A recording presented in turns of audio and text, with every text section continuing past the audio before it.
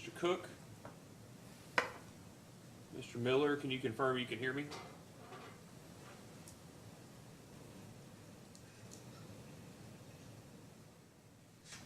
Oh, I can see you, Larry. I can see it. I can see you talking, but I can't hear you.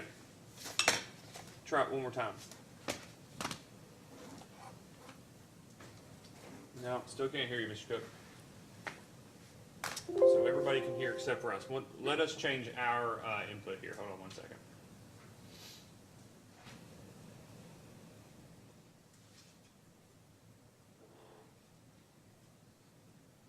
All right, now try, Mr. Cook. Okay, can you hear me now?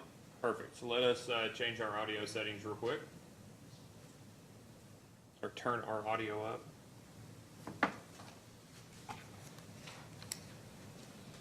Can you try again, Mr. Cook? Yes, I am still here. Okay. We're going to need to turn it up even more, probably to about 80.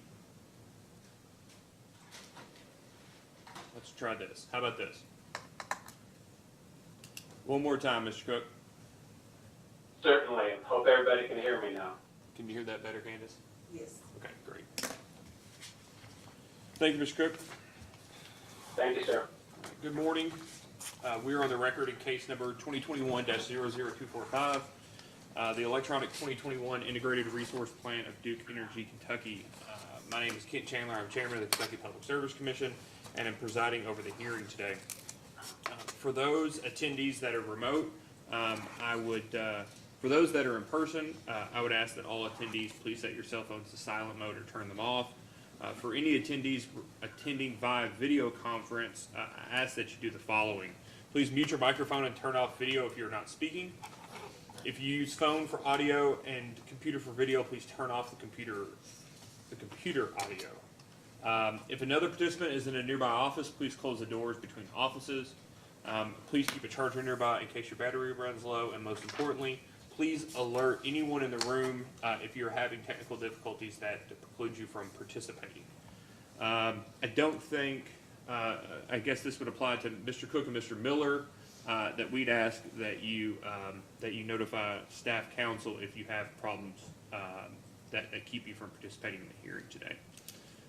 The purpose of today's hearing is to take evidence on Duke's Integrated Resource Plan, their 2021 Integrated Resource Plan. Before we get started here, we'll take entry of appearance of counsel for Duke Energy Kentucky, the applicant. Thank you, Your Honor. On behalf of Duke Energy Kentucky, I'm Rocco D'Ascenzo, Deputy General Counsel, 139 East 4th Street, Cincinnati, Ohio. I'm David Sanford with law firm of Goss Sanford PLLC in Lexington, also on behalf of Duke Energy Kentucky. And will you all both be presenting witnesses this morning? Yes, Your Honor. Thank you. For the Office of the Attorney General. Good morning, Chairman. On behalf of the Attorney General, I'm Lawrence Cook. And it would just be you today, Mr. Cook? Yes, that's correct, sir. And for the Sierra Club? Good morning, Your Honor. Matthew Miller with Sierra Club. Also attending virtually, I believe, is Bethany Baxter. And Joe Childers may or may not join in Bethany's place later. Okay, I see Ms. Baxter just joined. And for commission staff? Ben Bellamy. Okay. Ben Bellamy for commission staff. I'm joined by John Rogness and Mary Beth Purvis. So, Mr. D'Ascenzo, I saw this morning that public notice was successfully provided. Is that correct? Yes, Your Honor. And filed into the record. Great. And it's my understanding that there are two petitions for confidentiality. I think they're the first two that were filed in this, the one relating to the application and maybe the first one relating to, I think maybe the first set of data requests. Is that right? I believe that's right. There may have been some confidentiality in the second set of the Attorney General as well. And are there any other motions that we need to take under consideration before we begin? Not that I'm aware of. All right. We, in accordance with the information included in the public notice, we posted starting yesterday morning at 7 or 8 a.m. Information on how to provide public comment. As of 9 o'clock, we had yet to receive any interest in providing public comment in this case. For anybody that's watching or that views this video prior to the submission of the case, I would just remind the public that public comments can be provided in cases at any time during the pendency of the matter.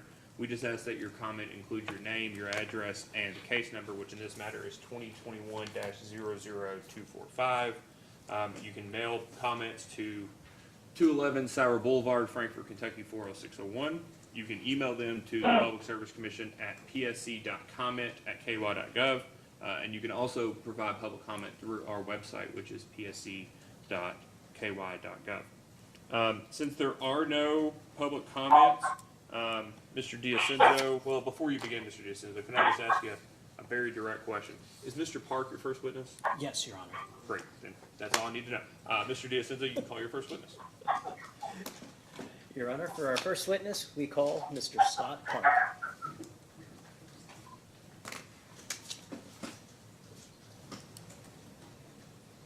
Oh, and we'll call Mr. Park, that's fine. Come on, Mr. Park, we'll sort of, I did promise you all that we would take under consideration those witnesses that are appearing remotely. I'd like to do a little housekeeping before I swear in Mr. Park.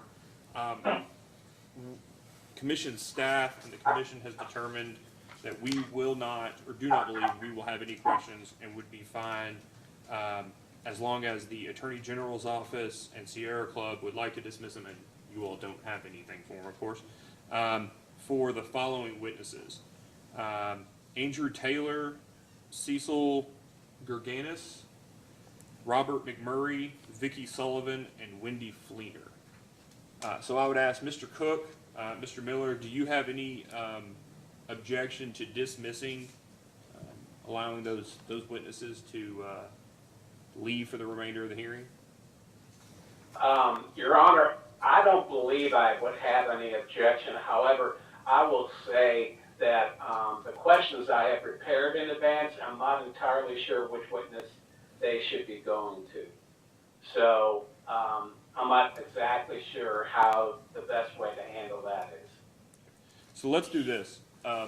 Mr. Cook, my assumption is, given that you're going to ask the majority of your questions to Mr. Park, and if he defers them, then that's fine, but your hope is that he'll answer them, is that right?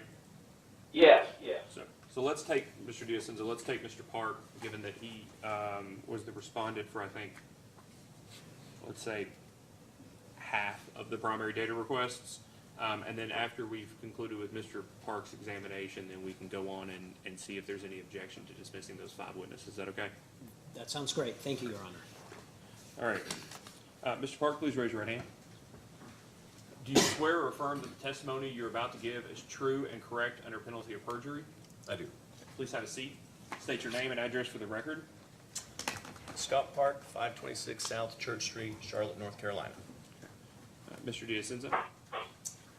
Good morning, Your Honor. I'll be handling this witness. Mr. Sanford. Mr. Park, would you please tell us what your title is? My title is Managing Director of Midwest IRP and Analytics. Okay, and were you involved in the preparation of this IRP and certain responses to data requests? I was. With regard to the questions that were asked through the discovery process, if I were to ask you the same questions that were asked at that time, would your answers today be the same? They would. Do you have any edits or changes or corrections to those responses to data requests? To the data request, no. Okay. Is it your desire and intent that those responses and the IRP itself be filed in the record of this proceeding? Yes. This hearing? Your Honor, tender the witness for cross-examination. Mr. Cook. Thank you, Chairman. Good morning, Mr. Park. Good morning. Have just a few questions here. Can you tell me, does the company see any additional satellite industries being added into its service territory as a result of the Amazon hub being built at the Northern Kentucky Airport? Unfortunately, I'm not the best person to respond to that question. I would suggest talking to our load forecaster, Dr. Ben Pasty. Van Passy? Yes. Okay, thank you. Okay, the next question I will ask of him also. Can you tell me, although Duke, Kentucky has very little transmission of its own, is the company monitoring PJM transmission expansion plans to determine whether any projects could be brought into or close to its territory. Are you speaking of generation projects or transmission projects? Transmission. I'm not directly involved with transmission planning. We do have people at the company that are involved with its own internal transmission planning as well as those activities at PJM. Okay, and who should I direct that question to?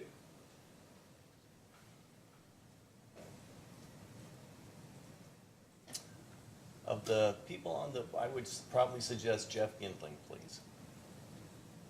Can you spell his last name for me? Gindling. Okay, thank you. All right, have you seen the staff report that staff issued a few days ago? I have. Okay. The staff report states that at page 6, I'm going to read this. A national forecast of economic and demographic variables formed the starting point for Duke, Kentucky, and included projections of population, employment, industrial production, inflation, wage rates, and income.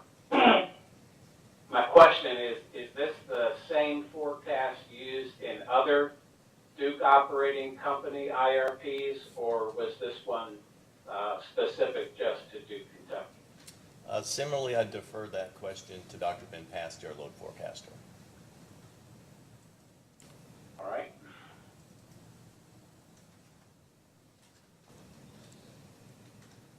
Now, Duke, Kentucky's supply side resources in the next few years are likely to include several hundred megawatts of renewable resources. Is that a safe assumption?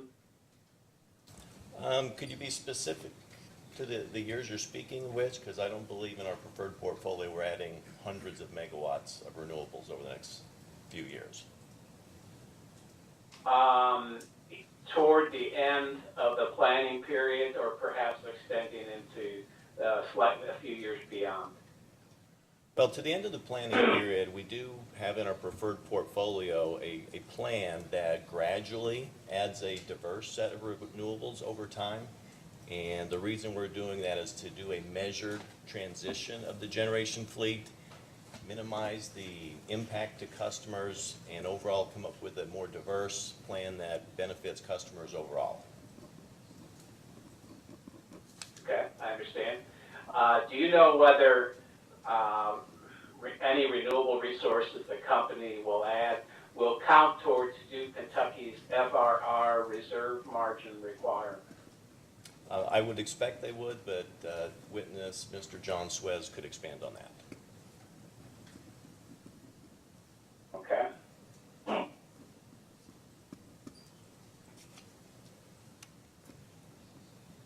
Alrighty. Given that the Woodsdale units have dual fuel capability, do they also qualify as black start units? I don't know the answer to that. I would think that Mr. Swez would also know the answer to that question. So take Okay. a quick pause here, Mr. Cook. It's my understanding that what is or is not Black Start, the Black Start facilities is maybe a CEI issue. So ahead of Mr. Swez being cross-examined, you all may want to. I'll entertain a request to go onto the confidential record if we start getting into which resources are Black Start and Duke's individual Black Start plan. Thank you, Your Honor. Mr. Cook? Yes, thank you, Your Honor. I will remember that too when Mr. Swez is called. Thank you. Based on the fuel scenarios set forth in this IRP, are we currently in a high gas price scenario? Well, certainly we're moving in that direction. You know, recent events have pushed up fuel prices as well as power prices, and so that is putting ourselves on that trajectory that we've modeled in the both high gas scenarios. Having said that, you know, after a few years, we do see some moderation of those near-term price increases. and that probably starts bringing us back towards the base case, if you will, of fuel cases. But, certainly this is a situation where we're towards the high end of the scenario range that we considered. Okay. And along those same lines, then, in the event that a high gas price scenario continues into the time frame when decisions have to be made on how to replace East Bend, is it safe to assume that that makes it more unlikely that converting the plant to gas firing is a viable option? I think that's a fair assumption, yes. Okay. And just so that I understand correctly, it sounds like of the 4 East Bend 2 replacement portfolio scenarios that are included in this IRP, the only one in which storage becomes one of the replacement supply side resources appears to be the last option. Is that correct? Well, that certainly was part of the more renewables, greener replacement portfolio that we tested in the IRP. Okay. Thank you. Does Duke ascribe any capacity factor at all to solar or wind during winter? Capacity factor, yes. So those resources will generate year-round, albeit being intermittently. And there will be certainly output from those resources that do result in a positive capacity factor. Okay. Does the company anticipate that electric vehicles will continue to make more inroad into the service territory? In other words, that usage of EVs will grow? Yes, I believe so, but that would also be best asked of Dr. Ben Pasty. Okay. And is that the same question if I wanted to ask about space heating? Yes. All right, thank you.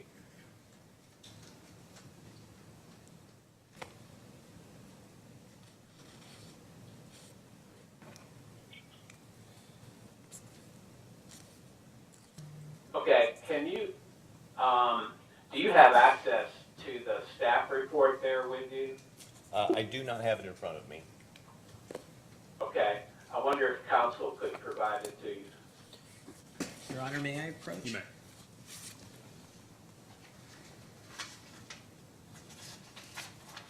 Thank you. I have it now. Okay, thank you.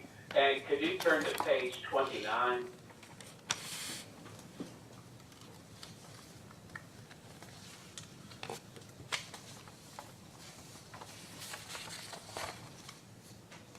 I'm here. Okay, thanks. And there the staff has reproduced a chart that is found in the IRP filing at page 65, and that is figure 7.1. Isn't that correct? I believe that is. Okay. Can you explain regarding the storage, is each year a cumulative addition resulting in a new grand total? Or is the amount of storage identified, for example, in the year 2025, 10 brand new megawatts, or is that the new cumulative total? That's a cumulative number. Okay, thank you. Just wanted to clarify. And then I wonder if you could have access to your IRP filing. I wanted you to check at page 63. Your Honor, may I approach? You may.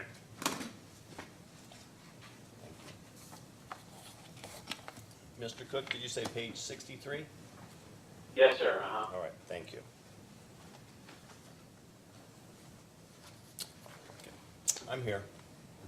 Okay, there's a sentence there, it's closer to the top, it reads, the takeaway from both analyses is that as carbon regulation decreases generation from East Bend 2, the displaced generation is made up by increased levels of market purchases. Did I read that correctly, first of all? You did. Okay, thank you. Isn't it true that a physical generation asset provides a hedge against price risk? It does. So any scenario that forces the company to rely more heavily on market price versus actual physical assets is going to have more inherent risk. Is that correct?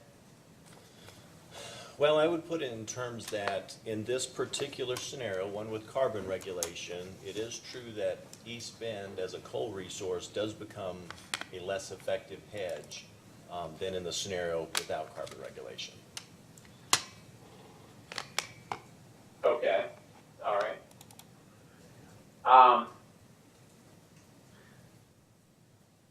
Isn't it true that this summer, MISO, and I know Duke, Kentucky is not in MISO, but nonetheless it's next door to PJM. Isn't it true that this summer MISO is warning that parts of its footprint could experience some curtailments or other stages of power cuts? Yeah, I believe MISO has said that. Okay. And many load-serving entities in MISO will have no choice but to rely on market purchases due to a series of premature generation plant retirements in their footprint. Isn't that correct? I wouldn't say many. I think certainly some might be adopting a strategy where they've retired some resources and are looking to supplement their portfolios with additional market purchases, but I would not say many. Okay. Speaking of MISO, but moving to a different point, is Duke, Kentucky interconnected to Duke, Indiana?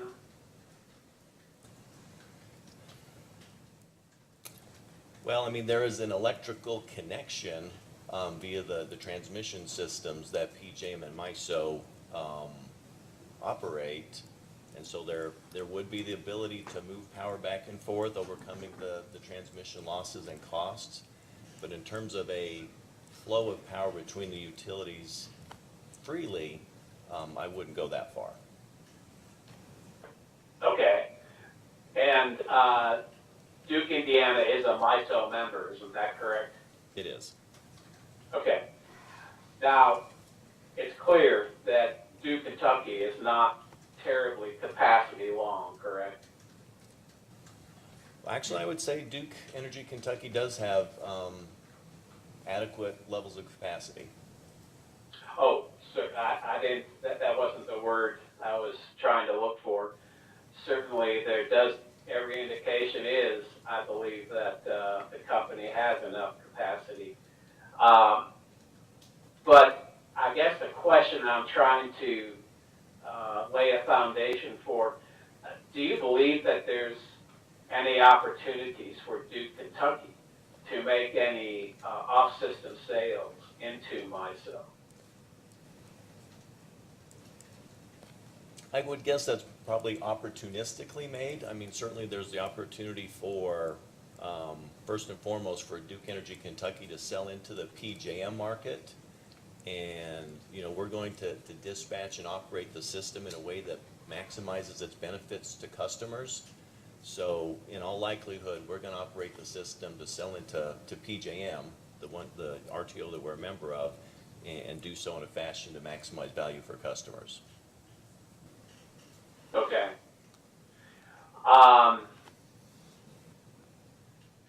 What about in situations where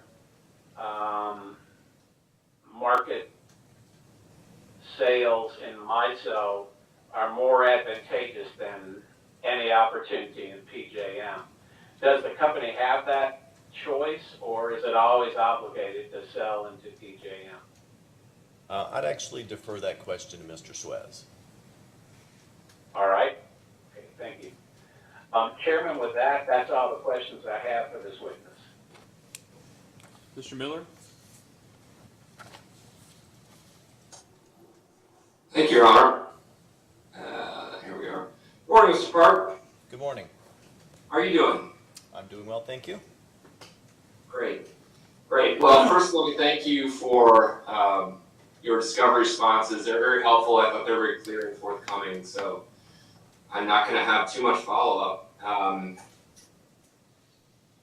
And I'll say that with the IRP in general, I thought it was clear and useful. Just a couple clarifying questions. So one, To start off, this kind of relates to your discovery response to Sierra Club 2-3, and it's asking about IRP confidential table H.2, and specifically with respect to projected capacity factors. I'm going to start by not asking you about the confidential figures, but we may need to go into confidential mode if we get into the numbers. But maybe you can flip to that page. I believe it was, assuming you have the IRP in front of you. I believe it's page 167. Okay, I have it here. Great. Great. So at the top it says, so table H2, but below actual and projected cost and operating information for base year and each forecast year, and then parentheses reference with CO2 regulation scenario. Is that the same as the base case? It's one of the 6 scenarios that we consider, but you could call it a base case. Okay.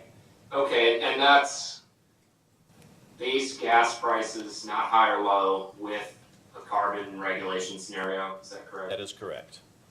Okay.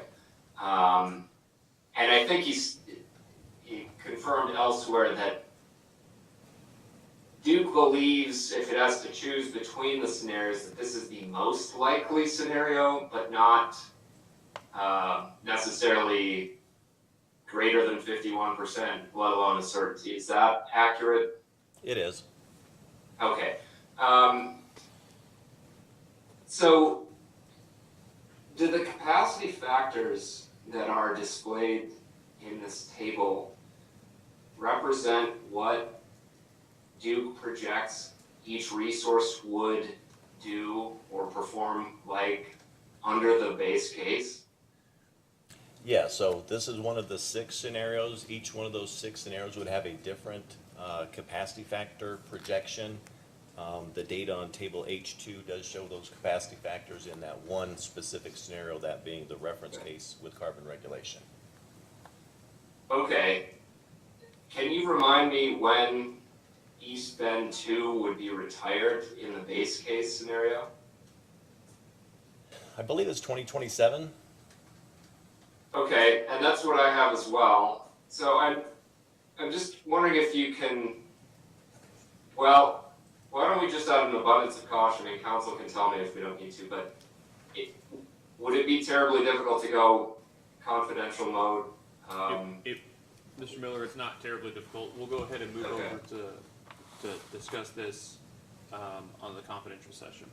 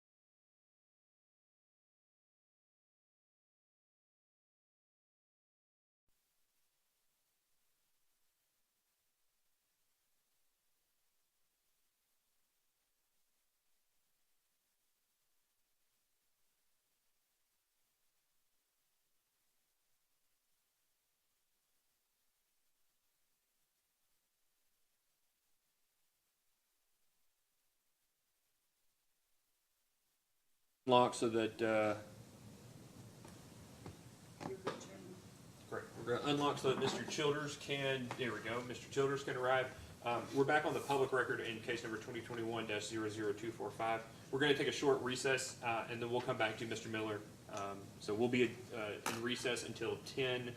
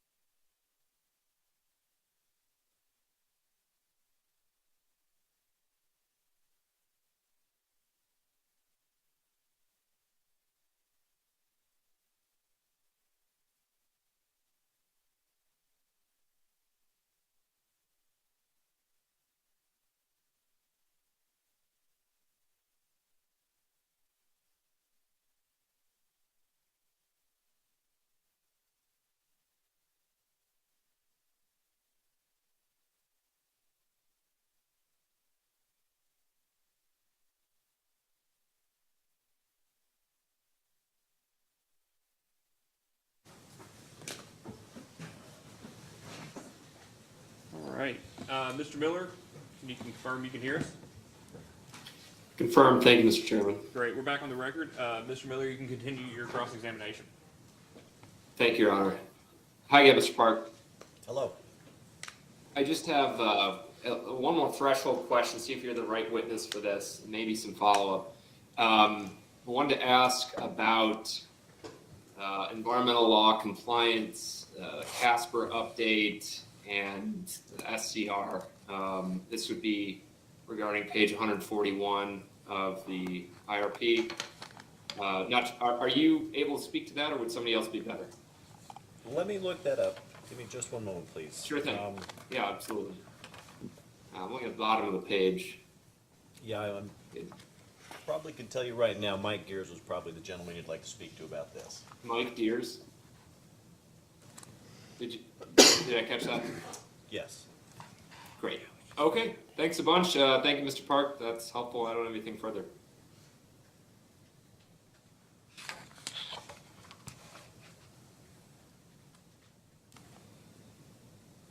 All right. Mr. Bellamy? How you doing, Mr. Park? Good, thank you. Just really quick, in the IRP, you have the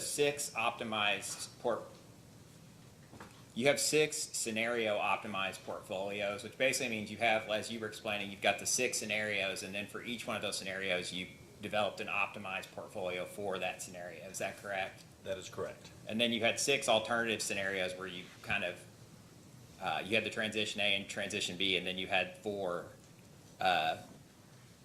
showing different variations on the retirement of East Bend. Is that accurate? Yes, that's correct. I just wanted just a little bit of a further explanation of how you get from the 6 optimized, or the 6 scenario optimized portfolios to the preferred portfolio, and kind of your thought process behind that, and also just the process. I mean, do you all get together and discuss the likelihood of certain things? Do you have any kind of analysis of, we think there's, even, I know it's probably not mathematical, but, is there a 10% chance? We think there's, a 20% chance this is going to happen. I just kind of wanted a little bit more explanation of how you get from those to the preferred portfolio. Sure. So I like to stay out of the fortune-telling part of things, and so I'm more concerned about what might happen than trying to predict what exactly will happen. And so as I mentioned earlier, we'll kind of look at what's the range of plausible futures, and then we'll kind of look at, well, what variables matter most. And in previous analysis, really carbon regulation and gas prices are the 2 biggest factors that determine a change in the resource mix. And so then we consider, different manifestations of what the gas forecasts as well as the carbon regulation might look like. That's one of the challenges of carbon regulation. It's very impactful, but there's a significant margin of error on what exactly that looks like. Is it a carbon tax? Is it a mass cap? It could evolve in a number of different ways. But we do feel like our carbon regulation assumption is a fair representation of a way that carbon regulation could happen in a way that's not crippling to the economy, but does still achieve greater degrees of carbon regulation. And so given that, we came up with these 6 scenarios that use various combinations of these 2 biggest factors, those being gas prices and carbon regulation. And so given these plausible representative versions of the future, we want to take a look at, well, if this particular future happens, what would be the optimal plan? And when we say optimal, we mean what plan minimizes long-term total costs? Granted that the decision-making that comes up with the preferred portfolio considers a lot of other things, because, it's optimal, a particular portfolio is optimal if it minimizes long-term costs, but that's assuming that future happens exactly as put into the model. And sorry to interrupt you. I understand that, like you had the 6 scenarios and you came up with the 6 optimal portfolios under those 6 scenarios. And those optimal portfolios were based on essentially the least cost, based on the projected revenue requirement in the future, right? Correct. And then, once you had those optimized plans, you then took those and you analyzed them in some way and ultimately reached the preferred portfolio. And that was kind of what I was questioning, is how you get from those optimized plans under those scenarios and get to that preferred portfolio. Sure, okay. So, if you look at those 6 optimized portfolios,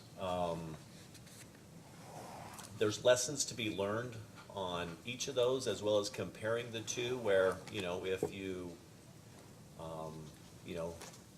lower the gas price in the absence of carbon, it drives this change. If you add carbon regulation, it drives that change. If you combine high gas and carbon, it drives that change. And so we kind of get a better sense of the dynamics of the portfolio and what factors drive what. We take those lessons learned and come up with a portfolio, the preferred portfolio, that incorporates those lessons learned. I think another thing that's just generally a good idea is a diversity of resources is beneficial to customers, just because we don't know what the future looks like. And so, if we've got a coal plant that represents a sizable portion of the generation fleet. That does make the utility exposed to carbon regulation in particular. There's certainly public sentiment to reduce carbon emissions, and then there's the possibility of there actually being carbon regulation, and if that was enacted, it would certainly adversely affect customers. And so we kind of combine all of those, take a look at the lessons learned in the optimized portfolios, and kind of come up with a kind of a composite plan, if you will, where we incorporate all of those lessons learned and these other factors to come up with a portfolio that works well for customers, is mindful of costs, increases diversity, and reduces carbon emissions, and come up with a plan that transitions the portfolio in a measured way, so that this transition, which seems like it's inevitable, it's more really a question of timing than if it will happen, and do so in a fashion that is least disruptive to customers over time. When you say least disruptive, do you mean least costly, or the rate in part. changes less dramatically? Well, in part, and so, certainly a abrupt rate impact would be significant. Some renewable portfolios purport to be cheaper, but, if you look at a rate impact, they're not necessarily the case.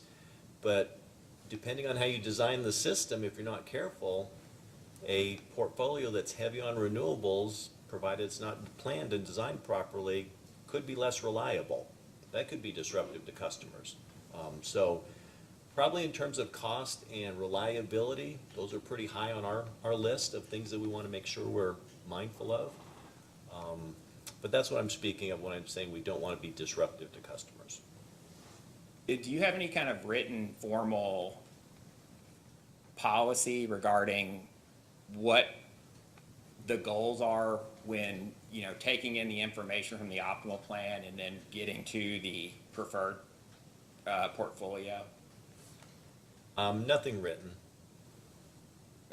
In the beginning, you set out, you kind of mentioned a number of kind of general things that you think about, but, do you have those nailed down in any specific way, or is it just everyone gets into a room after you've done the optimized plans and kind of just discusses it and then reaches the preferred portfolio? Yeah, it's a combination of that, and so, we've got kind of principles and priorities of what is important for the utility as well as customers. Rates and reliability are certainly at the top of that list. We'll take that information and use that to come up with a portfolio that we feel collectively balances those competing interests. But as far as a formal scorecard or something that's formulaic to get to that final preferred portfolio, we do not. Is the biggest thing driving the preferred portfolio the optimized portfolio under the 6 scenarios? The biggest, I would say, no. They're important for sure, but they're not the biggest. I think the if I were to summarize the driving principle that we're trying to meet, is to come up with a diversified portfolio that works in the best interest of customers, and that can be across a number of dimensions. But it's a very comprehensive and holistic set of criteria that we talk about in coming up with that preferred portfolio. But I guess when you were coming up with the 6 scenarios, you indicated that those 6 scenarios included some of the biggest variables that you thought could affect generating prices. So I guess I would be confused as to why applying those 6 scenarios wouldn't be the most important factor in, reaching the preferred portfolio. Well, let me try saying it this way. Carbon regulation and gas prices are the 2 biggest variables in terms of affecting the outcome of the model. There are certain aspects of the modeling that are not part of the decision-making process. So, I mean, an extreme situation could be that, let's say there's a particular resource, and when the model optimizes, and it does it indiscriminately, it selects, put all your eggs in this one basket, it's the lowest cost. That may be true for those set of assumptions, but we need to consider a variety of other things. And so I would say carbon regulation and gas prices are the biggest factors when it comes to influencing the model. The criteria that we use in the decision-making process is more comprehensive and holistic, and that's kind of, we use a broader lens when we came up with the preferred portfolio than just narrowly following the results of the model. I just had some specific questions regarding the optimized portfolios, particularly in figure 6.2. Do you have that in front of you? It's on page 46 of your Yep. IRP. Bear with me one moment. Sure.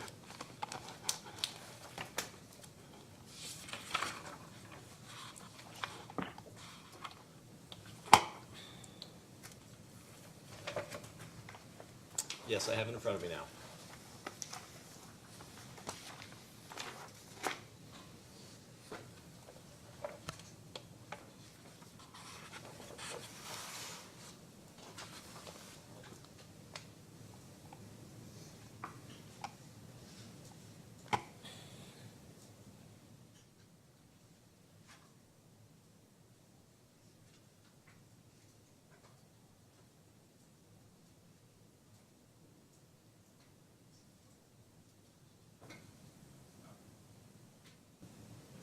Are you ready? I'm sorry. Yes. Oh, sorry about that.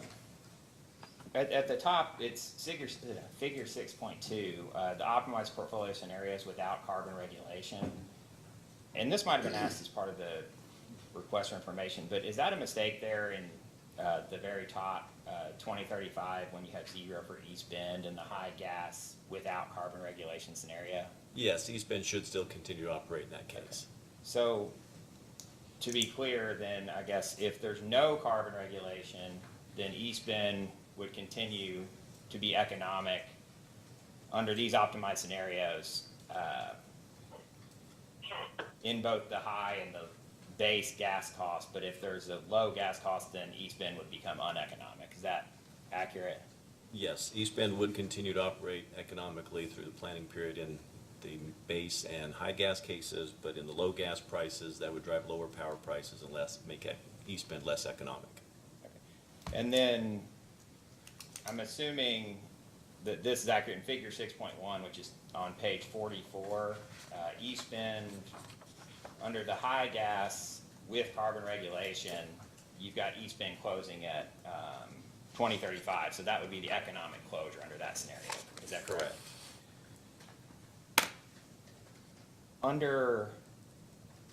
In figure 6.1, the first time you start seeing solar being added even with the CO2 regulation is in 2025.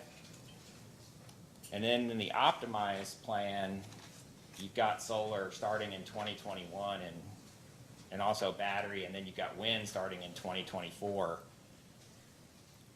I guess if you're applying the optimized portfolios for the 6 scenarios, would you agree that none of them really start showing those renewable resources, you know, in 2021? Yes, that's correct for the optimized portfolios. I guess what was the thinking behind adding those in the preferred plan so early and at you know, higher volumes than show in any of the optimized? Well, the thinking there, I think that's where it kind of gets into those other criteria that the model doesn't consider. You know, there's a learning curve to the integration of renewables, so we want to start getting into that sooner rather than later. It fits with the idea of making this transition at a more measured pace. You know, customers are expressing a preference for the addition of renewable carbon-free generation, so we're moving in that direction. There's certainly an economic development portion of it. But that's the thinking in trying to adopt a more measured growth in renewables over time. But having said that, you know, there's always going to be the regulatory oversight that when we, you know, want to add a utility scale renewable resource, you know, as you know, that kicks off a process where we would file a CPCN, demonstrate the rationale and the reasoning for that before the commission, and not act on that until we received an order approving that resource.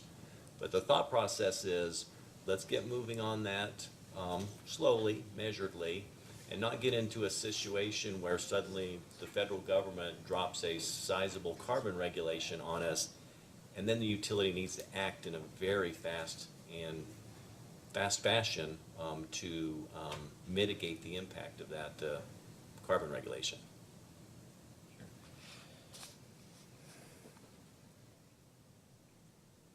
Does the preferred portfolio assume carbon regulation? Or again, is it just you're taking all the information, just kind of deciding based on all those factors that you mentioned, you know, what you all think would be the best? Yeah, so carbon regulation, that assumption is a scenario thing. The preferred portfolio was developed under the possibility of there being carbon regulation, so that we want to start moving the portfolio in a way that it's better able to respond to carbon regulation, whatever shape or form that happens. But you know, we're looking to reposition the portfolio to one that's more diverse and robust. So can I clarify a question? Your response was the possibility of carbon regulation. Is it the possibility or the likelihood?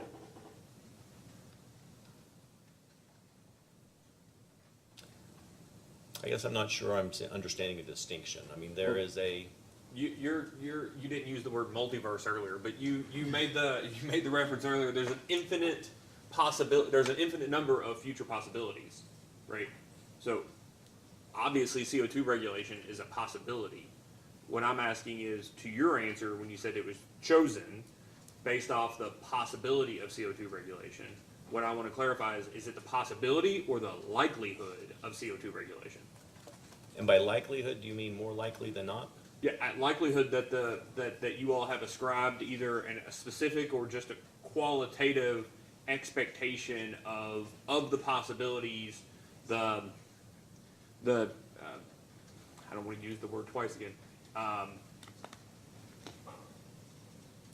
of the possibilities, which you say are endless, but also that you modeled scenarios of the most likely scenarios. You ultimately modeled, though, your preferred or your preferred fleet, right, or your preferred resource mix against what you said earlier, the scenario in which you considered to be most likely, right? Which is base gas CO2 regulation. Mm-hmm. So what I'm trying to figure out is, earlier I was asking, is it exclusively qualitative? Right, your determination that you think that's the most likely scenario, and you said yes and no was how I took the response, because that was the follow up to the question of, did you ascribe particular values as to how much you think one scenario is likely over a separate scenario, and you said that was not the case, correct? Correct. Okay, so what I'm trying to figure out is, to your response to Mr. Bellamy, possible likelihoods, what distinguishes this particular scenario to make it be the one that you applied it against? Well, I think of the 6, we would put it as the most likely. You know, I think personally, in the company's opinion, is that carbon regulation is more likely than not. What we've modeled here is a particular way that carbon regulation could happen, but I believe the thinking is it's more a matter of when than if. And so it was through that lens that we looked to, you know, bring forward the retirement of East Bend, add some renewables early on, and let that build over time to come up with a more diverse and robust portfolio, so that should we experience carbon regulation, the utility in the portfolio is better able to transition to that new world. I'll save the remainder of my questions. Go ahead, Mr. Collins. On page 61 of your IRP, I'm just looking at figure 6.8, which is the market purchase percentage of the various portfolios.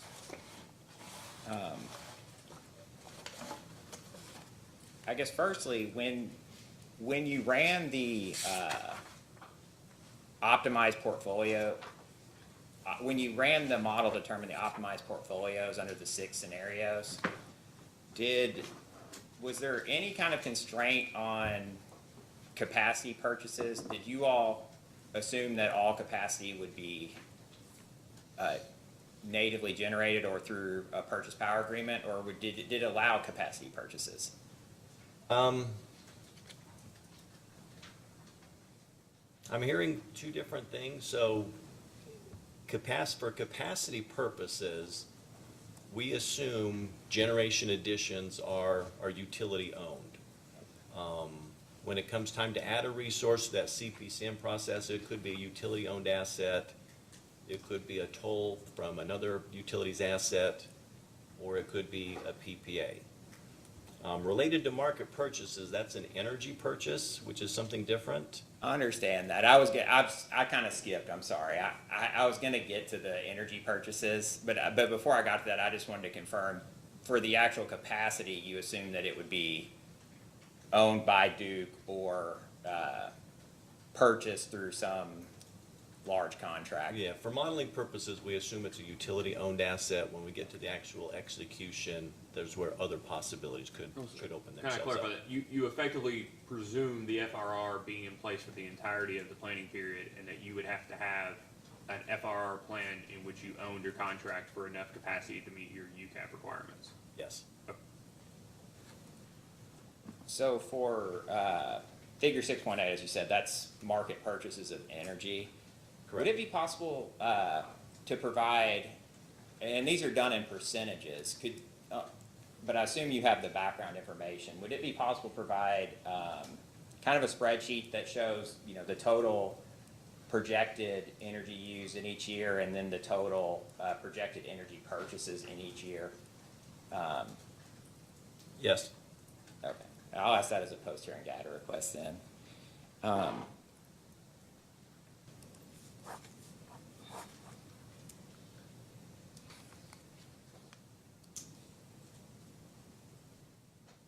How did the level of market purchases play into the selection of the optimal portfolios under the 6 scenarios? You know, that's again one of those other criteria. You know, some market purchases are great. I mean, they're economic savings to customers. If we see a situation where a portfolio is too reliant on the market, and that's probably in that 25 to 30% in general, but not even all market purchases are the same.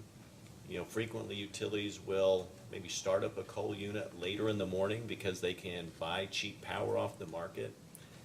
That's a pretty low risk proposition. If you're gonna buy $22 power to avoid starting a $25 unit, you're not risking much. But if you get a utility that's, you know, short capacity on a really cold winter morning, they might have to go to the market and buy power at several $100s. So there's that aspect of it, but in a general higher level planning purposes here, we're looking to keep power purchases, you know, from the market at under 25 to 30%. If there's a particular year that might blip up, that's less of an issue, but if there's a persistent reliance on the market, we view that as a negative of a portfolio. Okay. I guess my question was more how it was actually modeled. Did you just let the model select energy purchases if it was economic, or did you actually place like a constraint in the model that limited energy purchases in some way? No, we didn't constrain it, and I generally don't like to do that, because when we impose constraints on the model, we lose information.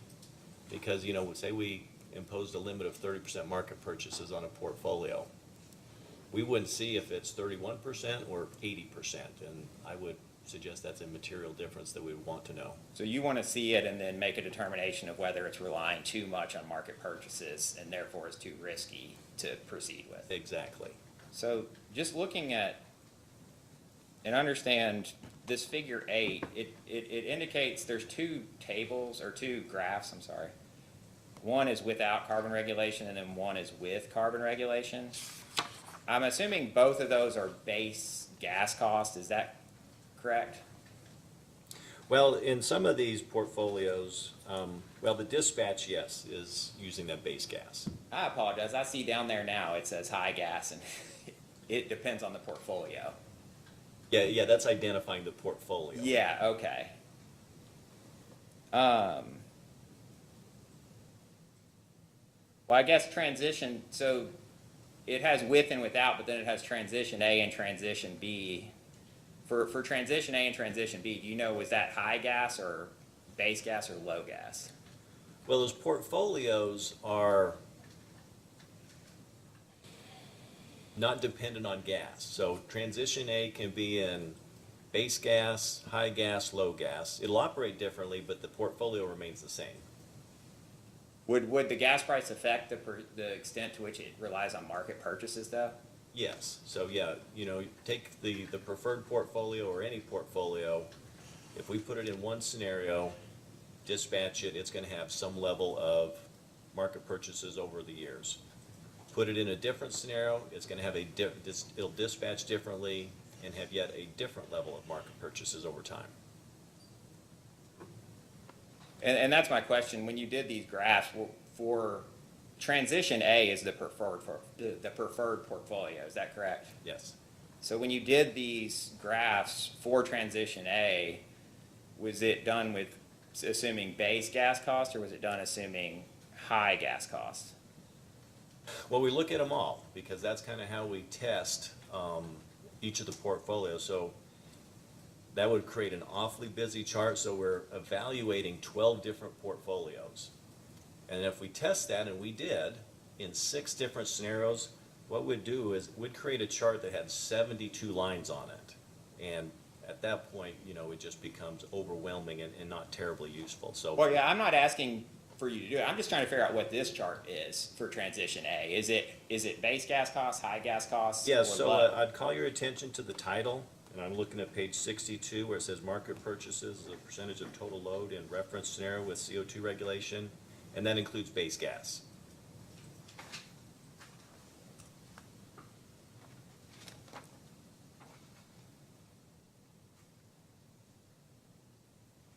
So base gas cost was used both for the price of the market energy and for transition A? But like I said, transition A exists completely independent of the gas forecast. But wouldn't the cost of gas would affect the extent to which transition A relied on market purchases, correct? Correct. Yeah, the table here on page 62 shows how each portfolio would perform in the reference scenario with CO2 regulation, which includes base gas. Okay. And I guess just looking with CO2 regulation and with CO2 regulation, and I guess at base gas, then transition A is relying in 2028 on approximately We're gonna take 80%. 1 minute, Mr. Bellamy. I'm sorry, could you repeat that last portion, Hold on please? 1 second, Mr. Park.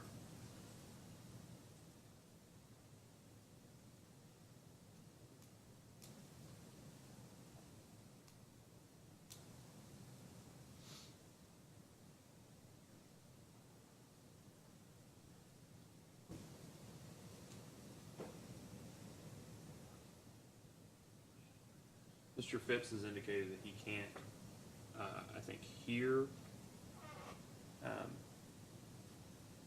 Can Mr. Phipps indicate whether he can hear now?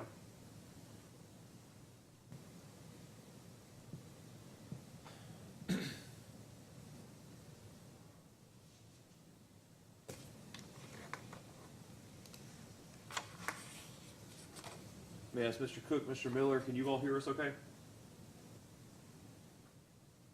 Yes, Chairman, coming through fine. Mr. D'Ascenzo, would you be able to ask Mr. Phipps to log out and log back in, and we'll continue? Yes, Your Honor. Can you ask the question again, Mr. Fallon? Yes, I was just looking, with CO2 regulation, Transition A is showing about an 80, starting in 2028, it's an 80% or higher reliance on market purchases. I guess given, the risk that you mentioned with respect to reliance on market purchases, why would Transition A, be the preferred portfolio with that level of reliance? Well, that's true that the purchases are high in that particular scenario. If we look at page 61, where they show the market purchases for that same portfolio without carbon regulation, and there it's about 18 or 19%. Both of those are true of the portfolio. If we do get into a situation where carbon regulation is enacted, that would drive further change that the utility would respond to mitigate that risk. But it is fair to say when we are a coal-heavy utility on a single resource, it does create certain risk exposures to the utility, and one of those would be, provided there's a overlap between when carbon regulation exists and before East Bend can be replaced with something that's less carbon emitting, that does represent a risk exposure to the utility. How would high gas costs affect the market exposure? Would that decrease the market exposure under Transition A? I if you think don't generally know. so. And let me just take you through the thought of that would be, high gas prices push up power prices. To the extent the coal prices haven't gone up, suddenly the economic value of East Bend increases considerably. Renewables benefit from higher power prices as well, which would encourage greater renewable adoption. Added renewables would push down power prices in some hours. But on balance, East Bend is a very good hedge against high gas prices. Thank you.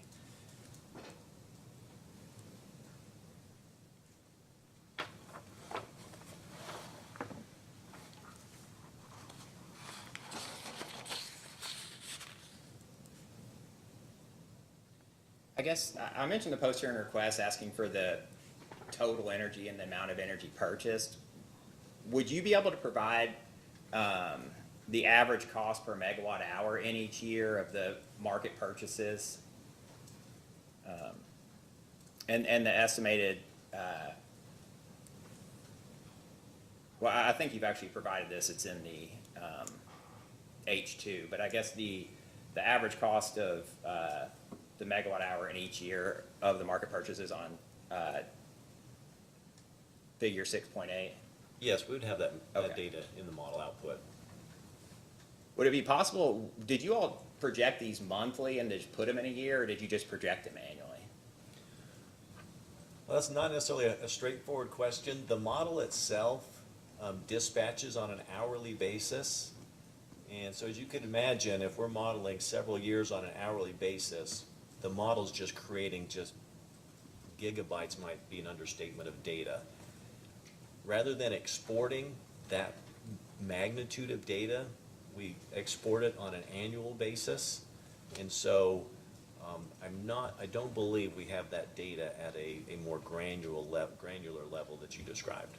I guess that's what I was curious. Would it be more of an imposition to actually just obtain it on a monthly? If it's doing it on an hourly, could you export it on a monthly basis?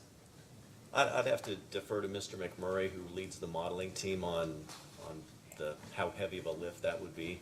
It's fine. I think annual is fine. I was just, if it was the same, if it was just the same thing, then I was gonna do that, but I think. You set, and we kind of talked about this earlier, but you set a constraint in the scenario optimized models that required the minimum UCAP reserve margin of 8.7%. Is that correct? Yes.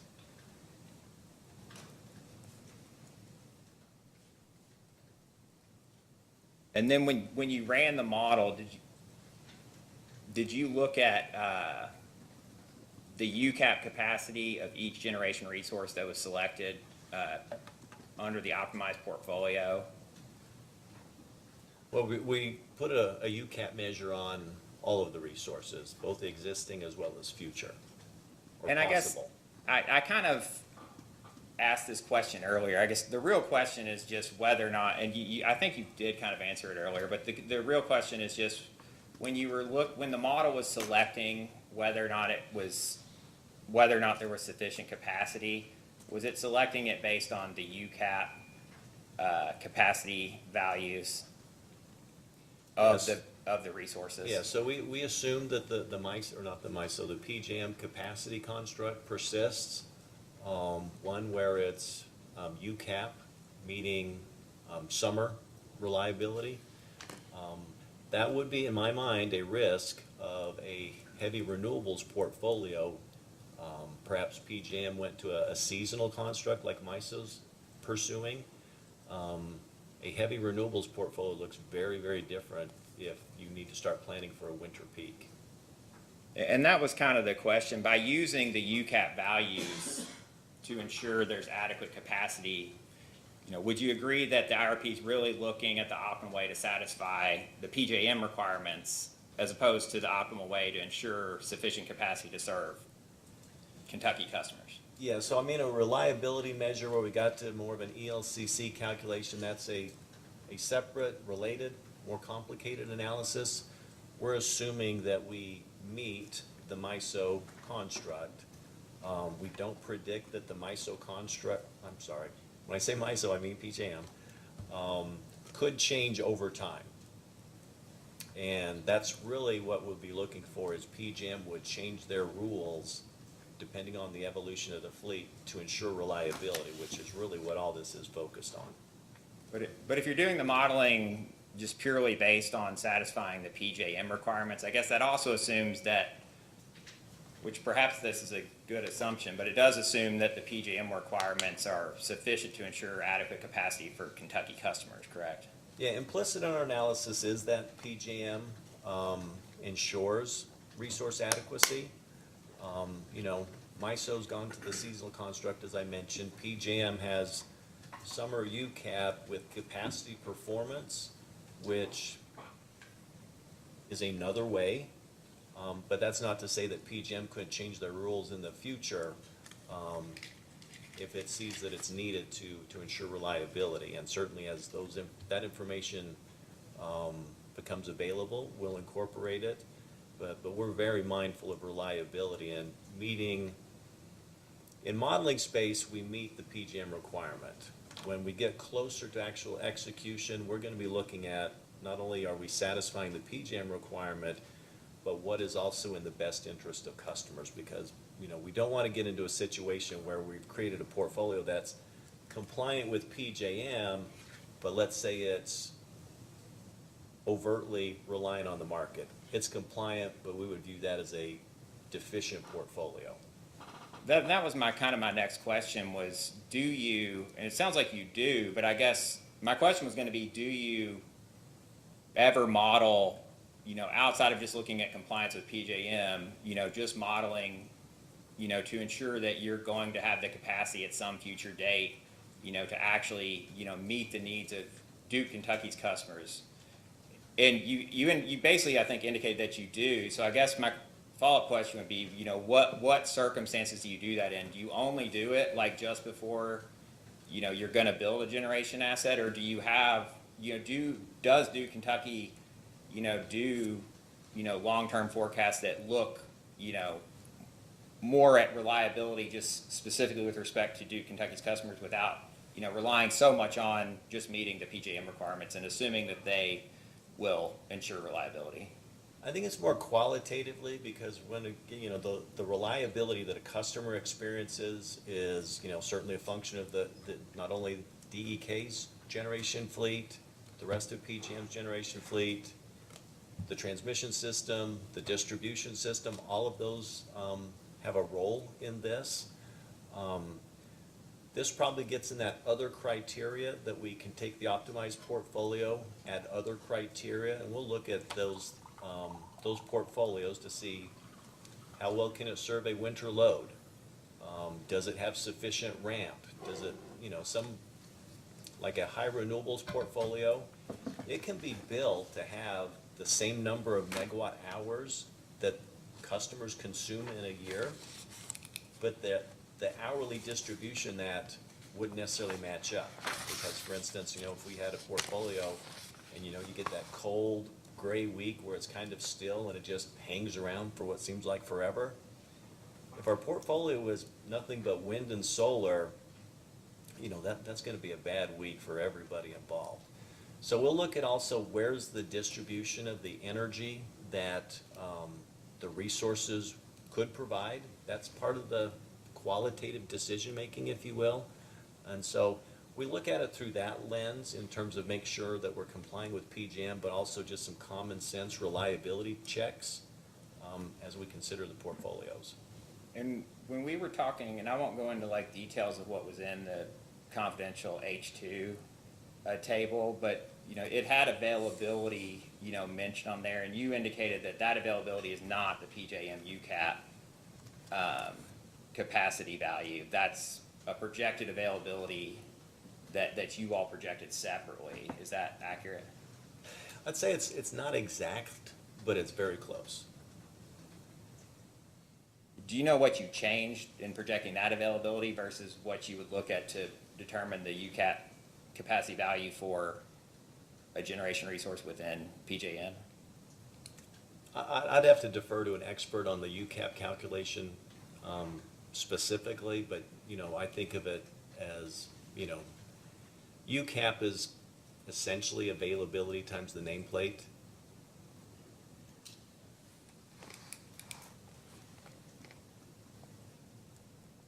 But you don't know how you distinguish between the availability in H2 and the UCAP, which would basically be the availability under PJM. Well, so UCAP is a metric measured in megawatts. You know, the way I think about it is you take the nameplate megawatt of the plant, essentially times the availability, gets you a UCAP, close to a UCAP calculation. Whether or not that's the exact calculation that PJM uses to accredit capacity, I'm not 100% sure, but I think it's very close. Well, so, hold on a second. So, you know what the availability percentages are in H2, right? Yes. And we won't have to say what they are, but we know what they are. And you know what approximately the UCAP that PJM ascribes to solar moving forward on a LCC basis, right? It's like 54% or something like that. Are those the same? Well, so Let me withdraw that question. I'm sorry. Are they close? I think with intermittent resources, it's different. You know, like East Bend, for instance, I think that had like maybe availability at 82%, or let's say it's 90%, just to keep the math simple. What I'm saying is you take the 600 megawatts of East Bend nameplate times 90% gets you roughly 540 megawatts of UCAP in this example. Solar resources are a little bit different. You know, is it essentially they're available 100% of the time, subject to there being sunshine, and that's where you get to the 50%, 54% number of capacity credit that PJM gives a solar resource, or 13% for wind. So let me ask this, and I may be stepping on Mr. Bellamy's toes here, but when you did this model that ended up as H2, right, or this preferred portfolio, or the portfolio that ends up in H2. What percent contribution of nameplate of these limited duration resources, let's call them that, right? Battery, solar, wind, limited duration resources. Did you use, what percentage of their nameplate contribution to peak did you use? Yeah, there for solar, I believe it's 50%, wind, I want to say 13%, and batteries, I want to say 80%. Okay, and you provided that because you think that that will be the resource's contribution to your peak, or because you think that's the percent that PJM will allow you to use for your FRR plan? I think for modeling purposes, I'd say both. Okay, and so why then is your, because you were talking about availability, would you agree that for thermal resources, it seems like your calculation or back of the napkin sort of determination of availability factor as it relates to UCAP seems to be within the neighborhood? Correct. But for limited duration resources, it doesn't seem like there's that same relationship, right? Yeah, I think that's fair to say because that availability is subject to sun shining, wind blowing. And so that aspect of thermal resources isn't there. But availability is at least with limited duration resources related to the entire number of hours in a year, right? And contribution to peak, that we're not looking at all hours of the year, thousands of hours of the year. We're looking at, could be 4 dozen, it could be a dozen, whatever it may be, but significantly less than all the hours in the year. Would you agree? Yes, that's Which correct. is the difference between limited duration and thermal resources Correct. for modeling purposes. Okay, sorry, Mr. Bowman. Oh, no problem. Do you happen to have your responses to staff's second request for information available? I do not have that in front of me. Would you be able to provide it? Before you ask this, you may provide them if you all have them to. Could you repeat I can what pull you it up said, on the please? screen too. I just thought it'd be easier if you had it in front of you because it's kind of small. Could you Is repeat, there a please? specific? Oh, question? yeah, the staff second response, item 5.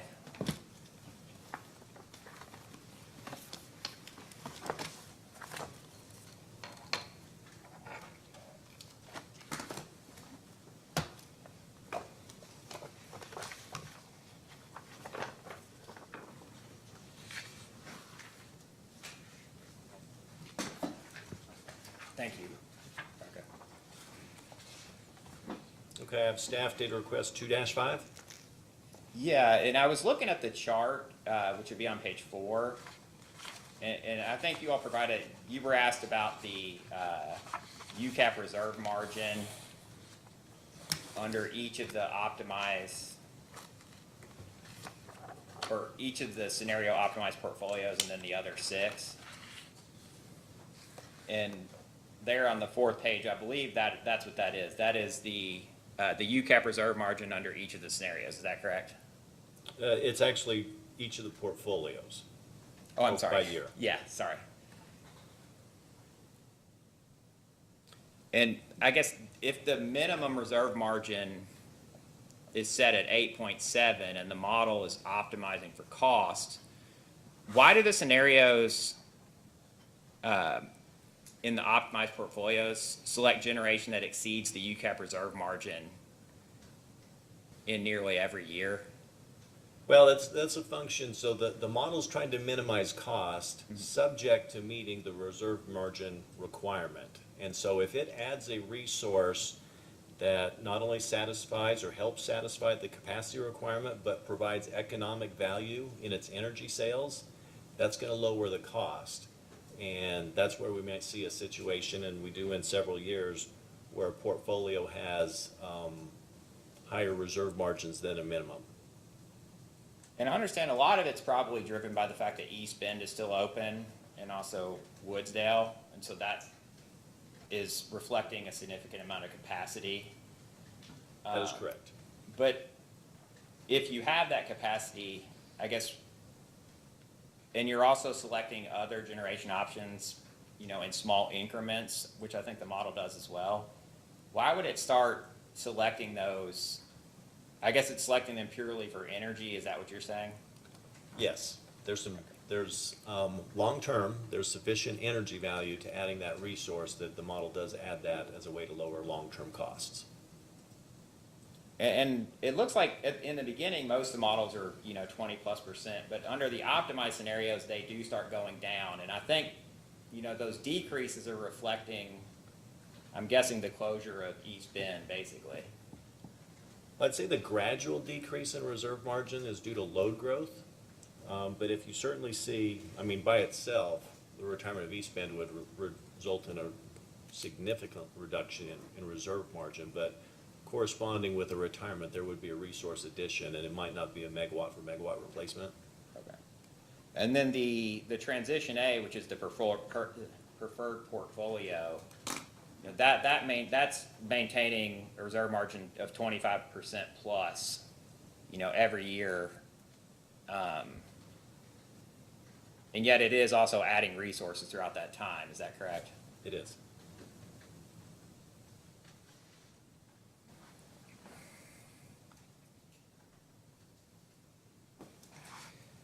I just had some questions about the carbon, how the carbon tax was reflected. And you mentioned this earlier, you assumed a 5% per ton carbon tax beginning in 2025 with an increase of $5 each year thereafter, ending in 2035, I think $55 per ton. Does that sound about right? Perhaps I didn't hear you correctly. The carbon tax starts in 2025 at $5 per ton. I thought I heard Yes. 5%, and it goes up $5 per ton per year thereafter. Yes. And then, so by 2035, it would be approximately $55 per ton. Is that correct? Correct. And the gradual implementation, was that done to reflect Duke's projection that any carbon regulation would be implemented gradually? Yes, the thought process is, some, carbon regulation schemes that are put out there go from, 0 to a fairly high number relatively quickly. Our thought is that politically, that would not be necessarily the most viable path, and that it would create a significant impact to the economy, and that it would be more politically palatable to introduce carbon regulation in a more gradual manner, and do so, again, the idea being transition the portfolio where we want it to be, I think makes sense from a utility planning perspective, but I think there's also a political and economic perspective that would suggest that a gradual carbon regulation would be a better policy for customers and citizens. And you're basically just projecting how you think it would be implemented for those reasons, which I understand. Well, we're saying this is a way, it's a representative way, it's a reasonable way. Having said that, carbon regulation could take, we've had the Clean Power Plan, and it's kind of come and gone, and, we've had regulations on SOx and NOx that's taken one form. Our plan isn't necessarily saying that we think it's going to be this way, but we think it's going to have an impact that's along the same fashion. And that was kind of one of my follow-up questions. Does Duke actually project that whether it's a carbon tax or some sort of other carbon regulation, that $55 per ton would be an approximation of the cost in 2035? Well, I don't know. I don't think we would say we're being that specific. We're saying that, carbon regulation in whatever form it takes would have an impact that would have a similar impact to what a $55 per ton carbon tax would be, as a reasonable assumption for planning what the future might look like, but not necessarily being so prescriptive to say we believe that number is going to be exactly that in that year. And I understand that. I understand that that's representing a whole multitude of scenarios that could possibly happen. But I guess assuming, various scenarios, to reach that 55, dollar per ton figure, or whatever the number is, in years leading up to that, but specifically to 55, did Duke, do any kind of projections, if there's a carbon tax, this is what we think it would be. If there's a mandated restriction on, total cost of carbon, or the total carbon you can emit, like it will be about this much. Are there actual projections of cost backing up that $55 per ton number?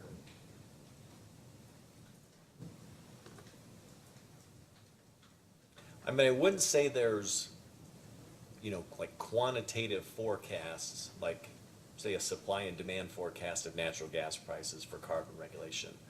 Our carbon forecast, again, was just developed as a reasonable approximation of a way that we believe carbon regulation could be enacted.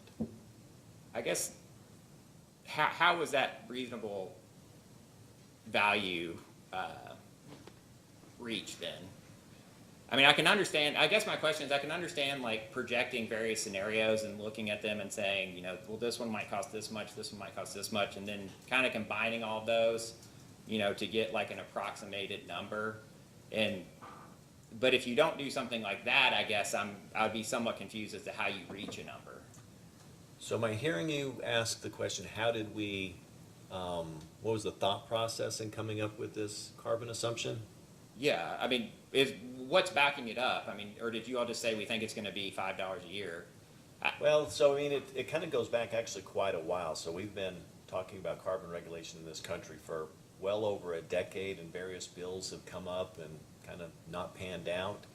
And so we've done previous IRPs where we've assumed carbon regulation began much sooner than 2025, but there just hasn't had anything that's actually been passed.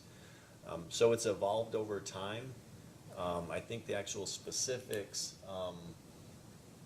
I see Ms. Vicki Sullivan is online. I don't know if she is a witness, but she's kind of our CO2 person. She could probably speak best to the intricacies of that forecast. Okay. But it has been an evolution over time where we've updated based on new information to come up with in this case, the prevailing carbon regulation. So you think there probably are some kind of assumptions behind it, you just don't know what they are offhand? Yeah, so I think Waxman Markey figured prominently into our previous development. We've just kind of taken a previous carbon regulation assumption, whatever new information we might have, updated it, and just continued to do that over time. And you work on IRPs in other jurisdictions, is that correct? Yes. Do you all use the same methodology in every other jurisdiction, or do you use other methodologies? Well, I can only speak for the jurisdictions that I have purview over, Indiana, Kentucky, and Ohio, and we do use the same one. And is there any other methodology that you've used, either looking at Kentucky or Indiana or Ohio, whether or not it's in an IRP, just that you've used to look at resource planning? Certainly previous IRPs in other jurisdictions have used a different carbon forecast. And I mean recently, I'm not saying going back, over the life of your career. I mean, generally speaking, that's been certainly our main carbon assumption.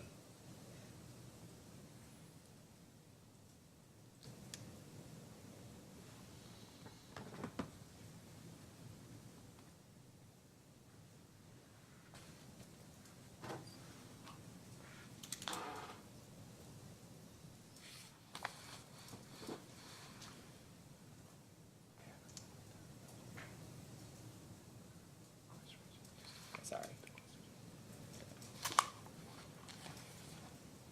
Have you all done anything to look at the cost of carbon sequestration? We have. Could you just kind of just briefly explain that, what you've done? Sure, so I guess just for, the record's purposes, there's the process of extracting the carbon from the flue gas, collecting it, and then sequestering it, typically piping it underground. And so, there's the additional equipment required to do all of that. There's the energy requirement to, capture and sequester the carbon and put it underground. All of that negatively affects the economics of a project. So we do consider it as a technology, but it would take a fairly high carbon tax to make that carbon sequestration a economic activity. Okay.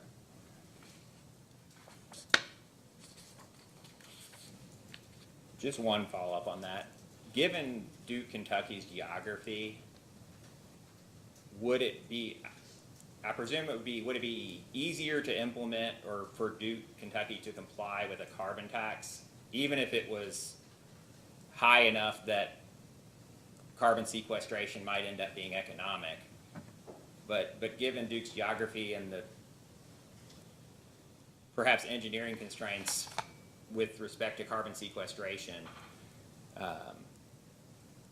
would a carbon tax be, I guess, preferable and easier for Duke to comply with in Kentucky, or would actual mandate on, or restrictions on the amount of carbon emitted be something that would actually be possible for Duke to comply with in Kentucky? I think a tax would be easier in that you have additional options for compliance opposed to a hard cap.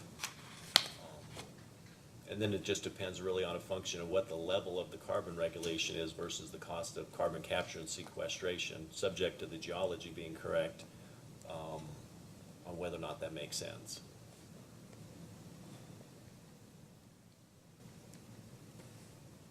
Just two quick follow-ups on the carbon costs. When you projected, was that carbon cost applied to the PJM prices when you were projecting energy purchases in the model? The PJM prices did include that cost of carbon baked into them. And was it applied to coal units and natural gas units, any carbon emitting unit? Yes.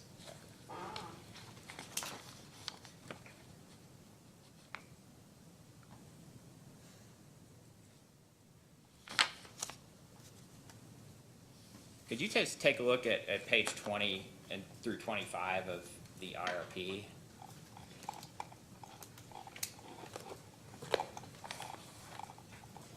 It was basically about the PJM purchase prices. I have that now.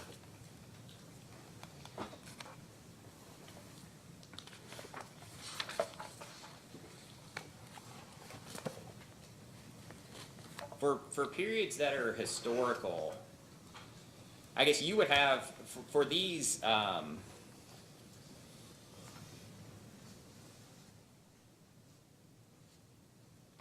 apologize.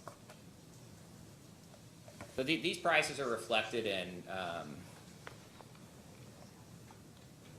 you've got the capacity prices, but then you also have the generation prices, and the generation are in gigawatt hour.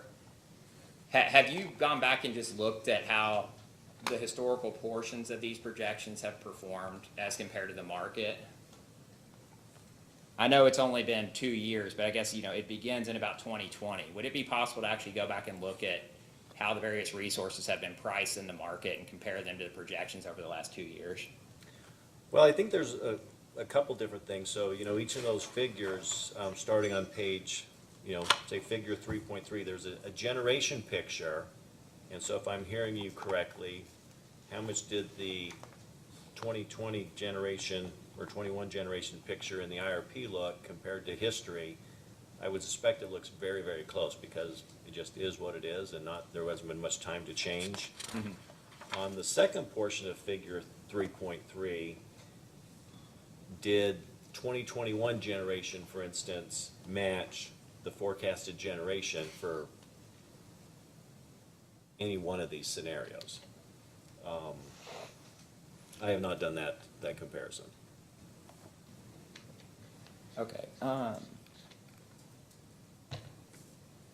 And I apologize, I might have misunderstood this. So this is showing the actual this is actually showing the capacity that would be in the market. It's not showing the cost. I apologize. Correct. This is just doing capacity and energy mix over time for each of the scenarios at the I PJM apologize for level. that. I guess, is this based on, though, the energy mix that's shown here is actually based on the prices of the various generation in each year? Is that correct? That's part of it. And so like in 3.3, this is CO2 regulation with base gas. Mm-hmm. And we forecast PJM, we model it over time. Given those assumptions, how would PJM evolve? And it evolves one way. You see coal retires quite a bit. Certainly it's gone by maybe the early 40s, and the generation mix with respect to capacity changes over time. If we compare that to one of the other figures in this chapter that has a different set of scenario assumptions, we're going to see a different evolution of generation mix over time. Sure. And that's what's reflected in each of these figures in chapter 3. But each scenario is based on an assumed price of each of the resources under each of the scenarios, is that correct? Yeah, cost of generation is an input to these modeling. I guess, would it be possible to get, just for the historical periods, just the monthly cost of generation that was used in each of these tables, and then also get a comparison, with the actual prices to date during the same period? Now, when you say cost of generation, are you speaking of capital cost or variable cost? No, the market purchases, so megawatt hour. So the cost of the market purchases? Well, I guess, you projected out this mix of generation resources under the various scenarios so that when you ran the models, that the PJM market would match the projection within the model, so that you could then compare market purchases in the model on the same bases, correct? Now, let me step back here. So we model PJM under a certain set of assumptions, and that causes an evolution of the PJM fleet in a certain way. That generation fleet for that scenario then gets dispatched, and then that dispatch determines a PJM hourly power price. We then take that hourly PJM forecast, and then we explicitly model the DEK system. And that's where whether or not the DEK utility buys or sells power gets factored into the analysis. So there's kind of a two-level. There's the PJM level modeling to determine power prices. Then there's the DEK level modeling that gets into how do our particular units specifically dispatch, the level of market purchases, carbon emissions, all those sorts of things. And when you were projecting for the optimal plans, or the scenario optimized portfolios, you did have a particular market price at which you would stop. You projected a particular PJM market price, is that correct? Yeah, for each scenario, we develop a scenario-specific forecast of power prices. I guess for starters, I'll just ask maybe a posting data request, just asking for those projected prices. Which actually, I think I've already done that, so, I'll move on that one. Yeah, I would call your attention to figure 3.8, where we graphically represent each of the power forecasts of the 6 scenarios on page 31. I appreciate that. And I'm not sure if this question is right for you or for Matthew Columba, but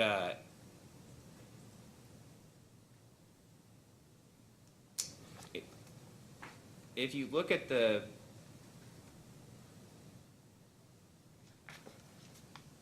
offshore wind, starts becoming selected in 2025, I believe, with carbon regulation. And then it increases over a number of years, but the onshore wind seems to remain relatively constant throughout.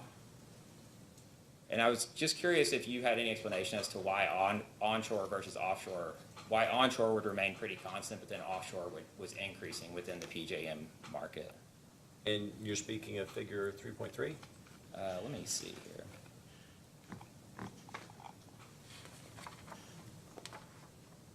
Yes. Yeah, I would defer to Matt on the specifics of that. I just believe that offshore wind is essentially akin to a newer technology in terms of becoming economic, but beyond that, I would defer to Matt Kalimba.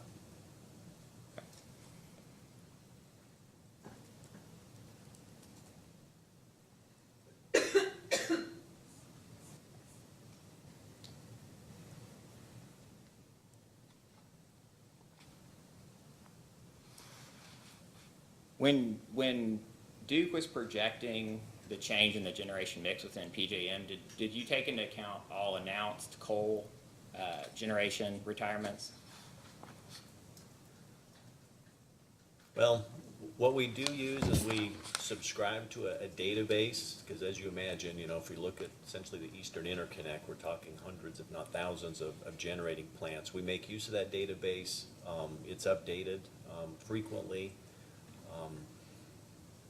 to include historic as well as future planned retirements. As far as the specifics, I really can't speak to it more than that, but we do certainly look at what's being done on the fleet, and then we model what, you know, maybe somebody has a power plant that's continuing to operate, but based on the scenario, it's slated or it's economic to retire on a certain date, that's reflected in the analysis.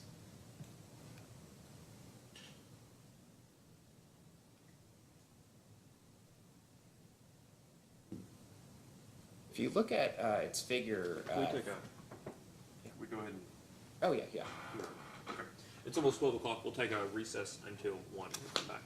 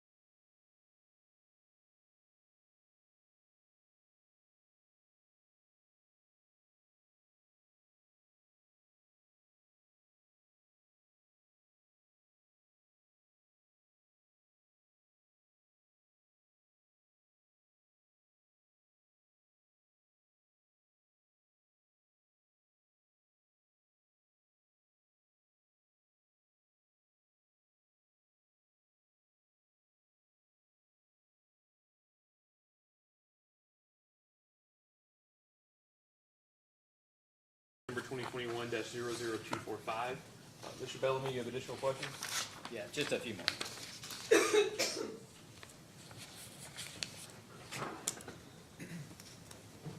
Mr. Park, would you agree that some generation options will require more grid upgrades than other generation options? Boy, that's really dependent on the specific resource you're referring to and the location of that resource. And I'm not, yeah, that's sort of my point, I guess, but, I mean, are there types of resources just generally though? I mean, I guess for instance, does solar and wind, would that more likely require additional upgrades than if you built like a CT unit at an existing site? That really depends on the existing transmission system at that point, what extent is it congested or not? It's really locational specific. And that was my follow-up question. Was there anything done in the IRP to kind of look at how transmission costs might be affected by different selections of generation resources? Since the IRP's essentially agnostic to location, it's looking what the system needs from a capacity and energy standpoint. That really enters the equation once we get to the CPCN, where we're actually citing a specific project, at which point there would be the appropriate studies that did assess transmission investment. Have you seen IRPs in other states or with other utilities that actually have taken transmission upgrades into account when selecting different resources? I think it's been done when a site is just kind of an obvious next resource addition. Work on that has been done. Would there be any logical way to do it, in your opinion, when you're looking at generic resources, I guess? You're just kind of picking without a site specific, but you're looking at, adding, 10% solar, 10% wind, or a combined cycle unit. Would there be any way to incorporate those kind of costs, in your opinion, into the generation selection? Again, it just depends on the siting. Certain locations are more amenable to certain types of generation. It also matters, we may want to add a resource in a particular location. Others might want to do the same thing, which changes the calculus for our initial assessment. It's really a function of what's going on at that geographical location that needs to be considered at that time. And that was my point. I was asking about, like, if you actually don't have a site in mind, like, is there any kind of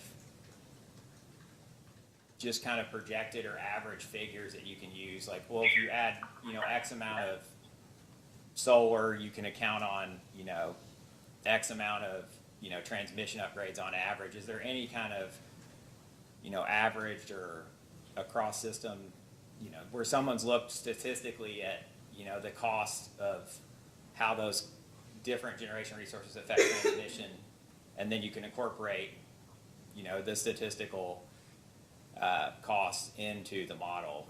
Would there be any way to do something like that? I'm afraid I really can't answer that. That's really more for a transmission planning person. That's fine. I was just with the combined cycle unit, Duke, when you modeled the cost, based on it being a 1,157 megawatt unit to create kind of economies of scale. Is that correct? Yes. And that assumes then, because you all are looking at about 600 megawatts, that assumes that you're going to have a partner for that combined cycle unit. Is that correct? Yes.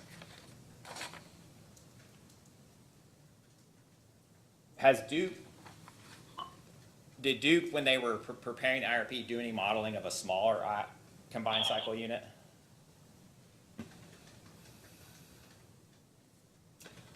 I don't recall that specific iteration. Generally speaking, a smaller unit would be less economic, slightly more costly, slightly less valuable. But I don't remember specifically if we got to that level of detail. when has Duke done anything to look at whether or not there are potential partners out there for the larger unit? Not that I'm aware of, but, you know, I feel pretty confident that others would be interested just because a dispatchable, efficient resource is gonna be just valuable to everybody. What would you be looking to cite such unit in Kentucky or in Duke, Kentucky's service territory, or would you be thinking of citing it outside and then having the energy transmitted in? We would be open to both. I think there certainly would be some preference for having it in the service territory, but if there were compelling reasons to put it, say in Ohio, so it was still within the DEOK PGM zone, that would be a consideration, but, you know, it would also be worth considering, depending on the specifics, if it was located elsewhere. And as a follow-up to that, if you're looking kind of to at least put it in your territory, or at least as close as possible, I mean, so would the partners or the potential partners for such a unit be other Kentucky utilities, or would it be of other affiliates of Duke, Kentucky? Well, I think it'd be either other Kentucky utilities or other PGM members would probably be the most likely candidates, but that's not to say it couldn't be somebody else.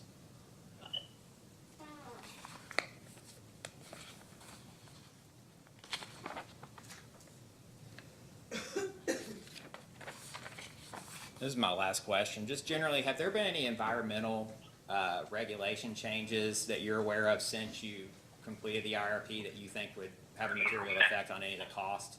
Things that you didn't consider when you were preparing the IRP? Not that I'm aware of. That would certainly be something for an environmental person. Thank you very much for your time. Yes, sir. And before I get started, can I ask Anthony to please mute caller 18? Getting quite a bit of feedback.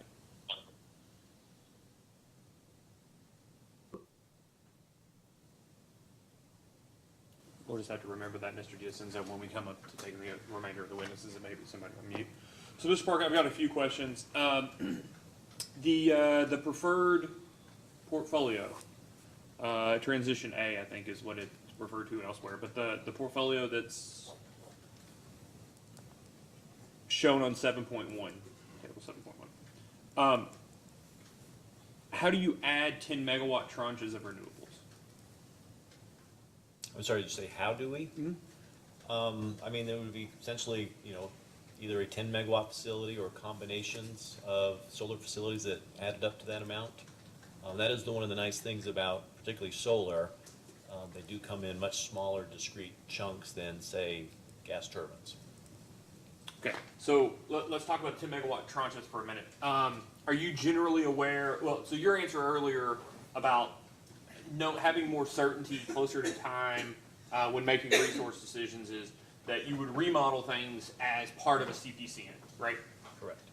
So are you generally aware that this commission has said that smaller tranches of solar megawatts don't require a CPCN as being the ordinary course of business? Yes, I'm aware of that. Okay, so the goal or the plan at this point is to add tranches of solar that won't necessarily be restudied prior to being built. Is that fair? Or let me ask this way: the same way that a 2 or 3 or 400 megawatt single unit might. I mean, we would certainly consider it, so we've kind of set the direction that we're wanting our preferred portfolio to go, whether that comes in 10 megawatt chunks per year, or maybe it's we do 20 1 year and don't do anything the next year, and that really becomes the specifics of that execution phase. Okay, so you have an overnight capital cost in a data set for overnight capital cost for each one of the different types of resources, right? Correct. And they're on a per kW basis, is that right? Yes, dollars per kW. Yeah, do you know on a dollar per kW basis what the majority of those, well, let me ask this. Would you agree that there are differences between the dollars per kW for a 10 megawatt solar facility versus a 100 megawatt solar facility? Yes, I would. Okay, and so do you all model just $1 per kW for solar, not $1 per kW for a 10 megawatt tranche versus a 20 megawatt tranche versus like an 80 megawatt facility, right? I believe we model a couple of different configurations of solar of different sizes and technologies, as well as whether or not there's a storage component to it as well. Okay, so where is that in the model that it shows that each one of your scenarios, or that each one of your portfolios considers a different tranche of solar based off of the scenarios? Well, so if I understand the question right, when we make an evaluation, the model is free to select across those range of different solar configurations. And in this case, it's just kind of more just the generic solar at that size. It's not necessarily a 75 megawatt solar facility paired with 20 megawatts of storage or anything like that. Well, but your preferred portfolio adds 10 megawatts of solar over a significant number of years, right? Is that 10 megawatts a constraint? Could it have added 11 or 9 on its own? Well, the preferred portfolio, we were adding solar earlier than the optimized portfolios were. That was put in there by design, not model selected, as a way to transition the fleet in a measured fashion. Yeah, and so that's where I think I'm confused, is you keep saying the model choose, but then it sounds like a significant number of your portfolios are not chosen by the model, but are chosen by you all based upon what you saw in the model. Yeah, well, half the portfolios, the optimized ones, are chosen by the model, those resource selections. The other hybrid portfolios or alternative portfolios are company created, but definitely taking lessons learned from the optimized models or portfolios to develop them. Okay. Are there constraints around the amount of solar that can be added in any given year for the optimized portfolios? I believe there is. Is there a constraint for wind? I believe so. What are those constraints? Are those constraints identified in the IRP?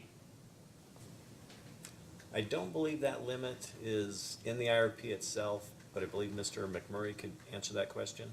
Okay, so as a post-hearing data request, Mr. Bellamy, what I'd like is to identify all the constraints for each of the portfolios.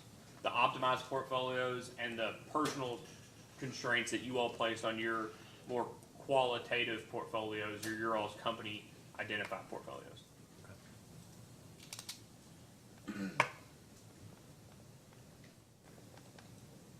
Do you model the interconnection cost of either of any of the facilities? I believe so, but I'd have to defer to Mr. McMurray or Mr. Kalemba on that specific for solar assumptions. Okay, and I just mean all of the different generators. Are they the generation only, or do they presume some cost of interconnection? I think there is some cost of interconnection, but Mr. Murray could confirm that. Okay. Mr. McMurray?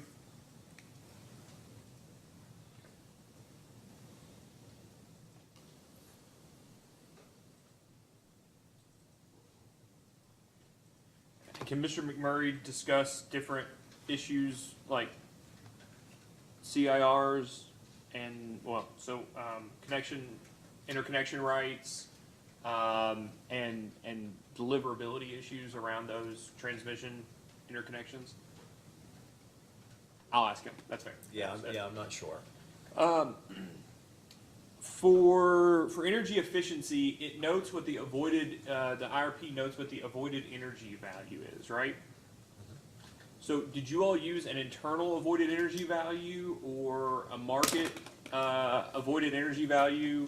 Let me ask you, what avoided energy value did you use? Yeah, there we just, the PJM market forecast does become the avoided energy value. Okay, regardless of whether in whatever portfolio is chosen, regardless of whether the portfolio produces 80% of the energy or you buy 80% of your energy needs from the market, it's whatever the market rate is your avoided energy value? Yes, I believe that's correct. Okay, so how is that, wouldn't the avoided energy value depend on what your portfolio that's chosen is? You know, theoretically, so we've got the different scenarios, and Duke Energy Kentucky is a small part of that PJM mix. And so incrementally, there would be a impact. We don't get to that feedback loop where we've got the reference case with CO2 scenario, and then we went with transition A portfolio. We don't go back in and run PJM again with that slight tweak to the DEK assumptions. But it does risk there being a disconnect between your own marginal cost and the market LMPs. Very, very slightly, but yes, that's true. Yeah. And so energy a little slightly, maybe because of just the pure volume and maybe the liquidity, right? The marginal difference between one unit, the infra unit, and the next unit may be 1/100th of a cent, you know. But for capacity, there can be significant differences in the avoided cost of capacity. Would you agree that it may not be as small as the difference in the avoided energy between native amounts and market amounts? Not necessarily. You know, typically, you know, we essentially default to the cost of a new entrant cone for PJM or a new CT as kind of the marginal cost for CT. Combined cycles, for instance, are more costly. They add capacity value, but they also come with energy value as well. And so it kind of nets back out to a CT being a good proxy for the cost of capacity. So that was going to be my other. I couldn't find in the IRP that you all identified what your avoided capacity values were for your DSM and energy efficiency. So you're saying that your avoided capacity value was a CT cone, or a cone, which is a CT? Carrying cost of a CT, yes. Carrying cost of a CT. But it's not the net, you don't net it against expected energy revenues like you would a combined cycle that you would expect to have significant amounts of energy sold? I'd have to defer to Mr. Brian Bach about that, but since the CT doesn't produce much energy, if there was any netting, it would be pretty small. Okay. That CT, is that the PJM cone calculation that's done by Brattle on a quadrennial basis, or is that an internal, like, overnight dollar per kW NREL amount? It's the latter, and we go to Burns and McDonnell as our industry expert to survey the market and provide those overnight costs. And one of those components is the cost of a new CT. Okay. So that answers one of my other questions. Where did you get all the so all of the overnight capital costs are from Burns and McDonnell? Well, And you have a chart. I'm sorry, that's a very general question. So I've got a specific one here for you. You've got a chart on page 35 of the IRP that has does Mr. Park have the confidential version? Yes. Just so he can see the actual numbers in the chart. Page 35 of the IRP has a redacted chart, or has a table, excuse me, that one of the columns is the redacted overnight capital cost of the different resources. Are those the amounts that you receive from Burns and McDonnell? yes. Having said that, I do believe that the wind, solar, and storage, I believe, are provided by Guidehouse. Okay. So do you know if anywhere in the IRP you all identify specifically the reference documents that you all got those amounts? Meaning, do we identify a Guidehouse or a Burns and McDonnell document? I don't believe so. Okay, so can we just ask a posterior data request for, just so the record's clear about which amounts you got from where? And do you all compare those to like the NREL numbers that are updated every year to determine whether the amounts you're getting from your contractors or the public amounts that other people are using for resource planning? Yeah, we do look at them, and frequently we have to discuss with stakeholders because they might look at EIA data that might, like gas turbines is a good example, where there's a lot of different types of gas turbines, and EIA kind of group them all, and then stakeholders are asked, well, why are you assuming this when EIA says that? Well, there's good reason, because they're lumping, aeroderivatives in with the CTs, which have a very different cost structure. Right. But that is certainly something we look at as well. Do you know whether that Burns and McDonnell amount for CTs and CCs, do you know what shape frame they use, or what kind of, do you get a description, can you in that posterior data request provide a description of what that actual CT and CC are? The specific turbine technologies, yes. Okay. We asked for that as well, just a greater clarification on what those resources are. So you, did you factor in any expected environmental costs other than the risk of CO2 regulation into any of your plans, any of your scenarios? I'd have to defer to our environmental person, but we certainly include, current, environmental regulations in the analysis. Beyond that, I'd have to defer to our, environmental person, I believe, When you Mr. say current, Gears. you mean you include in your calculation environmental controls that are already updated that may have an ongoing O&M or are reflected in some sort of one of the other cost bases that's used as an input? Yeah, that's certainly true. I was thinking more in terms of lines. Say there is some emerging environmental regulation that maybe it's in place, but there's a compliance window of several years going forward. To the extent we know those things, we include that. So let me ask then, so this was filed in July of last year, right around the time that Duke was contemplating CCR and ELG updates. Your expectation is that your all's IRP for East Bend includes the capital cost necessary to comply with ELG and CCR? I'd have to defer to Mr. Gears on that one. And that's Mr. Gear. Gears? Did you assume any methane regulation, downstream methane regulation? I don't believe so, but that's something I'd defer to Mr. Gears as well.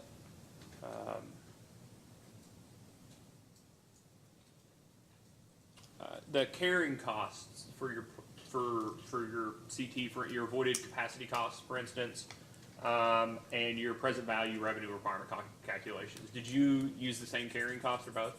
Yes. And what is that? I mean, how did you calculate that carrying costs? Essentially what we do is we'll take the cost of a unit in dollar per kW terms, multiplied by the size of the unit, and that gets a total addition, well, that's the total cost. That gets paid for over time, and there's a carrying cost for the utilities investment there. That gets present valued to a lump of dollars. That lump of dollars gets smoothed out over time, so it's equally spread out. And so we do that in order, if we've got a 30-year asset and the planning window's only 15 years, we're not overly burdening the 15 years with that. Well, so let me ask. Let me take a step back. What I specifically that percentage carrying cost that you're using, what is that representative of? Is that the company's current weighted average cost of capital? Is that their expected weighted average cost of capital over the planning horizon, or is that some other value of the cost of the capital or the investment over that time horizon? Yeah, it's essentially the current cost of capital, but there's like insurance, property taxes, other things that go into that revenue requirement. Okay. That feeds that carrying cost. Did you all provide, I mean, it may be an actual specific, I don't know if it's I assume it's in the Excel documents that have the present value revenue requirement calculations. But do you know, my guess is it's a static input that you all calculate what your revenue, what your carrying charge is over that time horizon. Do you have the calculations or the inputs you use to calculate the carrying charge? Yeah, we do have it. It depends on technology. It's different for each, but we do have Okay. that.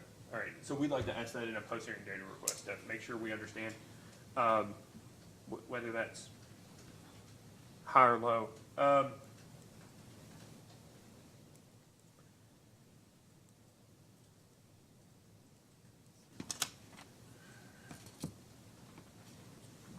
You're aware that Duke Energy Kentucky has spent millions of dollars on smart meters, is that right?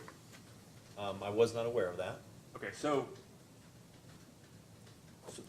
let me just, certain things are in my brain. So as a follow-on from case number 2016-152, this commission granted Duke Energy Kentucky CPCN for a full smart meter rollout for both gas and electric with AMI, AMR split. It's my understanding that rollout is complete. Did you take into account on twofold? One, programs that are implementable pursuant to being able to have smart meters, right? Whether it's additional DSM or additional energy efficiency programs that are enabled by smart meters, is the first. And second, when I ask this question, I also mean user data that you can take from, now that you have smart meter interval data that's over every second, every 15 seconds, whatever it may be. Did you take into account any of the opportunities or information available from the smart meters as part of this integrated resource plan? That I'd have to defer to, Mr. Boff, Mr. Pastier, or Mr. Sailors. Okay. Well, let me ask this. Are you aware of any use of the smart meter information or the technology that they enable as part of this IRP? I am not. Do you use that in any of your other jurisdictions? I'm not aware of that either. Okay. Electrification. There's a lot of discussion about transportation electrification, even heating electrification, moving away from gas into incentivizing electric heating of home. Was any expectation or probability of greater economy-wide electrification taken into account in this IRP? That I'd have to defer to Dr. Pasty. So you defer whether there was any of it taken into account or to the extent that it was taken into account? I believe it was included, but Dr. Pasty could speak to that specifically. Okay. Do you all explicitly take it into account in the other jurisdictions in which you complete IRPs? Same answer. I believe so. I'd have to defer to those respective load forecasters. Okay.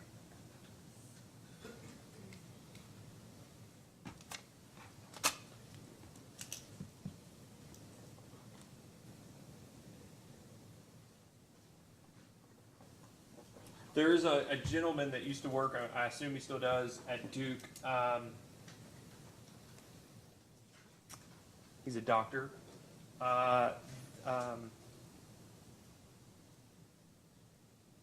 Maybe Mr.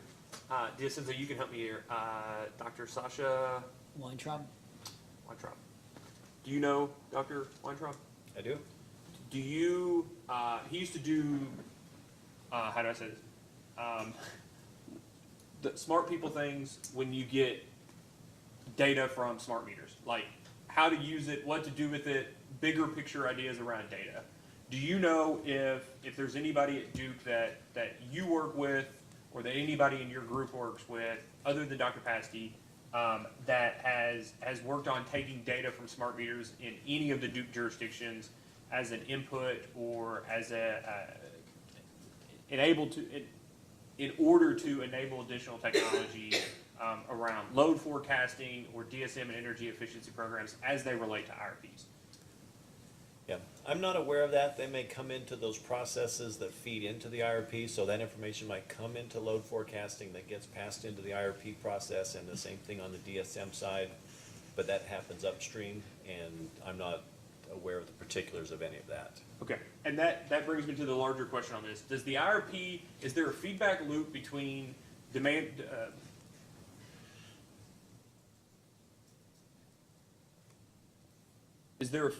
are you getting information around what your utilities are doing around DSM and energy efficiency as an input to your IRP? Or are you determining things like avoided cost calculations and the cost of replacement capacity and the cost of power purchases, expected power purchases in the future from MISO and PJM as an input, and providing those to the DSM and energy efficiency folks? I think very much it's an iterative process where there might be a DSM program, there's the measurement verification process, that gets fed back to the DSM group that, also filters through the IRP planning process as well. So is all of this in the same planning department or same division at Duke, or is it across multiple departments and Multiple divisions? departments. Okay.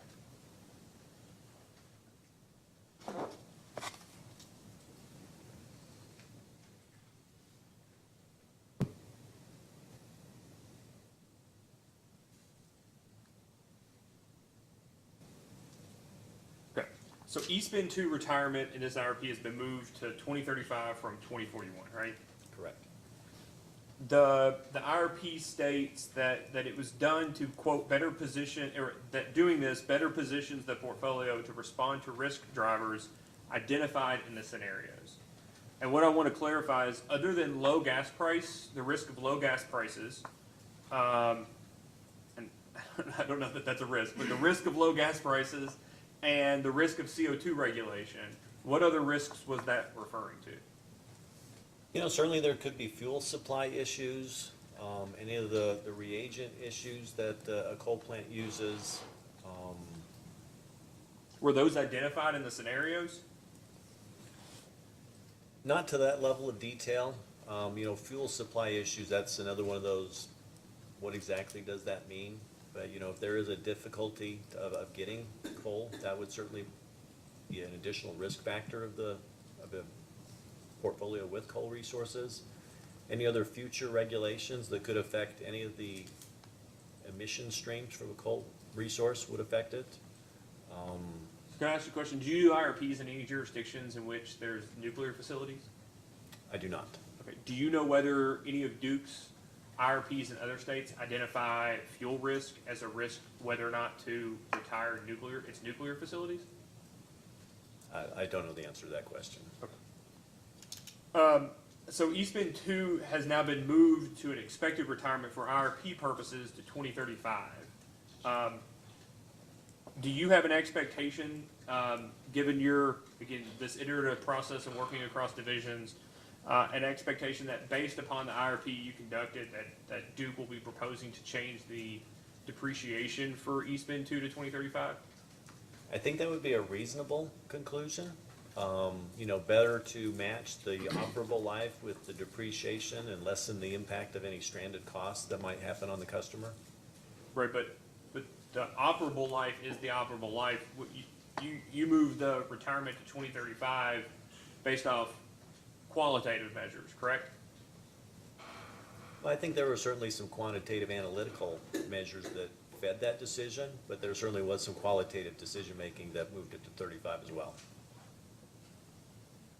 And the two factors, the highest risk are low gas and CO2 regulation, correct? Those are the two biggest factors, yes. Okay, and today's prevailing gas price is higher than the high gas price that for 2035, we said it's at the high gas price today, correct? Mm-hmm. And there is no current CO2 regulation, correct? Correct?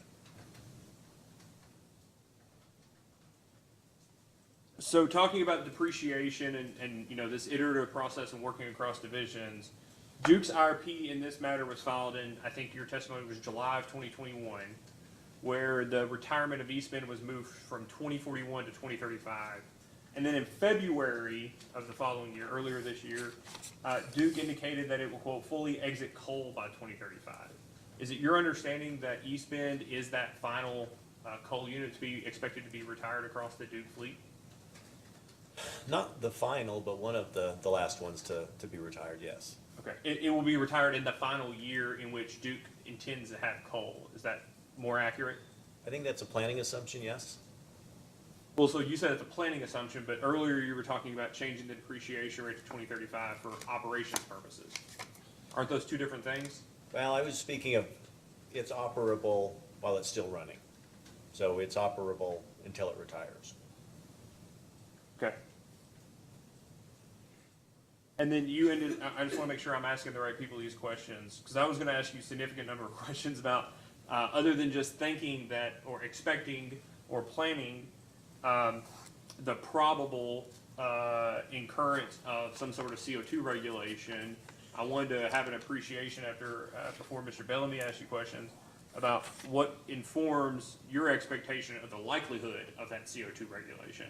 And so I just want to make sure I understand that that's not necessarily included because you think there's going to be CO2 regulation, that Duke has in-house experts or people who study this that have an expectation, whether they're social scientists or whatever their CV may be, they have a qualified opinion that there is going to be some sort of CO2 regulation in this 15-year planning period. Is that right? Yes. Okay, and that was Vicki Sullivan, is that correct? She's our primary carbon regulation person, yes. Okay, all right, thank you.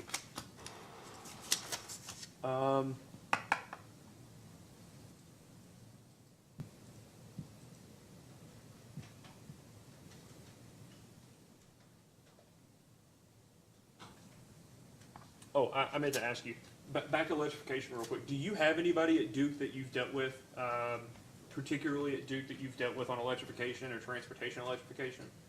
I'd defer to Dr. Pasty for that question. Okay, Dr. Pasty is the person you've talked to about it. I'm just curious if you've ever in your incurrence said, oh, this is our fleet electrification expert, or this is our transportation electrification expert. I'm just curious if other than Dr. Pasty giving it to you as an input, if you've had interactions with anybody at Duke that is an expert or spends their time on that issue. I haven't specifically spoken to them, but I believe Dr. Pasty has. Thank you.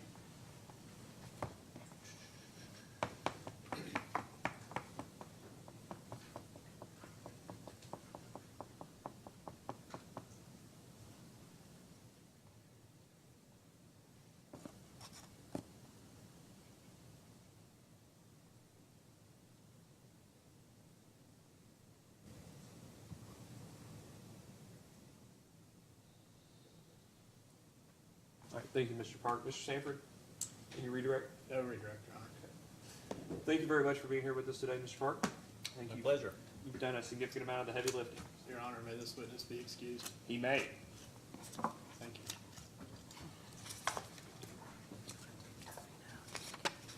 I think this witness can go ahead and go home and start on answering data requests at this rate. It's not as if we can't ask him questions in written form after the fact, so. Mr. Sanford, do you have another witness? Yes, we'd like to call Mr. Tony Platts, who's one of our virtual witnesses. He has a scheduling constraint which necessitates that. All right, Mr. Platts, please, please turn on your audio and turn on your video, and make sure that we can hear you before we get started here.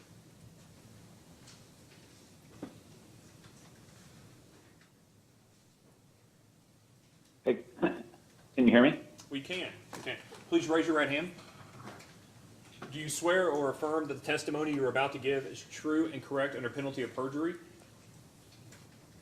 I do. Okay, please state your name and address for the record. Work address or home address? At work, please. Okay. My name is Tony Platts. I work at 139 East 4th Street, Cincinnati, Ohio. Mr. Sanford? Thank you. Good afternoon, Mr. Platts. Would you please tell us what your title is? I am manager of asset management for our Ohio and Kentucky distribution. And did you cause certain responses to data requests to be filed in the record of this case? I did respond to one question, yes. Okay, and if we were to ask you that same question again, would your answer be the same? It would be. Do you have any changes, edits, corrections to that or that response?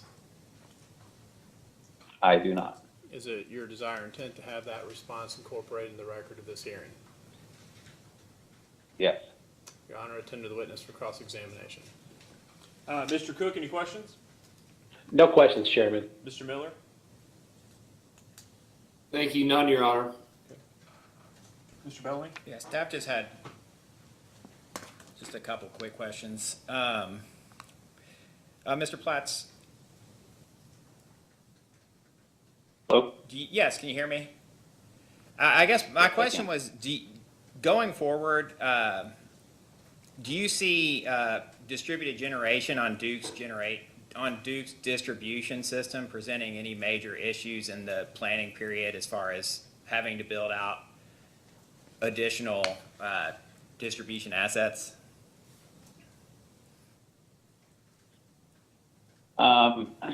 So I guess that's kind of a tricky question to answer, but I'll say, with the implementation of FERC 2222 and the intent to create more of a market for distributed generation resources, playing into the PJM market, we're currently working through some of the processes of what that would look like, how the aggregation of those resources will impact the distribution system. But I'd say at this point in time, the penetration of distributed generation has not caused an issue, and we have not completed our studies around what that impact would be. So at this point, you don't necessarily know, but you don't think that there's probably enough to create any material issue, I guess. Currently, that would be correct, but depending on the penetration in the future, we really have to study that to know more. So is that what you're kind of in the process of studying, of what you anticipate the penetration being in light of FERC's order? Yes, we're currently working through that. When do you all think the results of that would be completed? I do not have a definitive date for that. Thank you. That's all the questions I had, so thank you for spending the day with us. Mr. Sanford? No redirect. Okay, great. Thank you, Mr. Platts. Okay, thank you. You may be excused. Now that Mr. Platts can be excused, Mr. Park can be excused. Maybe it's getting back to the original business. Mr. Miller, Mr. Cook, do you have any objection to, Mr. McMurray's not going anywhere anymore, and neither is Ms. Sullivan. But do you have any objection to allowing witnesses Taylor and Fleener to be excused? No objection for the AG, Chairman. And no objection from Sierra Club. The only witness I have remaining questions for is Mr. Deers. Thank you. So we will excuse witnesses Taylor and, oh, I'm sorry. It should have been Taylor, Gerganis, and Fleener. I just want to make sure, Mr. Cook, you continue not to have any objection.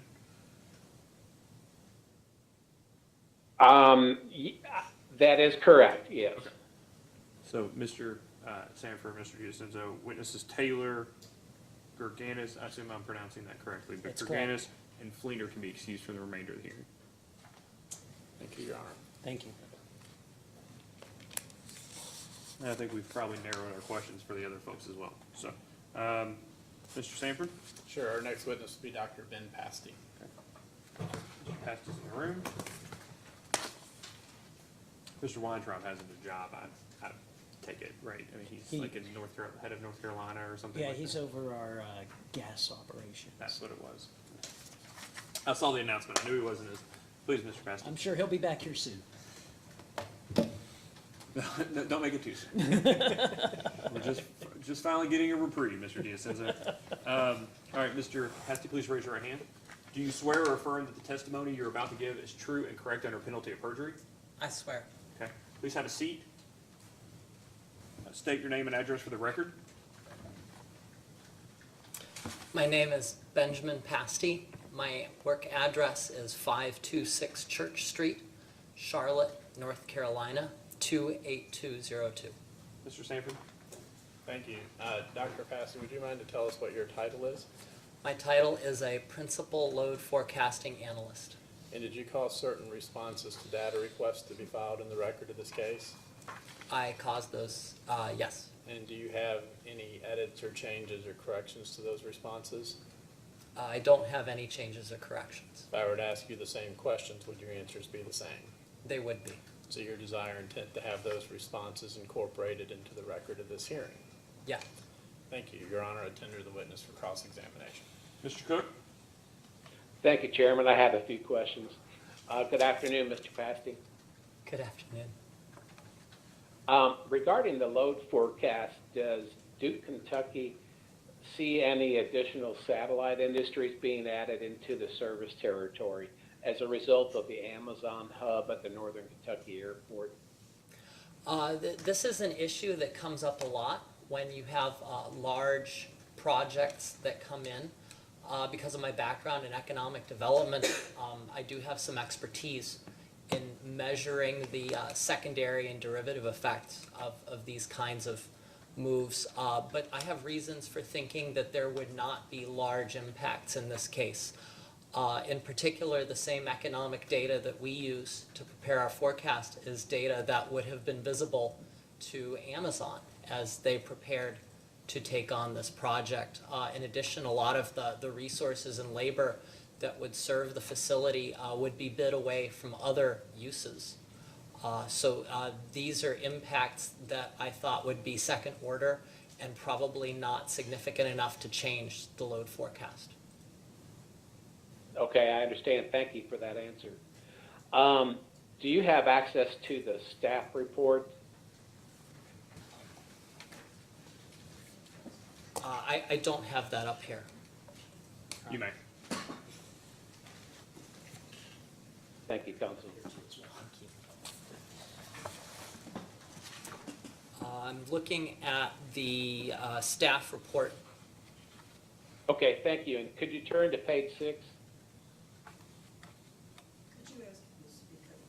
Yeah, Mr. Cook, and actually, Anthony, do you mind to turn the volume up a little bit? Mr. Cook, could you move the microphone a little closer to you? It is hard to hear you in the, difficult to hear you in the room.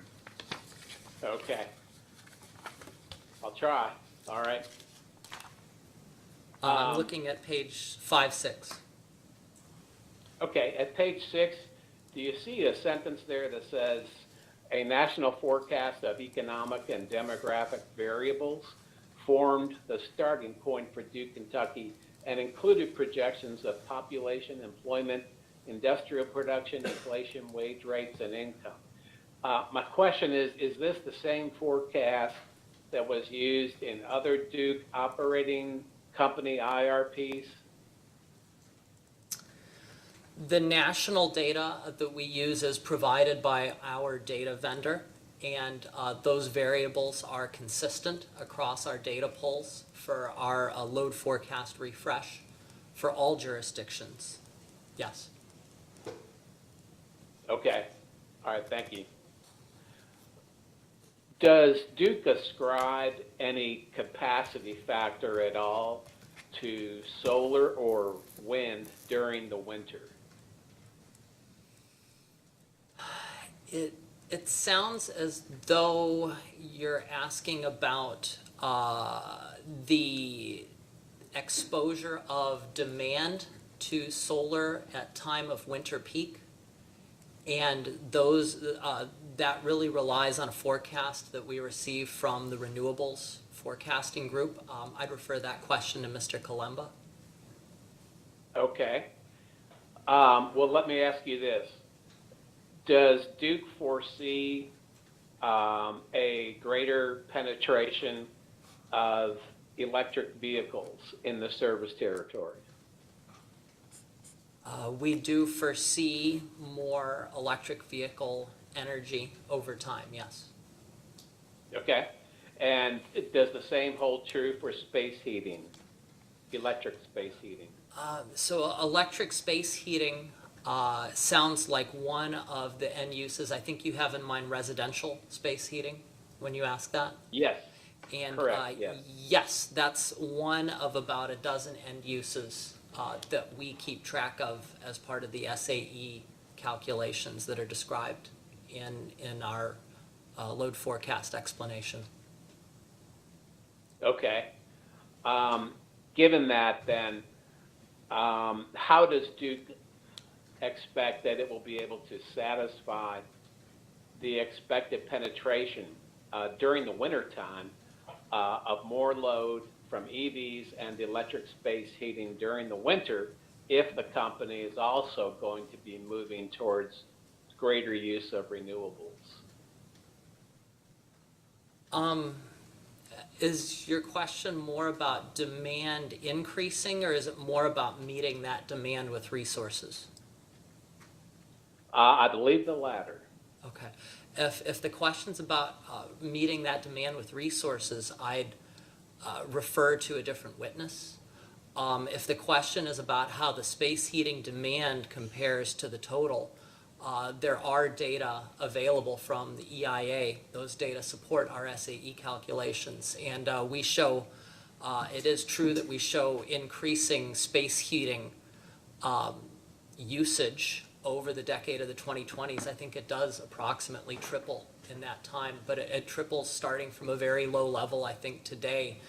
On the basis of, on an annual basis, space heating is probably less than maybe even 0.5% of our total energy that we serve. Okay.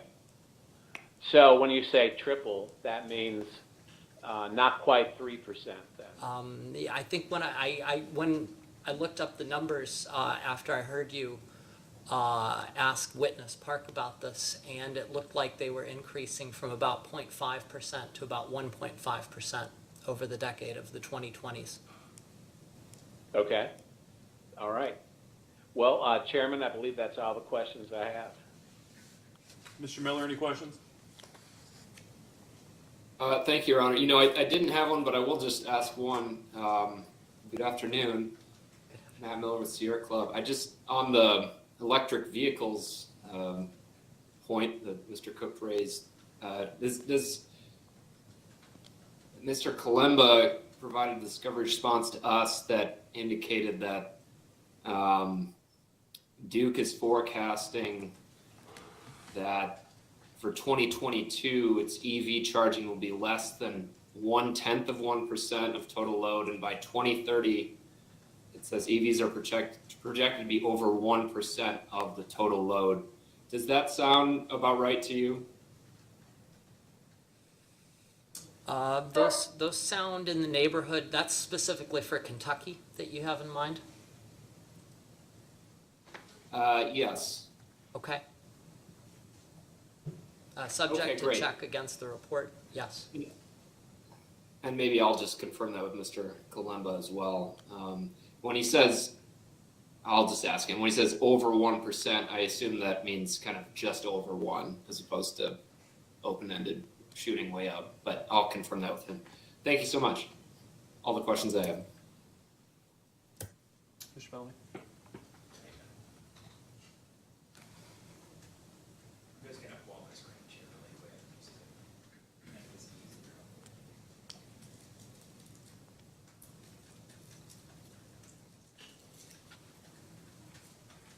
This is a response that I think you had sponsored. It's response to staff's second request for information, item number 8. It's asking about two tables that kind of have different numbers for energy efficiency and DSM programs. And I was gonna ask about those two charts, but I'll let you read your response real quick if you want.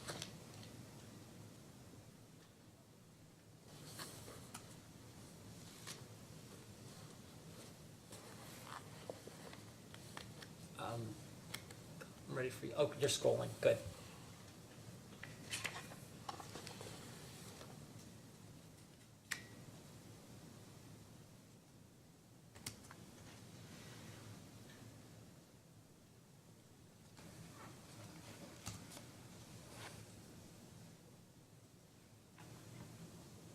Okay. Just for your reference, so this is the first chart that we referred to, and this is on page 41 of the IRP. You can see you've got the EE programs, they're starting at 1.7, and then by 2035 going down to 27 megawatts. And then with the DSM, you've got 23.8 and going to 49.2. I apologize. That's the total. The total demand response programs are starting at 22.1 and going down to 22.2. And then here's the other chart that has starting at 2 for energy efficiency and going to 29 megawatts by 2035, and then starting at 32, going to 33. I was just looking for further explanation of the difference between those two charts and the basis for the difference in those two charts. Sure. And Witness Back is here, and with regard to UEE, I would say that his output is the final word in general. When we prepare our assessment of demand, we think of the UEE as being conditional on essentially a shape. We have data on the load shape of the different class of customers whose demand that we forecast. And so when contemplating and reporting an amount of UEE at time of peak, what we have in mind is forecasting what those programs will do to be reducing load at that time of peak without really knowing for sure what the weather conditions or other details of that time will be. I'm sure that Witness Back would think of it conditional on different variables than we do. And that would be why those charts differ. And is it this chart that I have up on the screen now in response to staff's first request? I think you had responded to this. Are these the numbers you use for the time of peak effect of these programs? And I can scroll up if you need me to. Yeah, can you scroll up? Yeah.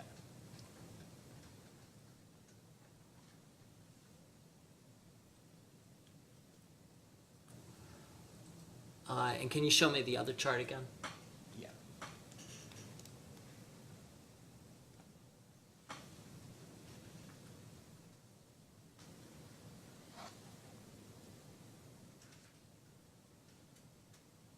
Can you show me the first chart one more time? Sure. And if you need me to scroll up and look at the question, let me know. I would say the chart that's on the screen now looks like the one that we would have based on our load shape Okay. calculation. So you would project that the energy efficiency and the demand response program actually have a bigger effect at the peak period, is that, than they would in the other chart? Because these numbers are larger.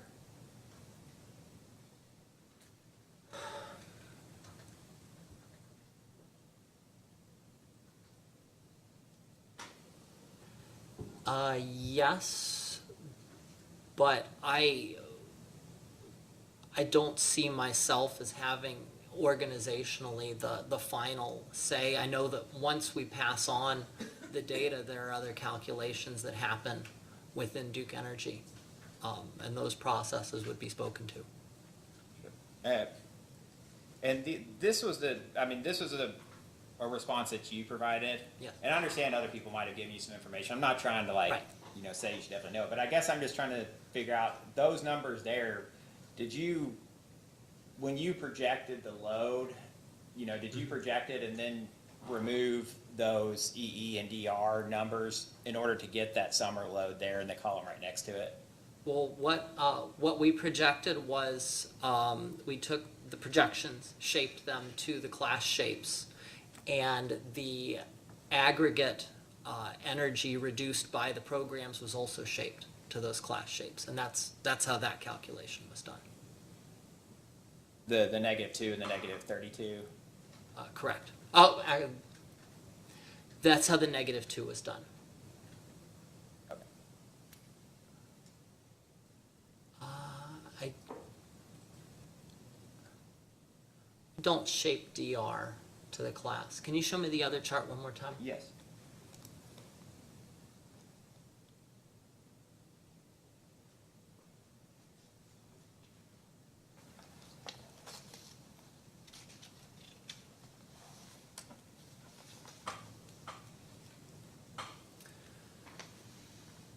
So regarding the UEE, we shaped that to the class shape exactly as I described. Regarding the DR, I believe there was an update in the projections that we received in between the two data requests. And so the update meant that in the later one we had more up-to-date information.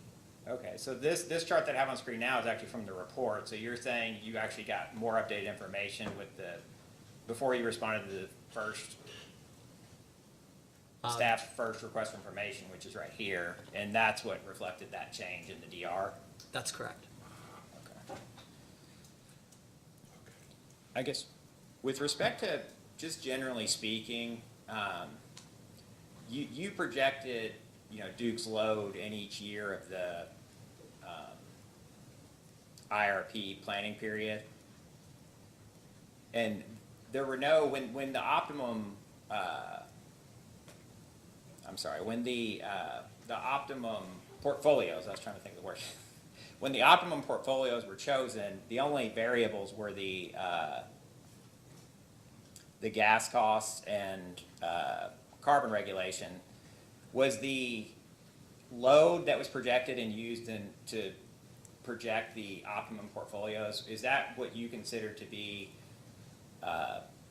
the most likely load in each of those years? I think you're asking about the peak load. Yes. And we think of the peak load that we supply as a demand at time of peak. So for the portfolio that's being chosen, we see our product as supplying the size of that demand. And we see it as being I guess the term we'd use for it would be a 50-50 for us. So we see it as trying to aim for what would be at the expected case of each of our inputs. So basically, if you have like a probability curve, like it'd be in the middle, is that what you're saying? Yes. Okay. Are there any variables, and I know you didn't change any variables for the projection and projecting the optimum portfolios, but what do you consider, when you're projecting the peak demand, what do you consider to be, I guess, the variables that are most risky or most likely to change in your projection of demand? Weather. Weather is central to the process, and we use the weather normalization process that's described in the report for projecting that.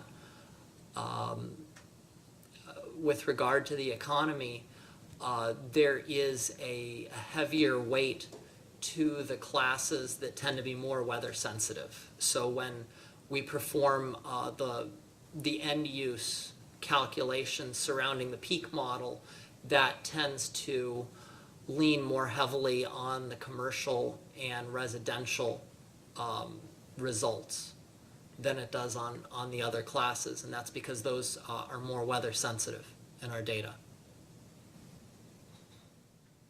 I don't have any other questions. Thank you very much. Dr. Pasty, I just have a few. Are you aware that Duke Energy Kentucky has smart meters, AMI, for its electric customers? I am aware of those. I think they were rolled out a few years ago, yes. Yeah. What role does the fact that, so that AMI does provide the utility with significantly more information than the previous metering system, correct? That is correct. And how is that additional information used to form the basis of the IRP?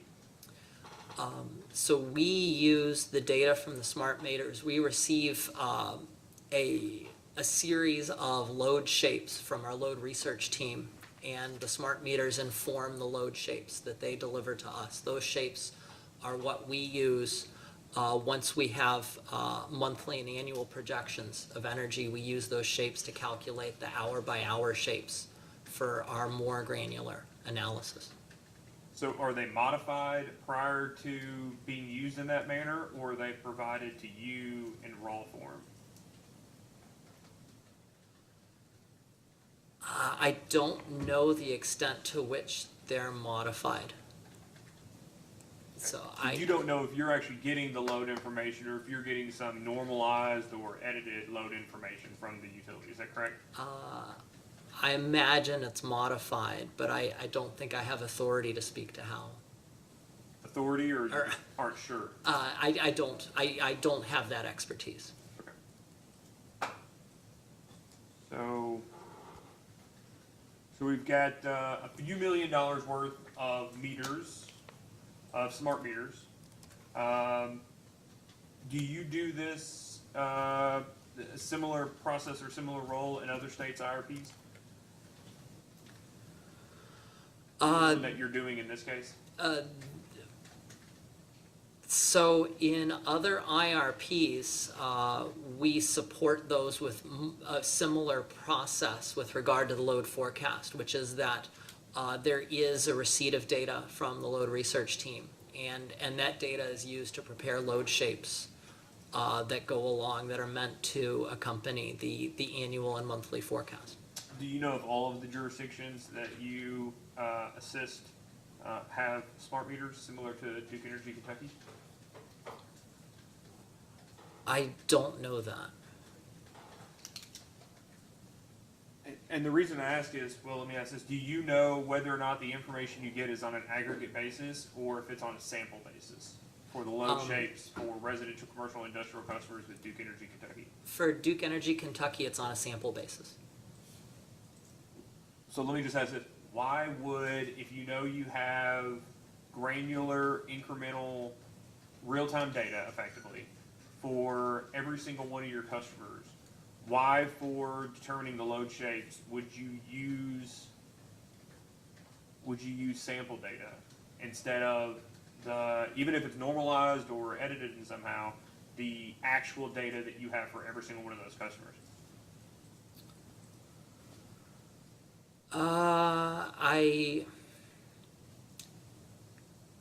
That's not something that I've really thought about.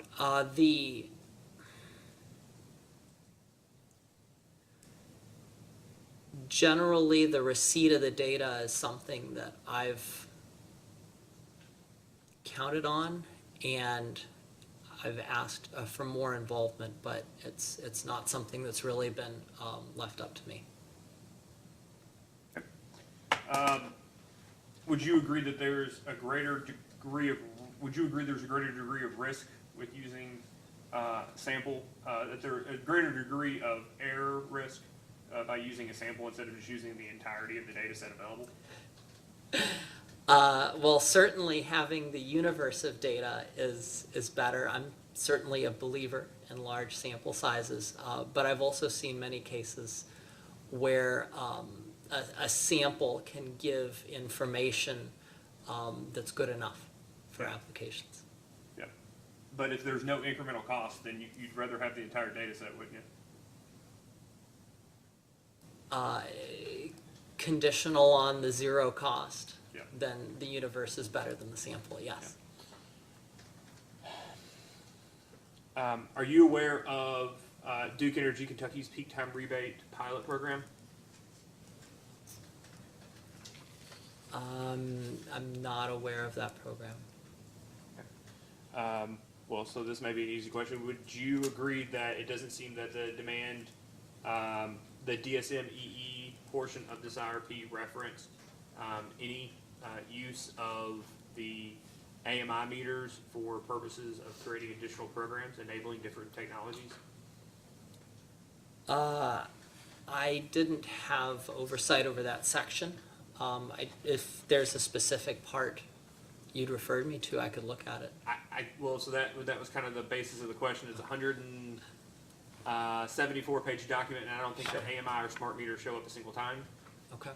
Are you aware of any use of either looking at inputs of programs that are enabled by smart meters, or other than the sample data that you referenced earlier, that the fact that Duke Kentucky has the AMI was taken into account in this IRP? Or you have any personal knowledge? I don't have personal knowledge of including those data. Okay. Do you have any personal knowledge of the data from AMI being used in other jurisdictions for their integrated resource plans? Whether it's enabling the programs that reduce energy or for demand response, or as inputs into the data used for forecasting? I'm not aware of that happening in other jurisdictions. Okay.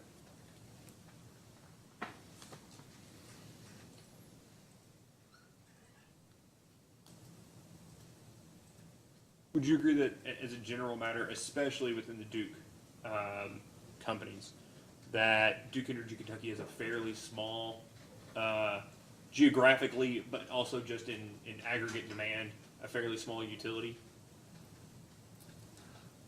I would agree that Duke Kentucky is the smallest system out of the Duke systems, yes. And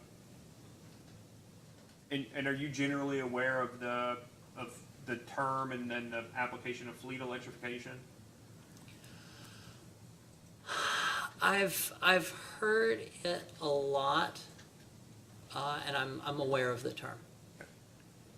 Any of the other jurisdictions that you work in, are those utilities taking into account the likelihood or the possibility and planning of fleet electrification, that instead of, we'll call it the ones and twos that go from 1/10 to, I guess I can ask Mr. Kalimba a little bit about the data request response that Mr. Miller was referring to about electric vehicle charging. I think that's probably just single cars, but do any of the other Duke utilities take into account that you're aware of fleet electrification? In the most recent load forecasting refresh, I think all of the jurisdictions used the most up-to-date EV projections that were provided to us by the renewables forecasting team. And I think those projections included some acknowledgement of there being a large, groupings of vehicles that, rather than being owned by residential users, were available to larger industrial or commercial type users that maybe would use them on site. So if that's what the fleet electrification refers to, I I would say there is some awareness of that within the organization, and that in all the jurisdictions, there's an ongoing effort. And would you agree that just as a matter of math, Duke, Kentucky being the smallest, that a 5 megawatt or 10 megawatt increase in demand from fleet electrification would have a greater overall risk to being able to meet peak demand for Duke, Kentucky as opposed to the other Duke service territories? So I think your question is, if you're talking about a system of just several hundred megawatts at time of peak, that incremental movement from the fleet would show up. And that's true. We're used to dealing with lower confidence bands around what we predict. So I would sign on to that, yes.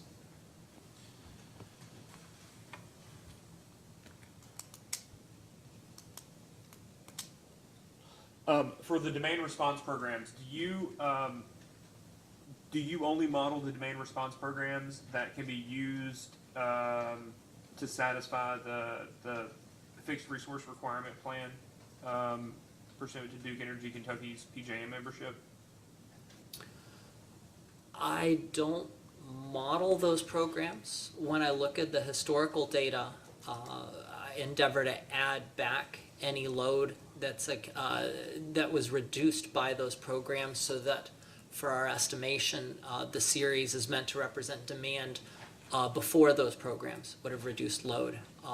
After that calculation is done with regard to the forecast, I try to obtain projections for those programs to deduct them afterwards. So I think of myself as a consumer regarding the output of that.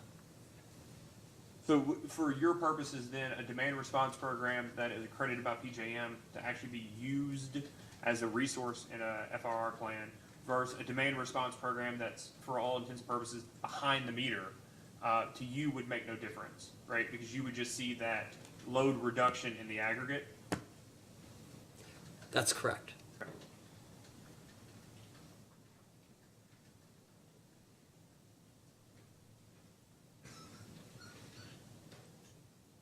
All right, thank you, Dr. Fasti. Mr. Sanford, any redirect? No redirect. I think a couple of the questions about AMI, that may be directed to another witness later, but we'll let you know. Okay. You all can find somebody between now and then? Yeah, I think Okay. he's on the list later. Great. All right, thank you, Dr. Fasti. You may be excused. Mr. Sanford, Mr. DeSensis, would you like to call your next witness? For our next witness, we would call Sarah Lawler.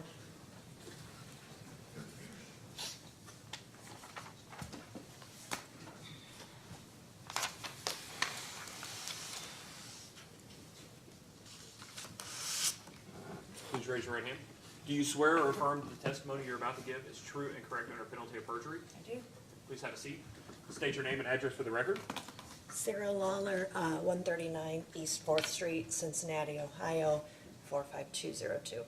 Mr. Sanford, Mr. DeSenza. Thank you, Your Honor. Good afternoon, Ms. Lawler. Good afternoon. Would you please state your position with the company for the record?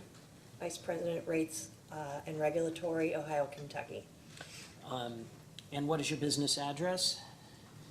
139 East 4th Street, Cincinnati, Ohio. Thank you. And did you cause to file responses to data requests in this proceeding? I did. Do you have any changes or corrections to that data request? I do not. And is it your intent that that response be incorporated into the record of this proceeding? Yes. Thank you. Your Honor, the witness is available for cross-examination. Mr. Cook, No questions, Chairman. Mr. Miller. Thank you, no questions. Mr. Miller? We do not have any questions for this Yeah, witness. so I just want to ask Ms. Lawler, do you have input into the carrying charge that Mr. Park was talking about earlier? I did not, no. Okay. Do you know what the carrying charge represents? Do you know whether you agree or disagree with the inputs into the carrying charge as it relates to Duke Energy Kentucky's cost of capital? So in terms of the, are you asking about the carrying charge used in the IRP specifically, or? That's right. I don't. Okay. So you don't. Okay. So you don't know either way, or Yeah. know whether you agree or disagree. I- You do. Okay. Do you know if anybody at Duke Energy Kentucky or anybody that has let's just take a big step back. Profit and loss, I was gonna say obligation, but responsibility for profit and loss at Duke Energy Kentucky is who? That would be the finance organization. I mean, like the individual person that reports to Duke headquarters around profit and loss for Duke Energy Kentucky. Well, ultimately, it'd be Steve Young, the CFO, Okay. but there'd be other people involved, you know, underneath him that are And on a accounting. subsidiary basis, is Ms. Spiller ultimately responsible for the individual operating of Duke Energy Ohio, Duke Energy Kentucky? I mean, she's one of the people that are responsible for it, yes. Let me ask you this way. So the people that you report to on rates, right? Yes. Do you know of any of those people, whether they had input into the appropriate carrying charge for purposes of the IRP and the calculation of, which is what I'm getting to, it's not IRP related, it's present value revenue requirement. It seems Right. to be right up your alley. And so what I'm asking for is, of the people that you work with in your role, do you know if any of them had direct input in determining that carrying charge for purposes of Duke Kentucky's IRP? Yeah, nobody in my group was involved in that part of the IRP. Do you think that that's something that, let me take a step back. Are you aware of the present value revenue requirement outcomes that are modeled in the different scenarios in the different portfolios in the IRP? I've seen them, it's been a while, but I've seen them. Okay. And it's Duke Energy Kentucky that ultimately chooses the preferred portfolio in reality, right? What you all show up here to request a CPCN for, is that fair? Yes. I guess a proposed portfolio, subject to CPCNs, cost recovery, those different things. Are you aware of anybody at Duke Energy Kentucky that has input into the the preferred portfolio that was chosen in that table 7.1 in the IRP?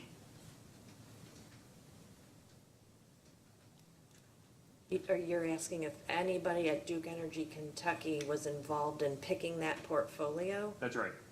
I think it was a collective effort of determining what portfolio was reasonable. So yes, there were people at Duke Energy Kentucky, Duke Energy Corporate, you know, Well, so, yeah, and the reason I'm asking, we only regulate Duke Energy Kentucky, right? We don't regulate Duke Energy Corporate, DEO, Duke Energy Indiana, no, right? Only Duke Energy Kentucky. And what I'm trying to figure out is, when it comes to running a plan, Mr. Park is seemingly very good at creating an IRP. But brass tacks, when it comes down to determining what the preferred portfolio for planning purposes is, I'm curious if you're aware of who at DEK takes ultimate responsibility for choosing that planning portfolio, or that preferred portfolio. I don't think that there's one person that takes ultimate responsibility that gets to say, yes, I picked the plan. It's a group effort. Okay. And does that involve anybody from your group? Amy Spiller would be involved, I would be involved, yes. Okay. Were you, and I don't know about timing, were you specifically involved in the choosing of this preferred portfolio in that table 7.1? I wouldn't say that I was involved in the choosing of it, no. Okay.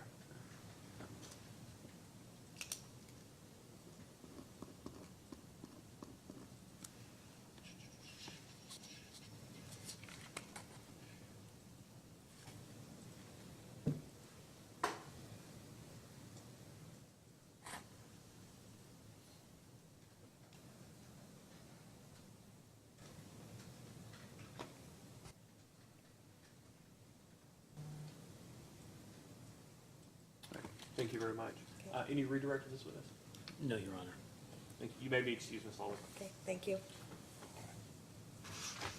Mr. DiCenzo, you may call your next witness. For our next witness, we call John Swez.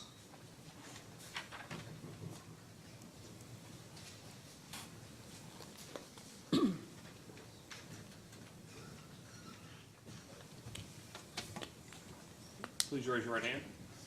Do you swear or affirm that the testimony you're about to give is true and correct under penalty of perjury? I do. Please have a seat. State your name and address for the record. My name is John Swez. My address is 526 South Church Street, Charlotte, North Carolina. Mr. DiCenzo? Thank you, Your Honor. Mr. Swez, would you please state your position with the company for the record? Yes, I'm Managing Director of Dispatch and Trading. And Mr. Swez, did you cause to file responses to data requests in this proceeding? I did. Do you have any changes or corrections to any of those data requests? I do. Would you please walk us through that? Yes, on staff data response 1-004. Since the time this question was answered, PJM has updated the minimum internal resource requirement for 2023 and 2024. I had 32.6% for this request. It is now 22.1%. And will you be filing an official update on that, correction? Let me just ask, instead of asking it that way. I'm all about the leading questions today, Mr. DiCenzo.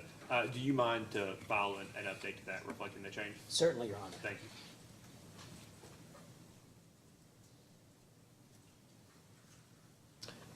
Mr. Swez, is that the only correction that you have? Yes, it is. And with that correction, is it your intent that your responses to all the data requests that you sponsored be incorporated into the record of this proceeding? Yes, it is. Your Honor, the witness is available for cross-examination. Mr. Cook? Good afternoon, Mr. Swez. I have just a few questions for you. Is it safe to assume that by the end of the current IRP planning period that Duke Kentucky's supply side resources likely will include significant quantities of renewable resources? I'm not the IRP witness. I would suggest Mr. Park is a better person to ask that question to. Could you repeat that name, please? Scott Park. Mr. Clark, okay. I've already been referred to you once on this one. So you're passing the buck again, is that correct? I don't believe that was a question that was referred to me. Maybe you could repeat It was. the question. It was. Could you repeat the question then? Is it safe to assume that by the end of the current IRP's planning period, Duke Kentucky's supply side resources likely will include significant quantities of renewable resources? Yeah, I mean, I'm familiar with the IRP, but I think that's much better suited for Mr. Park or others. If I may, Your Honor, Mr. Cook, if your question is related to the company's FRR plan, Mr. Swez is the witness. If your question is related to the amount of renewables that were in the plan itself, that is a question for Mr. Park, if that helps.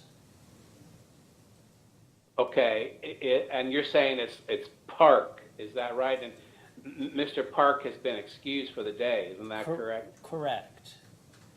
And I believe the question that Mr. Park had previously referred to Mr. Swez related to the company's FRR plan and the incorporation of renewables there, not whether or not there were renewables in the IRP. Well, okay, I'll give it a shot, Chairman, with Mr. Swez, but if it doesn't work and if I keep getting passed, I'm going to ask for the right to ask a post-hearing data request. You feel free to request a post-hearing data request. Okay, thank you, Your Honor. Mr. Swez, in the event that towards the end of the IRP planning period, Duke Kentucky ends up building significant quantities of renewable resources, do you know whether such resources will count toward Duke Kentucky's FRR reserve margin requirement? So, to date, we have only used thermal resources as well as DSM in our FRR plan. To the extent we had renewable resources, and we needed to use them to fulfill our FRR plan, I think it's safe to say we would use the thermal resources in the DSM first, and any remaining shortfall of the FRR, we would use renewable resources to fill that gap if needed. However, we haven't had detailed conversations to date, but I believe that's what we would do. Okay. Will a certain percentage of renewable resources have to be located within PJM's DEOK zone? It's not necessarily a percentage of renewable resources, but the data response that I just updated, that the DR 1-004, I believe was the name, it did specify that there's a minimum amount of generation that must be located inside of DEOK, whether it's renewable or, other types of generation. Okay. And do you know what that is without having to pull up that amended response? Yes, and in preparation for the upcoming 23-24 BRA that occurs here in June, that's why I updated the response to that 22.1% figure that I just mentioned a few minutes ago. Okay, thank you. And correct me if I'm wrong, but looking at the staff report, it appears that the percentage of resources that must be hard located within the DEOK zone diminishes somewhat as time goes on. Is that correct? I would generally agree with that. The trend has been for, I think it was 40-ish%. If you go back 3 years, and it's now down to 22%. But I'd also say that can change. It does change year to year. And that I'm not sure if it's a trend or more just randomness because we've only had 4 years of data. But so I'm not sure if it's a trend or just updates to the number. Okay. Will the renewable resources comply with PJM's capacity performance requirements? Well, like I mentioned, certainly we would use renewable to the extent possible for our FRR plan. And to the extent we did use those resources in our FRR plan, certainly there's a chance that PJM has a CP event during an hour in which the renewable resource is not generating electricity, and you do have that risk of a CP charge or penalty or an assessment with a renewable resource, as you do with a thermal resource, but of course we know it's a little bit different. Yes. So will Duke Kentucky carry some sort of hedging product or, for lack of a better term, insurance product to hedge against that risk? That is something certainly we would evaluate, especially when you mentioned the insurance product. I think that would be an appropriate evaluation to make at that time. Okay.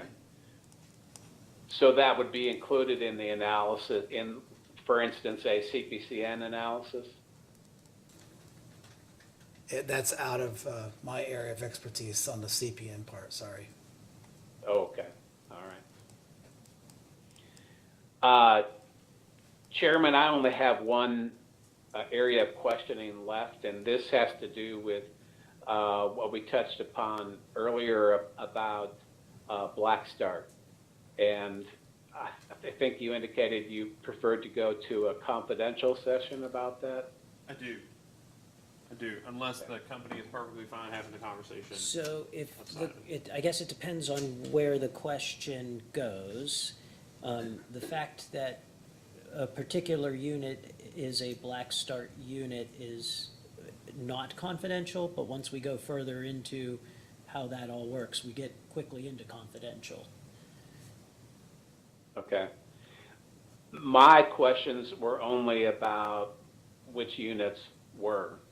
So I have no plans to go any deeper. So Chairman, that's Yeah, what's up? entirely Just your ask call. slowly to give Mr. Diacenzo time to, I think, interject prior to Mr. Swez answering. How about that, Mr. Cook? We'll stay on the Certainly, public record. certainly, that's very doable, yeah. All right, please proceed. Okay, Mr. Swez, given that the Woodsdale units have dual fuel capability, do all of them qualify as Black Start units? So currently, there are 2 Woodsdale units, I believe it's Woodsdale 4 and 6, that are considered Black Start units. Okay. And what about East Bend? East Bend is not a Black Start unit. Okay. Chairman, I believe that's all I had. Mr. Miller, any questions for this witness? No questions. Thank you, Your Honor. Mr. Bellamy? Just a couple questions.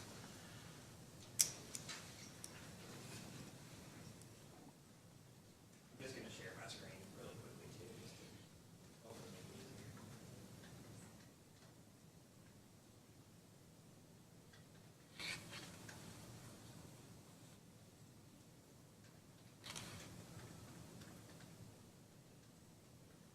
I'm looking at staff's, or Duke's response to staff's first request, item 4.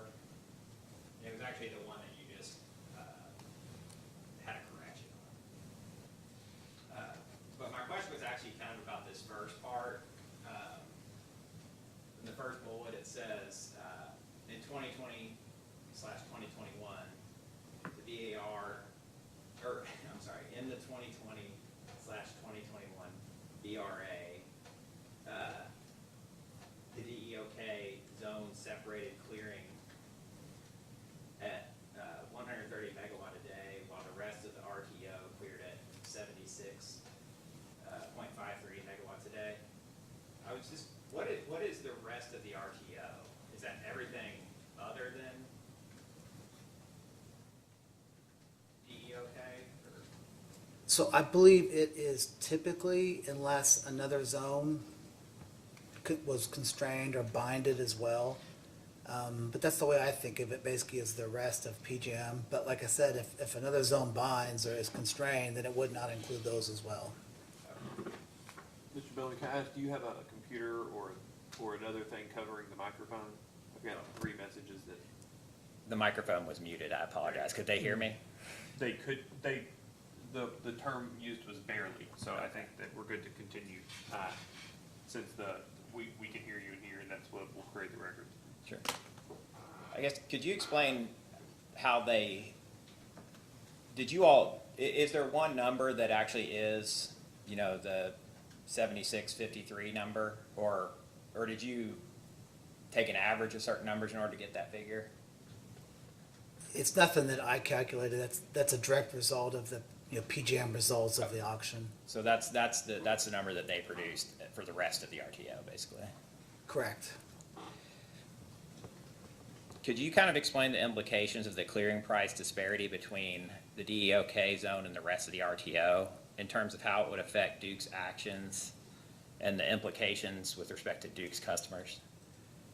Well, certainly, obviously, there's, to the extent that Duke Energy Kentucky has length in its FR plan, which we have in the past, and we would sell that length after a 3% holdback into the BRA.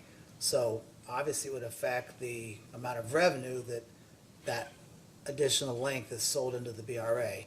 But I guess more importantly, and I think the reason why we're here is from a resource planning standpoint, to me, it just points out the fact that the risk of having your zone break away, does kind of speak to potentially a higher importance of having a generator inside of DEOK as opposed to not inside of DEOK.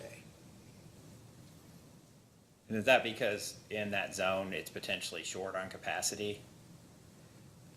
Yeah, ultimately, it's funny, because I asked that same question, why does the zone separate? And ultimately, the answer is because it's binding, or there's a transmission constraint binding. But to me, that means it's short on capacity, but you also could say it's ultimately separating because of a transmission line is constrained or bound, or whatever you call it. But you could say either one, I think, is appropriate. So there, it might not be short on capacity within the zone, but it might be constrained it's such that capacity can't enter the zone from outside. Is that your understanding? I like to look at both. I mean, to me, it's generation in the zone or transmission to get energy outside of the zone into the zone. To me, they're almost the same thing, but Because if you can't get energy from outside in, then you're left with just what's in there, so the price would go up. Is that, so it's a function of both, is what you're saying? I think so, yes. I'm gonna look at, your response to staff's first request, item 25. And this is just about the capacity performance requirement. I was really just skipping down to this part. Let's see. Sorry to keep moving around on you, I was just looking for what it was.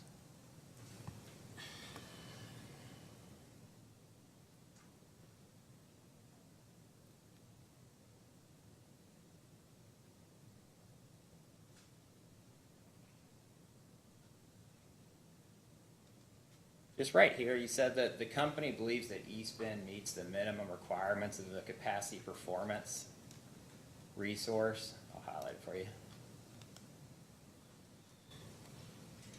In that it is a coal-fired facility with a significant reserve of fuel stored on site.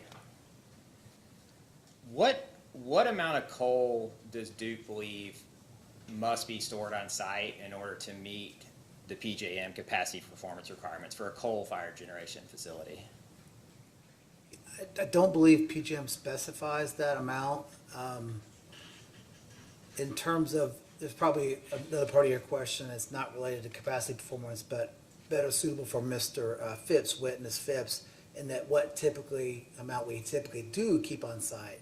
But in terms of a capacity performance event, I would think that there's at least a minimum of, say, 10 days. I don't have a number, honestly. But certainly I think that, again, pursuant to Mr. Phipps, I would think, you'd want a certain minimum amount of coal on site. So Mr. Phipps would be the, Not from a capacity performance point of view. There is no bright line number from a CP point of view. Like I said, if I had to pick a number, I would want at least 10 days on site from a CP point of view. But I think ultimately the number that we strive for is a greater number anyway. So I don't think it's relevant in terms of because we typically have more than what I would think the minimum for a CP event is anyway. okay, because my question actually was in the context of meeting the capacity performance requirements, because I was thinking perhaps that it would actually be more than you would typically keep on site to meet that, but you're saying you think you need maybe 10 days to meet the capacity performance requirement, and you would typically keep more than that anyway, so you're gonna meet it really without trying almost.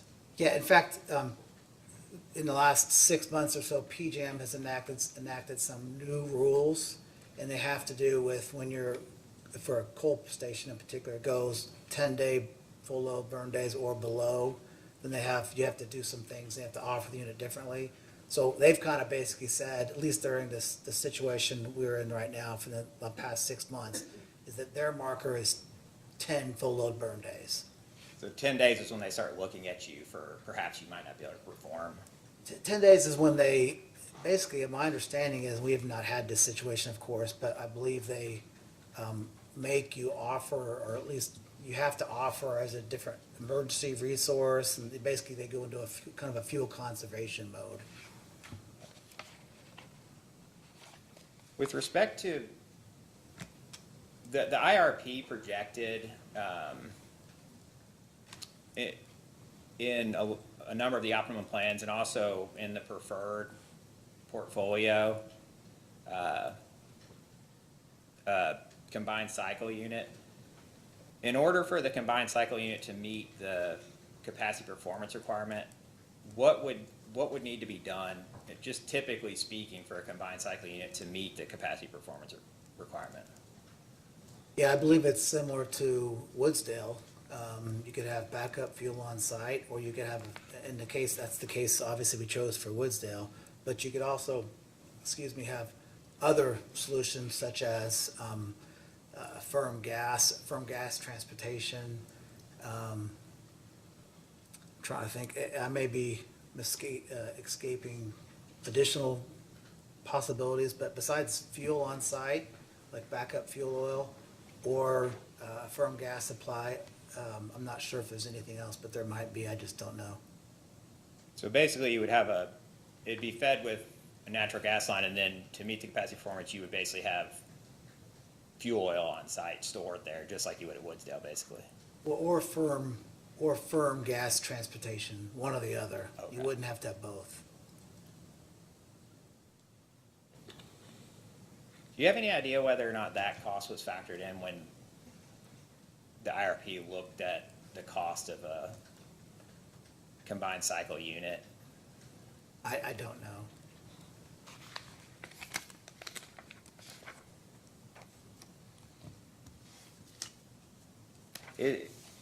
You mentioned in this response, kind of just generically, that there's not really any specific, there's no bright line. You said capacity performance compliance doesn't have a strict bright line set of guidelines. Is PJM working towards that, or I guess if the guideline is somewhat vague, then obviously there's a risk that you might have to overbuild in order to ensure that you're not out of compliance. Is that something that,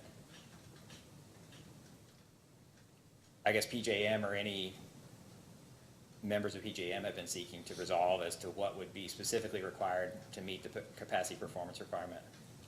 It's my understanding, and just listening to the PJM meetings, that there hasn't been a lot of conversation about capacity performance and changing the capacity construct in PJM. Certainly not like what we've had the discussion and obviously the FERC filing in MISO. So, it looked, again, from an outsider's point of view, looking in, it looks like PJM is satisfied with the capacity performance construct, but that's just kind of, not in PJM, I mean, just a member listening to the meetings, and that's kind of what I've observed. I don't have any other questions. Thank you. How you doing, Mr. Swaz? Pretty good, I think. Are you aware of any performance assessment intervals that have been called over the last 5 years in PJM? I thought there was one 1 hour, I believe, but I don't remember the specifics of it. Just a couple years ago, there were a few in mostly the AEP zone, right? That's the one I'm referring to, correct? And it was not RTO wide. Is that your memory? That's correct.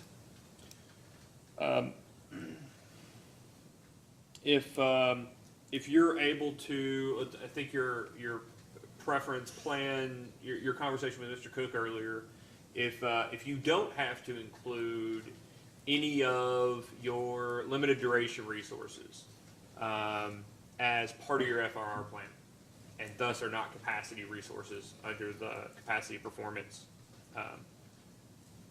scheme, we'll call it.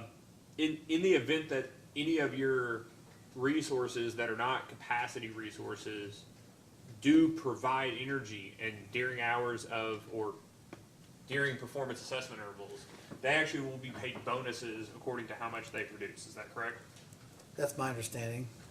So in the event that you can create your entire FRR plan, well, let me take a step back. Is it your understanding, and this is not necessarily IRP related, but it's more operations related, in the event that you have resources that have no variable O&M, no variable expenses at all, and can produce electricity on a levelized, relatively cheap basis, and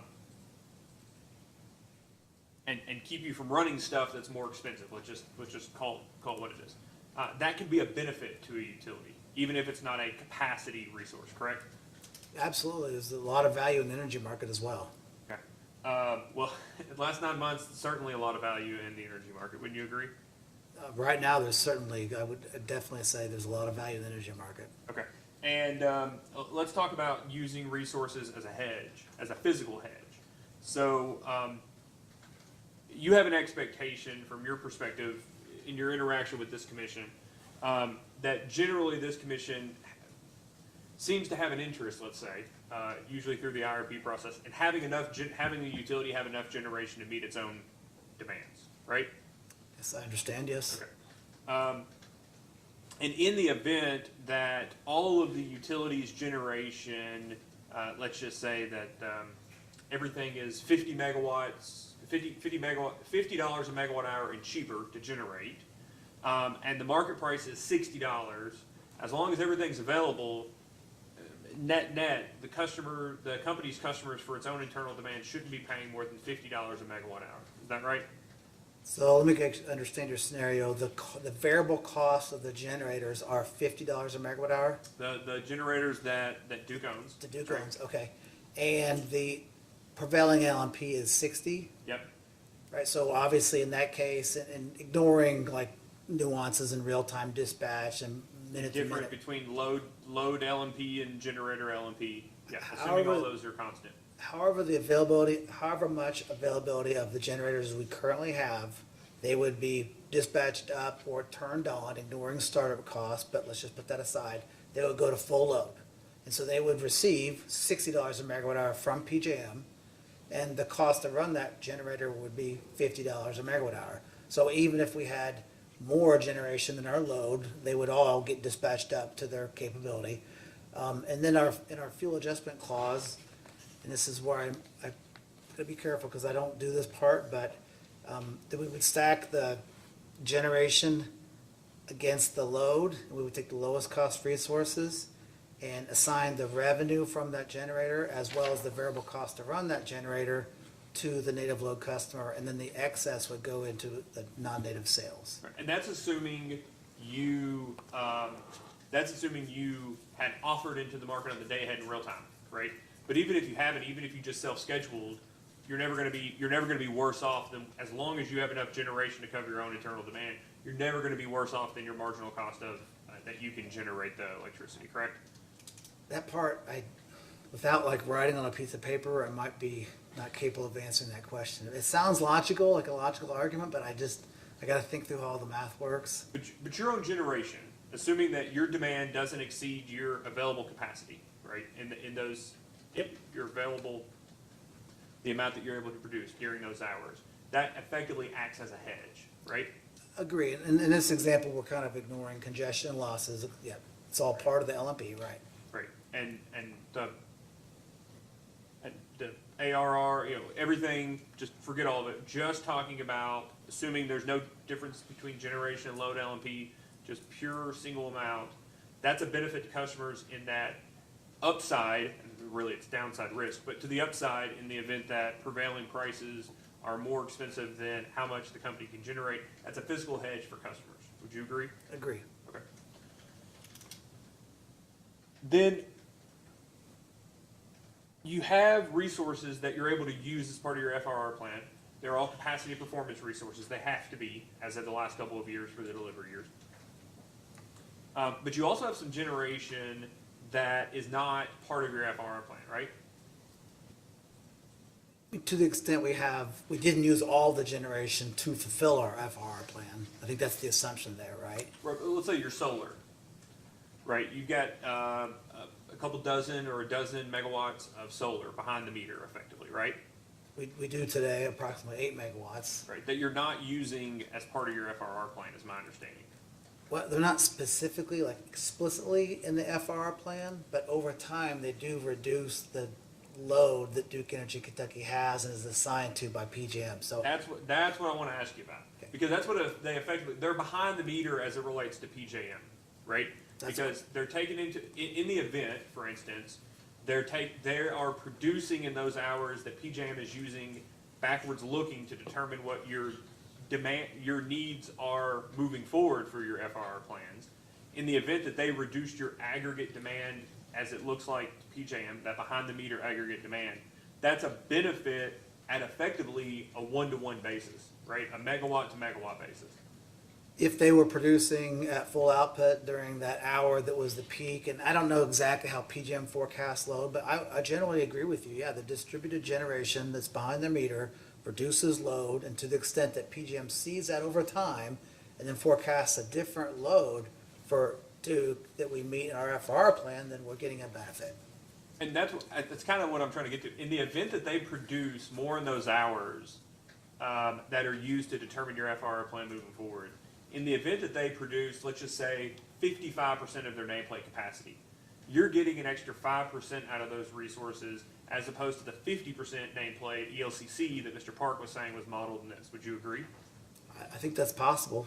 So do you have any concerns about that on a retail basis? That PJM is ascribing a 50% nameplate ELCC, and that you all are, for your own planning purposes, using whatever it just so happened to be on a backwards looking basis behind the meter to PJM on like a nodal basis.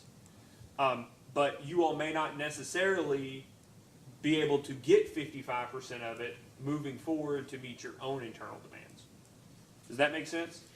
Well, I think you're asking, I honestly, looking backwards, have no idea like what Walton 1 and 2 and Crittenden were generating at the time of like the Duke Energy Kentucky peak demand. So I don't know if it's more or less than the ELCC value for the transmission connected solar. Do you think I think this is exactly what I'm asking. Do you think the DEK should be looking at how much benefit they're getting in the RTO from those behind the meter resources to ensure that they have enough, we'll just call it non-limited duration resources to meet their own internal demands? You can't depend, let me ask it this way. You can't depend on the production of whatever they were, 10%, 5%, 0%, 55% of those behind the meter generating units at that level for eternity, right? Because it was just happenstance as to whatever they produced on that half a dozen days, right? Yeah, like I said, I don't even know what they produced on those days. Yeah. Do you know if anybody at DEK does and uses that to ensure that they have enough, forget PJM planning for a minute, but that they have enough generation to meet Duke Energy Kentucky's customers' demands in any given hour? Yeah, it's probably getting into load forecasting, but I'm sorry.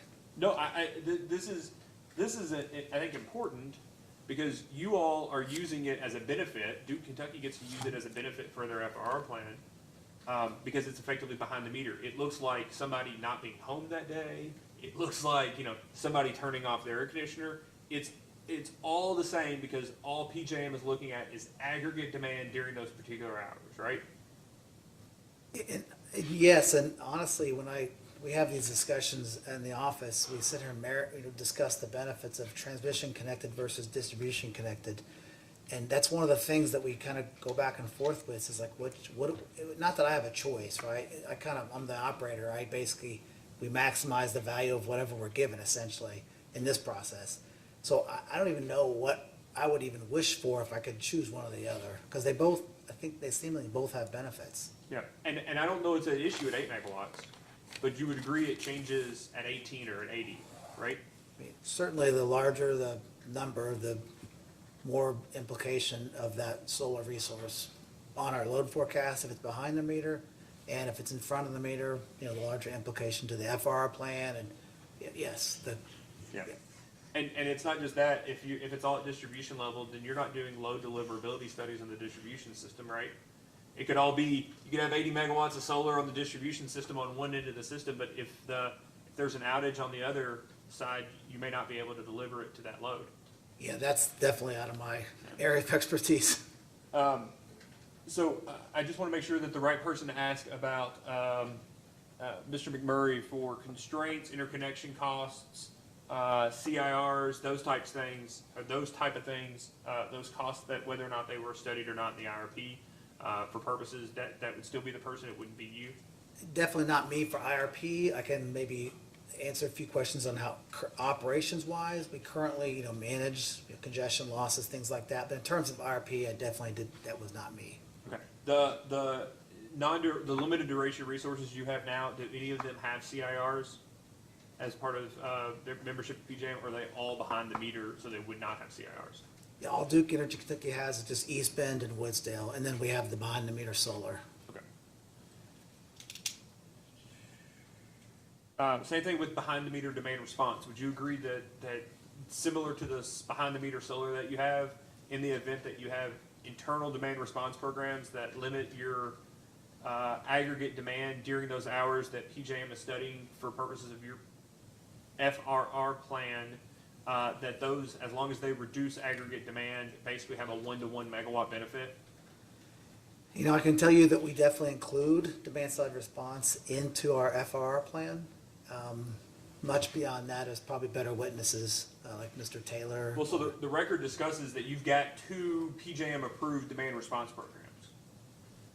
And I'm aware of those. There was a whole, and you were part of the proceeding, there was the whole proceeding in 2017, 2018 about getting rid of all the demand side, the DSM programs, demand response programs. Duke was contending that it needed its demand response program to meet its FRR plan. I think that was when maybe Mr. Verderame sat in your seat. I think you were here at those hearings.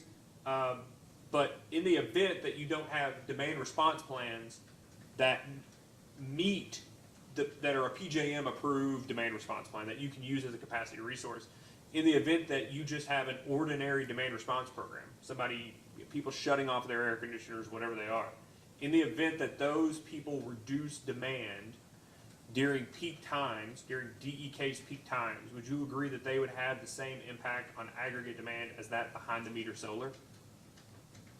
I think they're the same. So basically you're saying if we exercise Power Manager, which is our air conditioning programs, it wasn't in our FRR plan, it did drop our load, and that became a PJM, however PJM forecast load, I think it would look the same as if our Walton and Crittenden facilities were producing solar output at that time as well. Yeah. I think Without it's the the risk same. of demand, like I don't think they do an E4D calculation for demand response, but there's no D rate in that accreditation, right?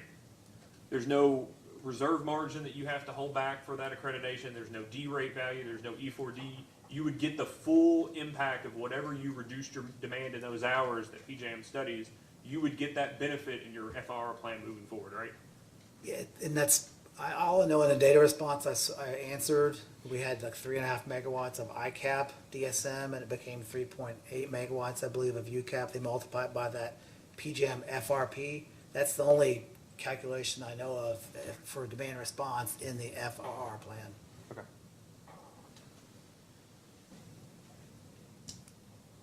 My last question is this minimum IRR that you provided the update to at 22.1%. Can you tell me real quick what that calculation is? It definitely isn't a UCAP calculation, right? It has to be based on installed capacity, wouldn't it? It's my understanding that calculation is a PJM, it's obviously PJM supplied data that they've done some sort of a transmission topology kind of analysis and said that from a reliability standpoint, you must have at least 22.1% of your generation inside the DEOK zone. Okay. So it's similar to this new MISO proposal, right? That it's wanting to not just depend on more narrow in terms of how much capacity is required in each internal LDA. Yeah, I think it's similar to like MISO, like Duke Energy Indiana is in Zone 6, so it's similar to like we can meet our resource obligations in MISO through resources that are in Zone 6. Yeah, yeah. There's zonal credits in MISO or something like that, right? Yes. Yeah. Okay. And so they've lowered the amount of requirement in the DEOK zone, or do you know if that's the same MIRR in all zones? That's all, I believe that is specific to DEOK. Would that indicate to you that the expectation is in the next BRA you all won't break out? That's, if I was, yes, I would, all else being equal, that kind of seems like what you'd conclude. All right. Thank you very much, Mr. Swess. Mr. D'Ascenzo? Yeah, I just have a couple questions to clarify the record. Mr. Swez, do you recall conversations with Mr. Cook about Woodsdale and the dual fuel system there? in relation to Black Start. Yes, I do. And just a quick question, a couple of questions on that topic. I believe you had mentioned there were 2 units that were Black Start capable. My question is, are those the only 2 units that are able to take advantage of the dual fuel capability at Woodsdale?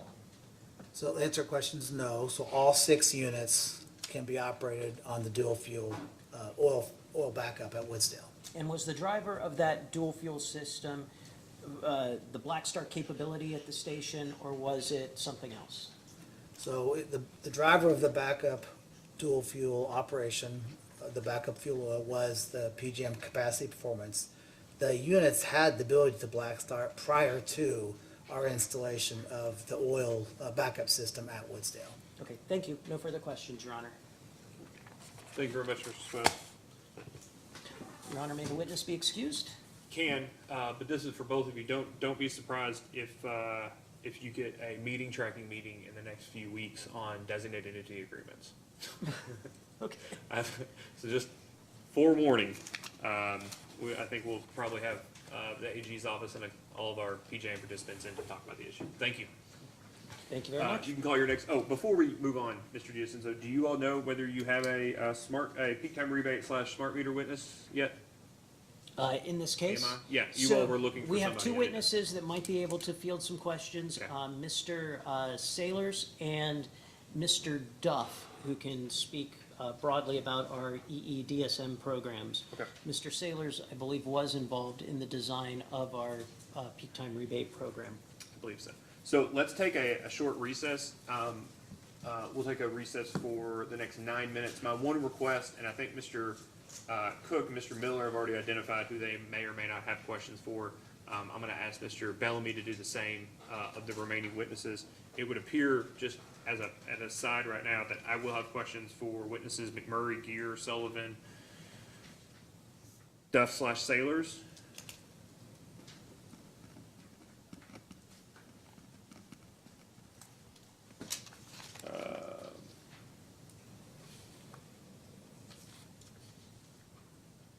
And then I think witness Phipps regarding the planning horizon around SMR or non-combined cycle resources to take the place of the FDR. So I'll ask commission staff to also look at the questions they have. When we come back, we'll address those. Okay. All right. We'll take a recess until 3:15.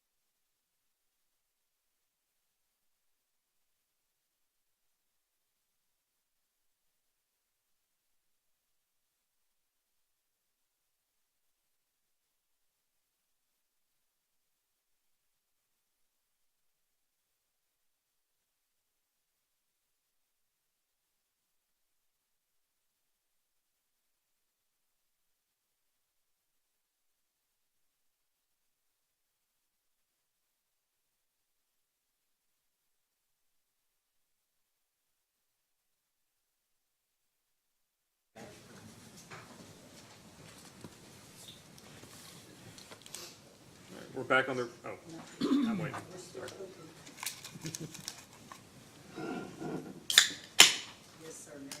We're back on the record in case number 2021-00245.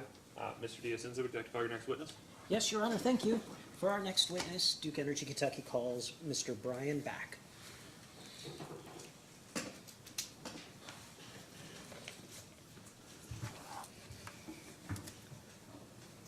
Mr. Back, please raise your right hand.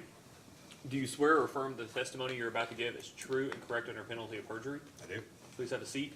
State your name and address for the record. Name is Brian Bach, work address 139 East 4th Street in Cincinnati, Ohio. Mr. Diacenzo? Thank you, Your Honor. Mr. Bach, would you please state your position with the company for the record? Manager of DSM Analytics. And did you cause to file responses to data requests in this proceeding? Yes, I believe I had 6 in total. Do you have any changes or corrections to any of those responses? No, I do not. And is it your intention that those responses be incorporated into the record of this proceeding? Yes. Thank you. Your Honor, the witness is available for cross-examination. Mr. Cook, any questions? No questions, Chairman. Mr. Miller? No questions, thank you. Mr. Bellamy? Yes, just a couple questions, and these may be for Mr. Sailors, so I apologize if that's the case.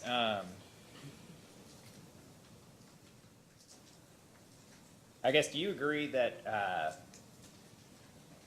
investment in energy efficiency and demand response programs is a way to offset the cost of increasing energy generation? It can be. I do believe one of my data request responses was in reference to that, and I think in my response I referred to whereas the total resource cost test is the controlling test that measures and programs have to pass in Kentucky. However, when we're looking internally, we do use the utility cost test to kind of compare what is our cost to offer the program, inclusive of incentives, marketing, program admin overhead, all that, versus what utility avoided cost benefit does it generate in terms of avoided T&D, avoided capacity, avoided energy. So if you have efficiency or DSM programs that are that exceed 1.0 on the UCT test, in theory, yes, they would be the less expensive way to provide energy or to serve customer demand than building new generation. And generally speaking, is that how you determine whether or not to offer particular energy efficiency or DSM? I don't specifically work on the development of the programs. My understanding is, yes, the UCT test is used as that screening for what would we try to offer, but then also, like I said, when it comes to the actual building of the e-portfolio, they have to make sure that it also passed the TRC test to comply with the rules here in Kentucky. So are you generally responsible for analyzing the effectiveness of the programs after the fact, I guess? I believe Mr. Duff would be probably the best witness to speak to that aspect of it, as far as how things go into the program filing itself. What I do is more the building the forecasts that go into the IRP, basically what's built into the load forecast. I have a feeling this question might be for Mr. Sailors then. Are you familiar with any of Duke Kentucky's efforts with respect to determine whether AMI meters and demand rates can be used to reduce the residential peak demand? I have some awareness, but I have not worked specifically on any of those programs, so Mr. Sailors would be probably the better witness to speak to that. Have you done any projections on that just outside of Duke Kentucky, just with respect to any other IRPs or any other Duke affiliates? I have not. Probably the closest, well, not specifically with AMI data, but as far as looking for peak demand reductions in the Carolinas, shortly after the 2020 IRP was filed, there was an external study that I believe it is filed publicly in the docket there. Though it was a winter peak study that a couple of external consultants performed for the company, looking specifically at any additional options for addressing, winter peak is becoming the binding constraint in parts of the Carolinas, so they were looking for additional demand response type programs or rate type programs like peak time rebate, critical peak pricing that could help to address the winter peak issues. That's probably, I guess, the most detailed knowledge I have of what might be done elsewhere, and I think that study is being used to inform, not just in the Carolinas, but kind of what we learned from that study. We would try to incorporate that, across jurisdictions, but I don't know of a specific effort in any other jurisdiction at this time. Do you know, what were the results, like, what did that, just generally speaking, if you know, like, what did that study find with respect to the effectiveness of peak time rebate or other rates, to reduce peak demand? I mean, there were the consulting groups, they had specific expertise in some of those disciplines, and they, based on work they've done in other utilities, other states, they kind of had, they referenced some existing studies that have been done elsewhere, kind of as a baseline of if and then they kind of broke down our customer base, end uses, and so forth, coincident energy demands that were coincident with that winter peak, and kind of made estimates of customer adoption rates, customer retention, kind of what would the impact of each customer enrollment be, and if we were able to hit these kind of adoption levels on these programs, how much would that offset? So it's, like I said, the analysis that they used, we could certainly take the learnings from that and apply it in other jurisdictions as we learn how the responses to our pilot programs, how they receive. Do customers, do they adopt at the rate we expect? Do they behave in the way we expect when an event is called? Do they stay on the program? What's the retention rate? So I think through these pilot programs, we'll be able to calibrate the analysis that we received from that study. Did you include, when you did the IRP, did you include any kind of, I think the answer to this is no, but is there any kind of peak time rate or rate to reduce peak demand that was considered specifically in the IRP, or is that something you're going to wait till after you get the study back on the peak time rebate program?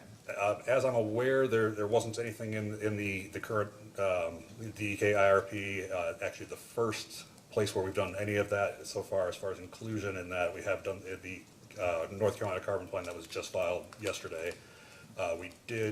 We're still working out how we would do time of use, but we did include some peak time rebate and critical peak pricing impacts built into the load forecast in that. And like I said, the methodologies we use there, I think, would be applicable to other jurisdictions. But like I said, we would want to wait until we get the report back from the pilot to kind of guide how we would forecast on that. So in the North Carolina, was it an IRP that you all filed yesterday?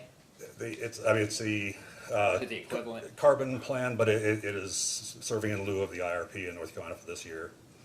And so the first time you did it is that one. That's something you are thinking that you'll probably start including in the future, perhaps even in the next Kentucky IRP? I believe so. I think the plan is to, the company is certainly looking to develop, similar to what Mr. Sales has been working on here in Kentucky, develop these types of rate pilot programs and see what kind of response we get from that, see what kind of effectiveness we have. And I know that is an area of focus, is to maximize, the ability to use those type of programs where we can to benefit the system. That's all the questions I have. Thank you very much. 2020, there's 4 phases to the Carolina Carbon Plan, right? Sorry, There's 4 phases to the Carolina Carbon Plan, or 4 portfolios, sorry. Oh, sorry, yes, four total portfolios they went with, right? There are literally thousands of megawatts of contribution from grid edge and customer programs, including things like CPP, peak time rebate, and volt-var optimization. Is that right? That's correct. I've only seen the section 3 of the.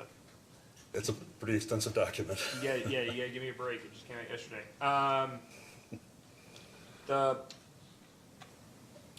The peak time rebate is something that maybe Mr. Sailors can talk about here in Kentucky. The CPP is a little different, right? So peak time rebate is an actual rebate program at a very high level where customers get credit for reducing their usage based off of some baseline. What the baseline is up for discussion, but off of some baseline. And it's effectively a demand response program that's a carrot, right? Correct. Would you agree that CPP is a bit different in that it actually just raises the prices during critical peak events, and it's more of a stick trying to get people to respond to increased prices? That sounds correct from my understanding of how those are designed, yes. Voltvar control is a little different, right? Where you're not really depending on customers doing anything. It's really an optimization of the distribution system and the voltage that's required, the minimum voltage that's required of the distribution system. Is that right? That's correct. Okay. Have you all looked at Voltvar control, or they call it, I'm trying to, in the Carolinas, you all call it integrated Voltvar control. The PPL companies that we regulate here call it VVO, Voltvar optimization. Are they effectively the same thing as you understand them? As I understand, that would be the same, yes. Okay. And the idea is that you run the distribution system at a certain level of voltage to give yourself cushion, but given the fact that you have thousands or tens of thousands, or in the Carolinas, maybe even millions of individual sensors that are each home's AMI meter, that can determine end voltage at each home, you can reduce that cushion down and ultimately have fuel savings. Is that right? My understanding is they, like you said, there's a certain band of acceptable voltage, to be, that can be arriving at custom homes, so they can use that system to drop lower into that acceptable band, and by doing so, I think it primarily affects resistive loads, but basically they can reduce the watts being consumed across the grid, and that's how it provides that energy savings. Okay. And that should make the utility, as a general matter, this is not as a general matter, fuel savings should just make the utility indifferent, right? I'm not an expert on those IVVC operations. I know that, like I said, they can provide a demand response function by dropping down towards the minimum end of the band. They can also provide, like I said, conservation by operating below the normal range that they might have been at prior to the implementation of the system. But if they were to use, I guess, there's a limited amount of impact it can have because of that voltage range. So it's like if they're already operating it for conservation at a lower voltage, they can still get a little bit of the kind of that DR functionality by dropping down to the minimum. But it kind of, one kind of cannibalizes from the other, I guess, in a sense. That's what you're saying. Right. One takes away your optionality for the other. Correct. Exactly. And then ultimately, could it reduce, could it avoid transmission and distribution expenses over the long term, in the sense that you may have to have lower replacement, smaller transformers when you replace a transformer at the end of its life, things like that on the distribution system? Are you all looking at that with the IBCC program in North Carolina? That, like I said, I'm not an expert on that, so what you're describing logically makes sense to me, but I'm not an expert on would the operation of that system would it defer or delay transmission distribution investment. I'm not sure on that. Right. But it would seem that being able to more finely control the operation of the system would be a benefit in terms of maintaining an investment on the system. Okay. You were in the room and Mr. Park was on the stand. Yes, sir. You heard him talk about avoiding capacity values and avoiding energy values. For DSM programs, do you agree that effectively the prevailing LMP at any given time, or on average over a time horizon, or even the future LMPs, is effectively the avoided energy value for DSM and energy efficiency programs? That's my understanding of what they use, yes. Okay, and forget IRP purposes for a second, but for DSM programs, for cost effectiveness and things like that, what's the avoided capacity value that DEK will be using? I don't specifically work on that, on the actual cost effectiveness analysis, but my understanding historically has been that it was based on we would use the value of basically of a CT, basically. Hypothetical next CT at some sort of ATB, some sort of baseline amount. Correct. That was my understanding of where the avoided capacity value came from in the avoided costs. Okay.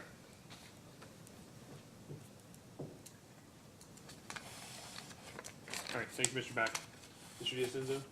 No questions, Your Honor. All right, thank you for being here with us. You may be excused. Thank you. Now that we've taken Mr. Back, can I just confirm, Mr. Bellamy, do you have any witnesses that you will not have questions for? Yeah, the only witnesses we saw questions for, because some were just that we thought people might defer to, so it's Matt Ruscio. I apologize if I mispronounce your name. Mike Gears.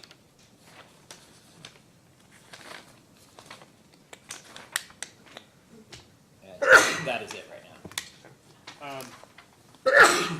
It's Kalimba. I think Mr. Miller has Kalimba. We'll just push through with the current witnesses that we have, given that's the case. I guess Mr. Ruscio can be excused, I think. It sounds like nobody's gonna have questions. And then I do just want to ask clarification for a second. Timothy, oh, yeah, he does have questions for Mr. Ruscio, sorry. I wrote that down wrong.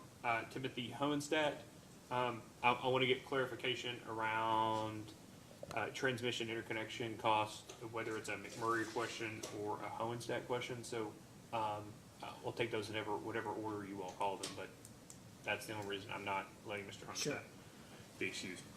So you may call your next witness, Mr. Piacenza. Your Honor, I'd like to call Mr. Matt Ruscio. Okay.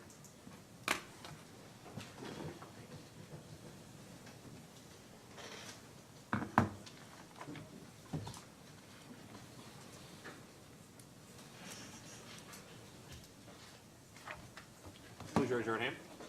Do you swear or affirm that the testimony you're about to give is true and correct under penalty of perjury? I do. Please have a seat. State your name and address for the record. Matt Ruscio, address 400 South Tryon Street, Charlotte, North Carolina, 28202. Mr. Sanford. Thank you, Your Honor. Mr. Ruscio, would you mind telling us what your title is? Business Development Director for Regulated Solar and Wind Development. And did you call certain responses to data requests to be filed in the record of this case? I did. Do you have any edits, corrections, changes to those data request responses? I have one edit Could you point that out for us, please? to AG Data Request 1-012, subsection B. I referenced wind facility I referenced solar facility when that should be changed to wind facility in the last sentence of my response. Okay, so with that change, if I were to ask you all the same questions, would your answers be the same? It would. Is it your desire and intent to have those responses incorporated into the record of this hearing? It is. Your Honor, attend to the witness for cross-examination. All right. Before Mr. Cook goes, I just asked Mr. Sanford if you'll file a RATA to indicate that change. Sure. So we have something in the written record. So, Mr. Cook, do you have any questions for this witness? No questions, Chairman. Mr. Miller? No questions, thank you. Mr. Bellman? In response to, I think you gave a number of responses regarding, I guess, the efficiency of solar and wind over time. And you indicated, and just correct me if I'm wrong, I don't want to refer to it, but you indicated that the efficiency of solar degrades over time. And I think you indicated that the useful life of most solar panels is approximately 30 years. What's the percentage at which it typically would degrade over that 30-year period, just approximately? So we typically look at it on an annual basis, about 0.5% per year over the course of 30 years. If I'm doing my math right, 15%. And is that, can I just ask real quick, is that expected to be by year, or is that just an annualized value over a 30-year period? It is an annualized value over a 30-year period, so that's the average. Does it accelerate towards the end of the 30 years, or does it? It would. Or is it like depreciation on a car? It drops 20% day drive one. it off the car. No, it is. It would accelerate towards the end of the useful life of the asset. Go ahead, Mr. Fallon. So in the first couple years, it actually wouldn't be 0.5%. It would be lower than that, and then you get to the end, and on average, it's 0.5% over that 30-year period. That's accurate. Okay.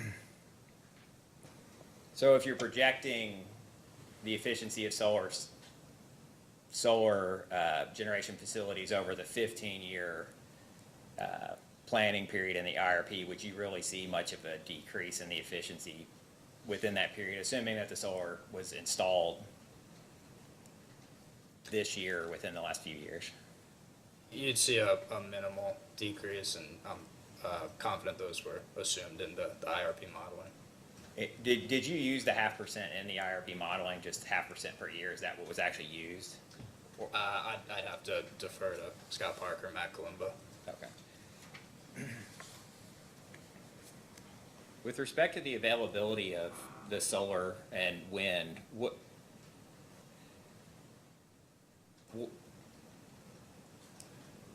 I guess what is your opinion of how solar facilities would, how often they would typically be available for use? So that goes into the evaluation of any generating asset our department works on. So we would use a net capacity factor. I think Scott spoke to that earlier in terms of modeling out the 30-year life of this generating asset. Typically, we see that net capacity factor around 24%, which I think Scott alluded to.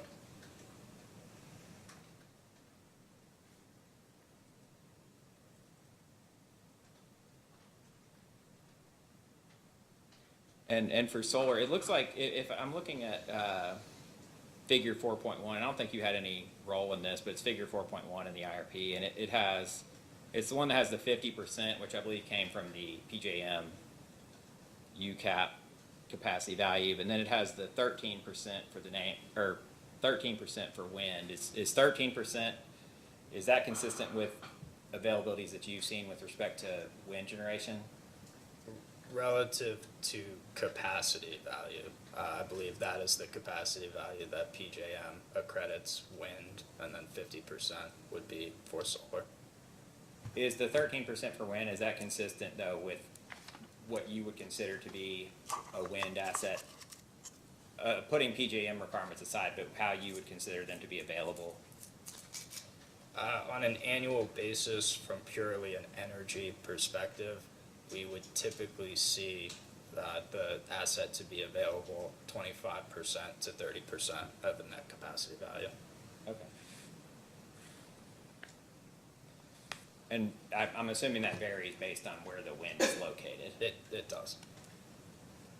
There was a question that I'd asked earlier, and I don't know, I think it was deferred to you, but it might not have been. But it was about, in the PJM projections, it's showing that land-based wind is effectively staying the same in most of those projections, but offshore wind is increasing during that period. I was just curious if you had any thoughts on why that would be. I think I'm certainly not an expert in that field. I guess I would say from a resource perspective, offshore wind, you're typically going to see that higher net capacity factor, whereas you might not necessarily see that on a land-based resource. And that's because the wind's blowing more where you're constructing those facilities. You might have stronger gusts. Are you familiar with wind development within Kentucky?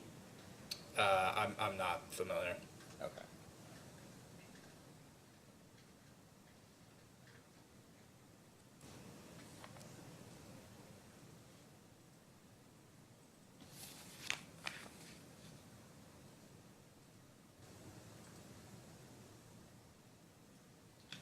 I think that's all the questions that I have. Do you have any redirect, Mr. Sanford? No, Your Honor. Thank you, Mr. Russo. You may be excused. Thank you. Thank you. Mr. Sanford, Mr. Diacenzis, we're going to call your next witness. Your Honor, we'd like to call Mr. Brett Phipps, who's one of our witnesses appearing virtually. All right, Mr. Phipps, I'd ask you to turn on your camera and your audio, and please say something after you do that, so we know you can hear it just fine.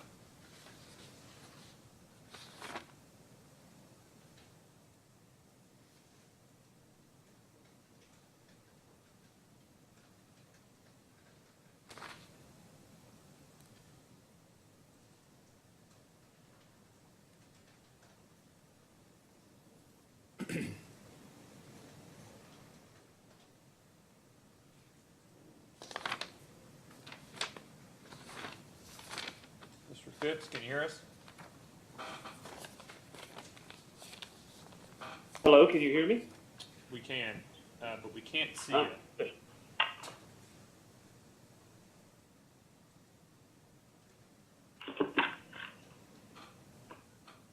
I am trying to turn the camera on now. It will not let me turn the camera on as we speak.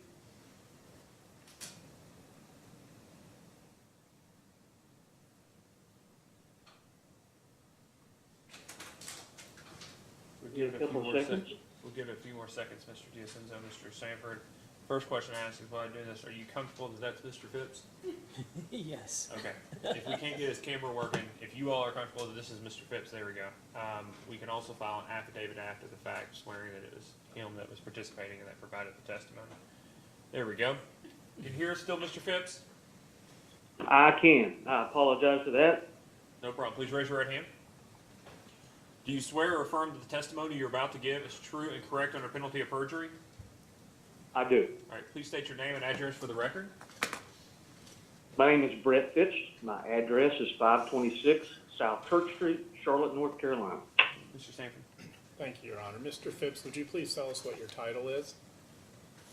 Yes, I am the managing director of fuel procurement. And did you cause certain responses to be filed into the record of this case? I did. And do you have any corrections, changes, or edits to those data request responses? I do not. If I were to ask you the same questions today, would your answers be the same? Yes, they would. Is it your desire and intent to have those responses incorporated into the record of today's hearing? Yes. Your Honor, attend to the witness for cross-examination. Mr. Cook, any questions? The AG has no questions, Chairman. Mr. Miller? Nothing from Sierra Club. Thank you, Your Honor. Mr. Bellamy? We do not. So, Mr. Phipps, I had a question that was pushed to you. Let me find it here. Are you generally aware of the Carolina's carbon plan that was recently filed? By recently, I mean yesterday in North Carolina by Duke Energy. I'm aware that it was filed, but I did not participate in putting the plan together, so I do not know the details of it. Well, so one of the things that it notes is that as a resource, carbon-free resource, that SMR, small modular reactors, will be available as a resource beginning in 2032. Is it your expectation that planning for an in-service date for an SMR for 2032, that planning period would have to begin in the next year or two? Unfortunately, that is not in my scope of work, and I do not know the answer to that. I do not participate in the IRP, nor am I familiar with the technology. Okay, so let me just ask, as a general matter, what are the planning period? Do you have an expertise in the planning periods for other types of generation that were modeled as part of this IRP? I do not. Okay, I guess I'm wondering what it was that Mr. Park pushed to you on this issue. Mr. Chairman, I thought it was something when you were asking about whether coal was easier to contract. Oh, I see. Yep, you're right. My apologies, Mr. Phipps. Would you agree? Is a 3-year contract for coal unreasonable, or is it? Let me ask you this way: is it been your expectation that a 3-year contract for coal is something that's commercially reasonable, or has been? Is it unheard of to have a 3-year contract for coal? It is not. It is common. How about 5 years? That's less common as you get out in the horizon. There is unknowns about future burn forecasts, and on the supply side, it is producers have uncertainty of production costs and market condition. But with that said, it is possible to put a contract in place that can be up to 5 years if the parties agree to the certain commercial terms. Yeah, and so that's one of the things. So do you work in Indiana, Ohio, and Kentucky? Yes. Okay. Let me just ask this. Is there a decreased fuel risk for a coal operator or for a coal generator? Is there decreased fuel risk operating in or near the Illinois Basin as opposed to other places in the mid-Atlantic or eastern U.S.? So can you repeat that question, please? I'm sorry. Yeah. So geographically, right? Coal plants that are located in Ohio, Indiana, Kentucky, do they have less fuel risk? Those coal facilities, given their proximity to the Illinois Basin, as opposed to other states that are in the mid-Atlantic or eastern U.S. The short answer is yes, they have less risk because they're closer to the source, the coal source. Transportation is shorter. So it's more competitive from a cost basis and the risk of delivery. Now, with that said, there are risks. I don't want it to sound like there's none, but it is less. Okay. And even with that, even with reduced risk, would you agree that delivery, up until maybe the last 2 years, but generally even delivered PRB coal can still be cheaper, all else being equal on a per ton basis than Illinois Basin coal? For clarification, PRB coming back to Kentucky That's right. versus Illinois? I would say that the cost, kind of historically what we have seen, even though PRB may look on a dollar per ton lower, the heating content and the transportation cost to get it to Kentucky does not make it a lower cost prudent decision. Well, that was going to be it was going to be the qualitative side, right? That makes the difference. It's not necessarily dollar per ton. Would you agree? That is correct. Yeah, and so it's heat content, sulfur content to a certain degree, and then certain generators need just a specific type of coal to operate. Has that been your experience?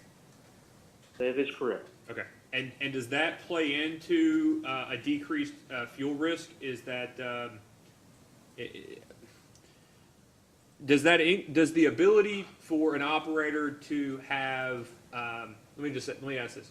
Some coal units, is my understanding, some coal units are less specific about what type of coal can be used, and some are more specific about what type of coal has to be used.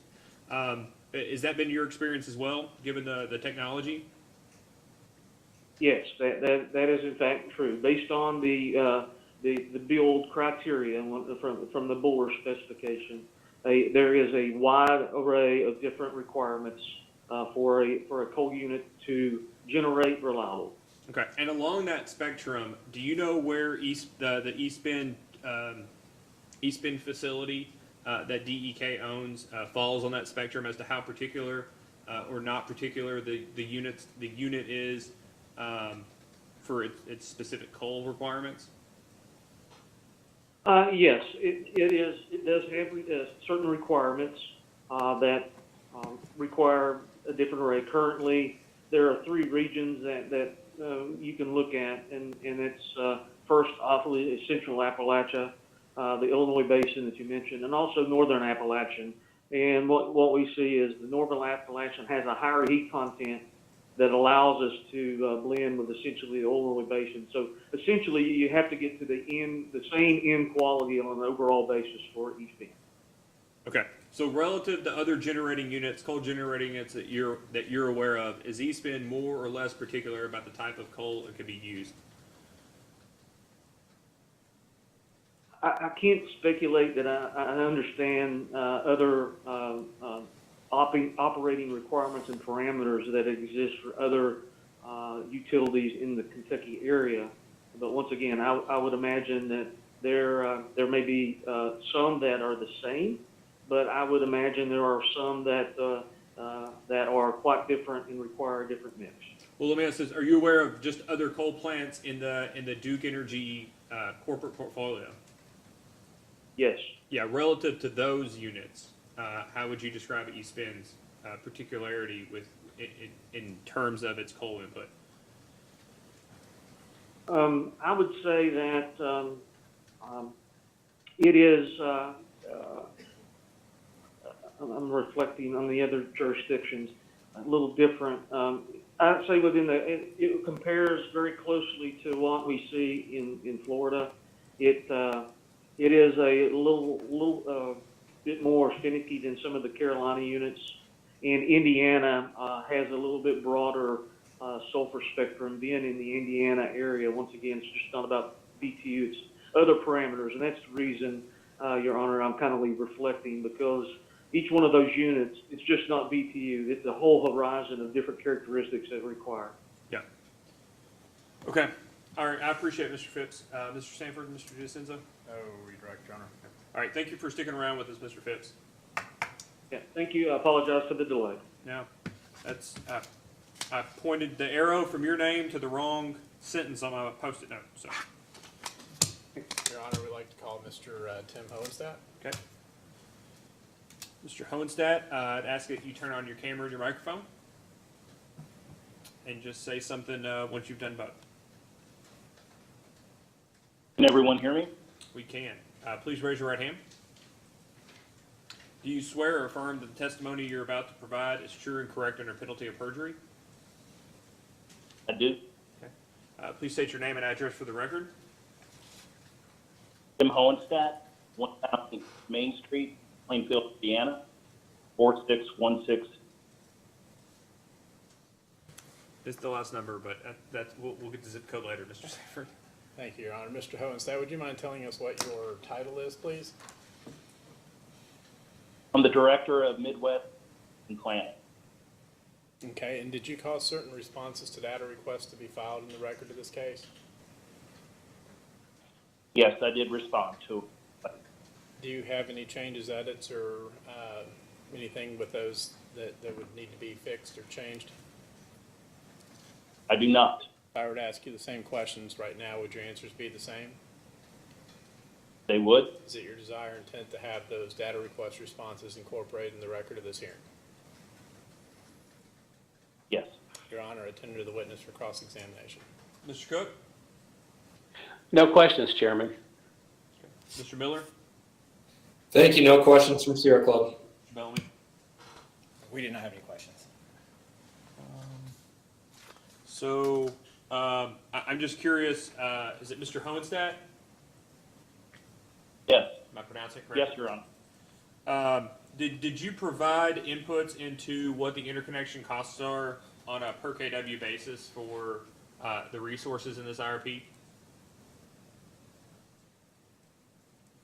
I don't believe I provide, but Okay, so I guess I would ask, Mr. Bellamy had a number of questions for Mr. Park related to whether or not, or to what degree, certain costs were modeled for each of the different types of resources, whether they were thermal units or more distributed, limited duration resources. Were you around for those questions? I think he might be referring, he did with Mr. Gendling at the time prior to my involvement. Okay, so I guess my general question is, are you aware of a disparity between interconnection costs for thermal generators versus limited duration resources? I am not aware of it. Okay.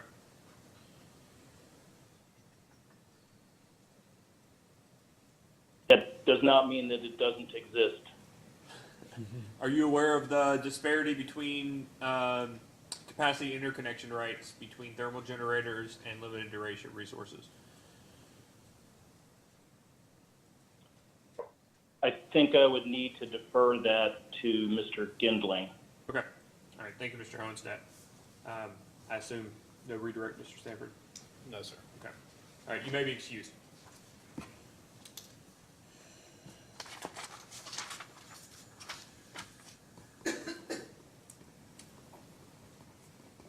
Mr. Sanford? I think Mr. Rocco will have the, Mr. Rocco. Mr. Diacenzo? Mr. Rocco? Mr. Diacenzo? Couple of witnesses. I've been called worse. For our next witness, we call Mr. Ginling. Mr. Ginling, please turn on your camera and your microphone.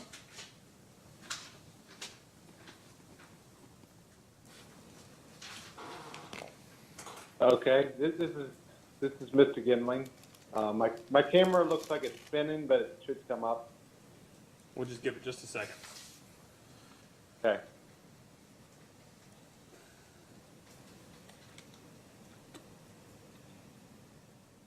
I was going to ask the question, but we'll clarify in the post-hearing data request, Mr. Bellamy. I was going to ask the question of Mr. Hohenstadt, given that we've excused Mr. Park, about whether or not any of those constraints that we asked to be identified when doing modeling, to what degree those constraints included transmission constraints. And not just actual physical constraints, but constraints that were placed on the models by the planners. So we'll include that as a distinction in the question. All right, Mr. Ginling, it doesn't look like your camera's going to work. We will. Did that sound like Mr. Ginling to you, Mr. Diacenzo? It did. Okay, great. So, Mr. Gidling, your counsel's vouched for you, but after we swear you in this morning, or this afternoon, well, it's almost tomorrow morning, this afternoon, we will ask for you to sign an affidavit indicating that this was you that I asked the questions to, and sort of a verification about your answers. Please raise your right hand. Do you swear or affirm that the testimony you're about to give is true and correct under penalty of perjury? I do. Okay. Mr. Gindling, please state your name and address for the record. Jeff Gindling, 139 East 4th Street, Cincinnati, Ohio, 45202. Mr. Diacenza? Thank you, Your Honor. Mr. Gindling, would you please state your position with the company for the record? I'm a principal engineer in Midwest Transmission Planning. Thank you, Mr. Gindling. And did you cause to file responses to data requests in this proceeding? I did. And do you have any changes or corrections to any of those responses? I do not. And do you adopt those responses as your testimony in this proceeding? I do. And is it your intent that those responses be incorporated into the record? Yes. Thank you, Mr. Gindling. Your Honor, the witness is available for cross-examination. Mr. Cook? Thank you, Chairman. Mr. Gindling, I have just one question for you. Are you aware of any PJM transmission expansion plans that could have some impacts on the DEOK zone? So, I mean, are you talking about like in their normal transmission assessment? Yeah, we can start there, yeah. Okay. So certainly DEO and DEK do have transmission projects that are included as part of their transmission assessment. Okay. And are any of those like included, for instance, in the RTEP? Yes. Okay. I wonder, Chairman, if I could ask a post-hearing data request for perhaps a brief explanation of those projects and maybe cost estimates if known.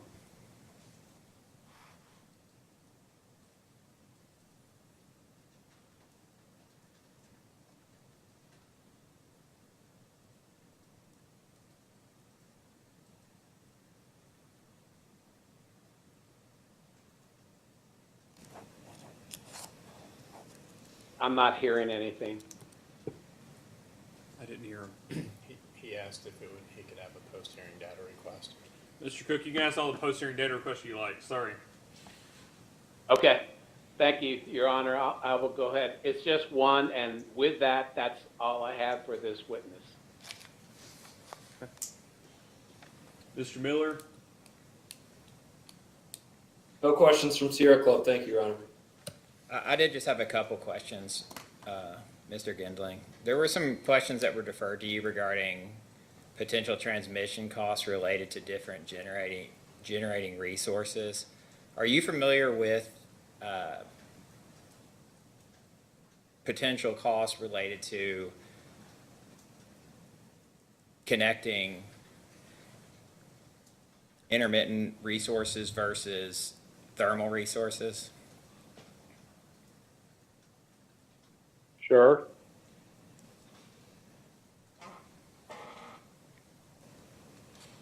And I guess what are the relative costs? Is one generally more expensive than the other? No, I would say not. Generally, size and location will determine those costs. Is there a certain level at which intermittent resources would require material grid upgrades to prevent voltage fluctuations? There could be. I mean, again, I think size and location will definitely feed into that. And that was kind of is there a percentage, I guess, adoption at which you know, you would probably need significant upgrades. Like if you had it at 20% of the capacity or 10% or 40% to ensure that you were able to maintain voltage or consistent voltage on the system. So, I mean, and that's gonna vary, because of the location. I mean, certain locations are certainly networked different than others. So the study itself would actually decide that. Is there a way to project costs? And I understand what you're saying. It would be different depending on the system, and also the location of the resources and are they spread out and things like that.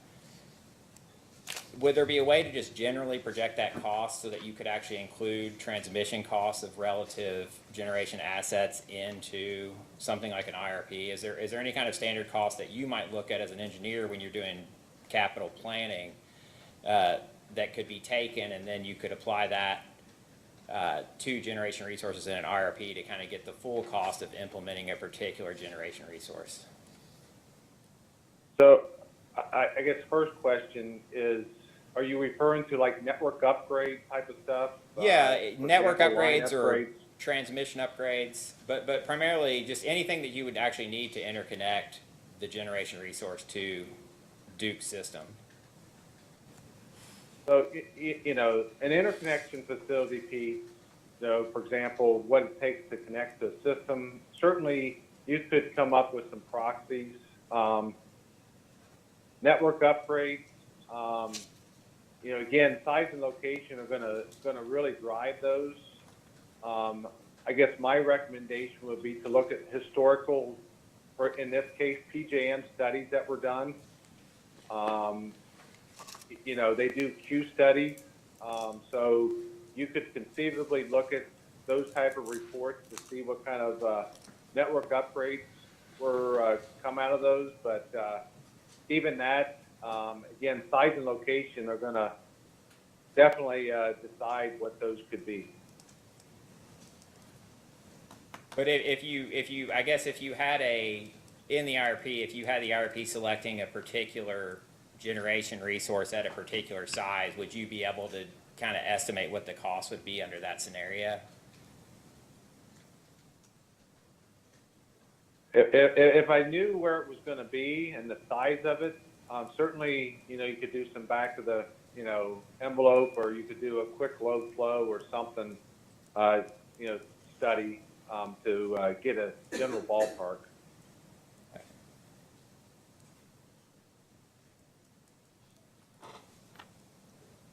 I think that's all the questions that I had. Thank you.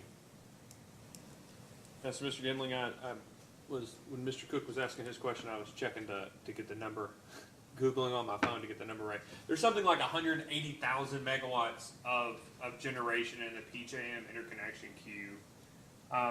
All of those facilities are vying for multiple things. They're trying to be the resources chosen in the base residual auction. They're going to be trying to sell their energy. Some of them may be trying to get PPAs or some sort of off-taker, physical PPA or virtual PPA, whatever it may be. But all of them are also hoping to be able to use the headroom available in the transmission system so that they don't have to pay for network upgrades, right? That's correct. That's like a huge upfront cost. I mean, that's one of the reasons people drop. That's one of the primary reasons that people drop out of the generation interconnection queue, is because of the cost of network upgrades, either on the PJM system or through effective systems, right?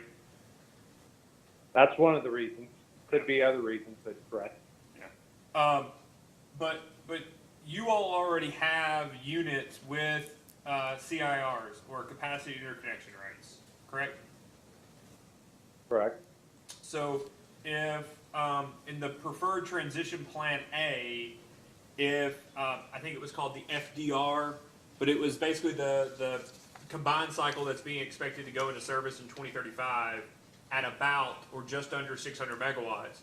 If that is placed at East Bend and East Bend is retired in 2034, effectively Duke could use the property rights that it has in the capacity interconnection rights related to East Bend and use those to reduce or really negate the work of going through the generation interconnection queue for a replacement facility there, correct?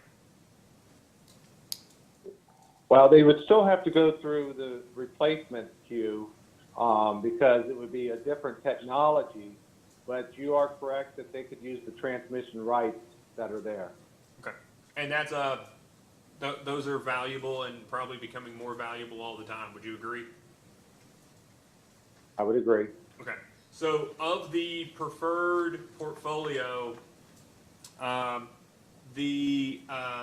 it's like 100, ultimately 150 megawatts of wind, 150 megawatts of solar, and in 2035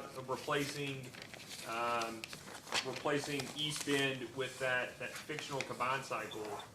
100, as a general matter, especially in 10 megawatt tranches, do you think that the preferred plan fairly minimizes transmission interconnection costs for Duke, Kentucky, assuming what we know today?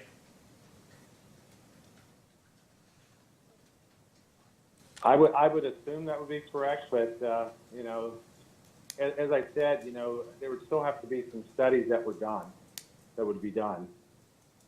Well, so the likelihood of having to incur a significant network upgrade is greater for an 80 or 100 megawatt solar facility than it is a 10 megawatt solar facility. Would you agree?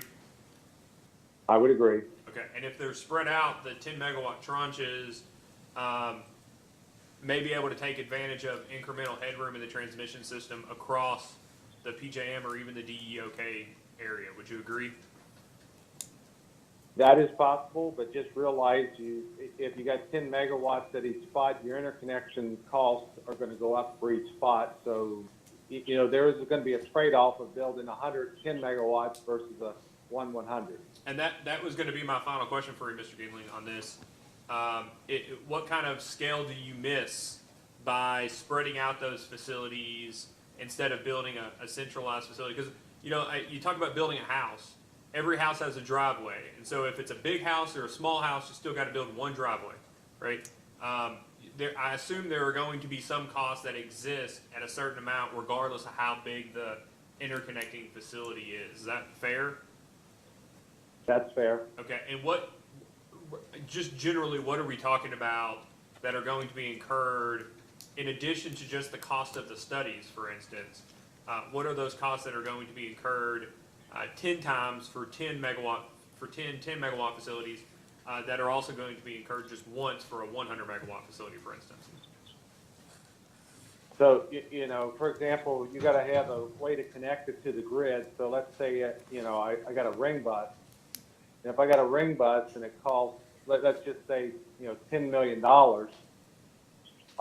you know, you could build one $10 million one versus 10 $10 million ones. And then, is there really a significant difference in the cost of studies for a 100 megawatt facility versus a 10 megawatt facility when you start talking about the generation interconnection queue? So, you know, and I really don't know that I want to get into this, but PJM is currently doing queue reform. And so there is you know, $1 per megawatt when these are submitted that the generation owner has to submit. So there is additional cost. When you say significant, you know, I guess that can vary based upon who you talk to. Okay.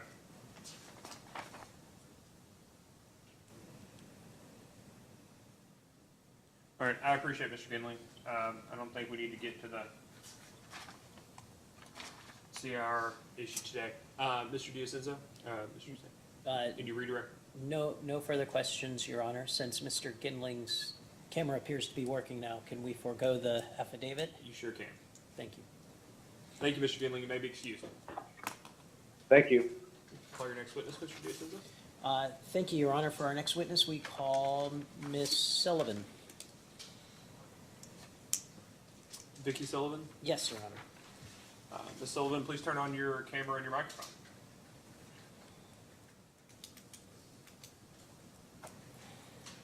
My camera will not turn on. My mic is making a circle, but I'm talking to All right, so we'll, Mr. D'Ascenzo, is this Ms. Sullivan? Yes. Okay. You're the one that takes the risk. This is somebody else that just pretends to be Ms. Sullivan. So Ms. Sullivan, please raise your right hand. Do you swear or affirm that the testimony you're about to provide is true and correct under penalty of perjury? I do. Okay. Please state your name and address for the record. Yes, my name is Victoria or E. Sullivan. My address for work purposes is 526 South Church Street, Charlotte, North Carolina, 28202. Okay. Mr. D'Ascenzo, you may ask, with the caveat that assuming Ms. Sullivan's camera doesn't start working, we'd ask you file an affidavit after the fact. Certainly, Your Honor. Verification. Thank you. Ms. Sullivan, would you please state your position with the company for the record? Yes, my position is public policy tech for climate. We may be having. Yeah, we appear to be having some technical difficulties. Could you please repeat that? Yes, I'll hold the phone closer. Public Policy Director for Climate. Thank you, that was better. Did you cause to file responses in this proceeding? I did. And do you have any changes or corrections to any of those data request responses? I do not. And if you were asked those same questions then today, would your answers be the same? They would. And is it your intention that these responses to data requests be incorporated into the record of this proceeding?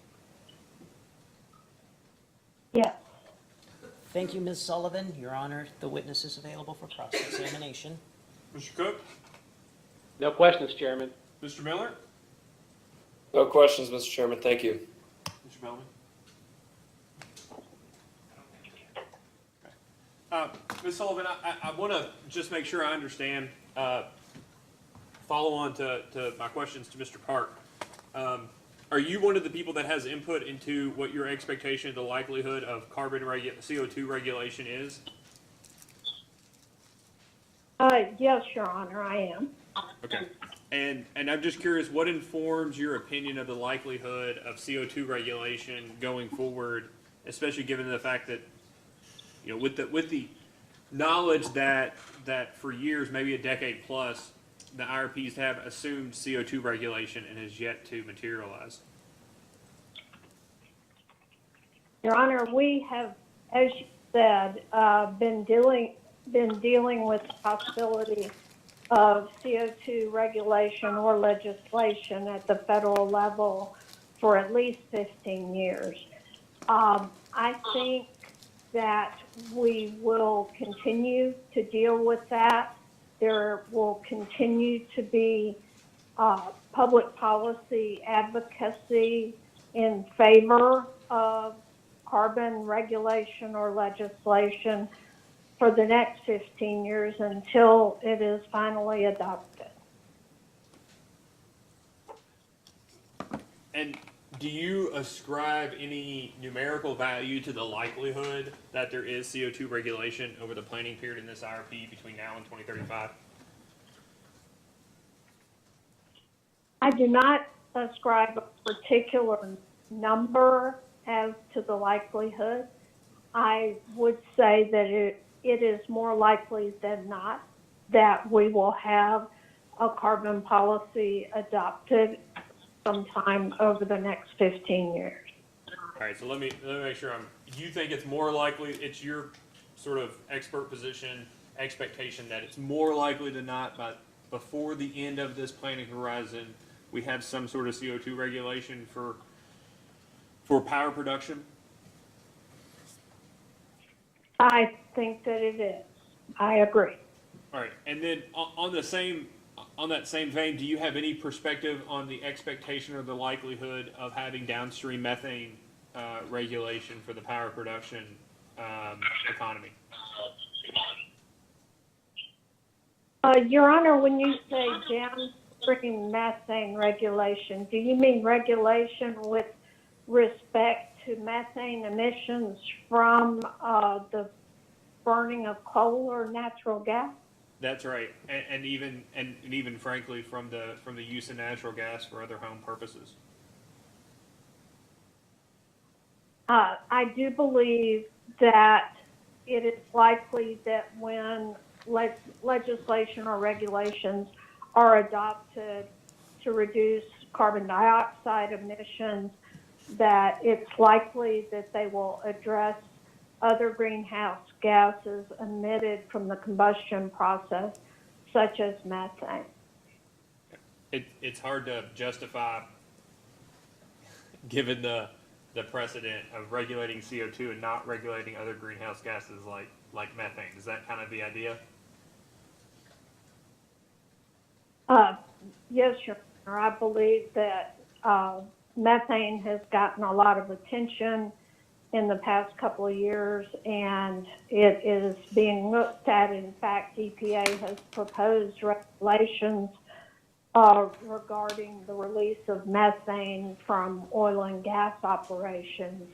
As we, they proposed them this fall, so they're still out there.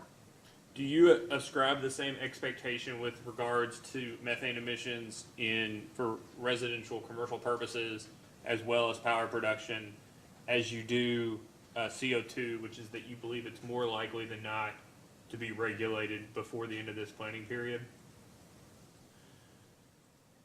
Methane regulations for residential purposes are somewhat different from power production. Duke Energy has a goal, we have a goal ourselves to reduce methane emissions from our natural gas distribution system to net zero by 2030. So we've adopted a goal for our methane emissions.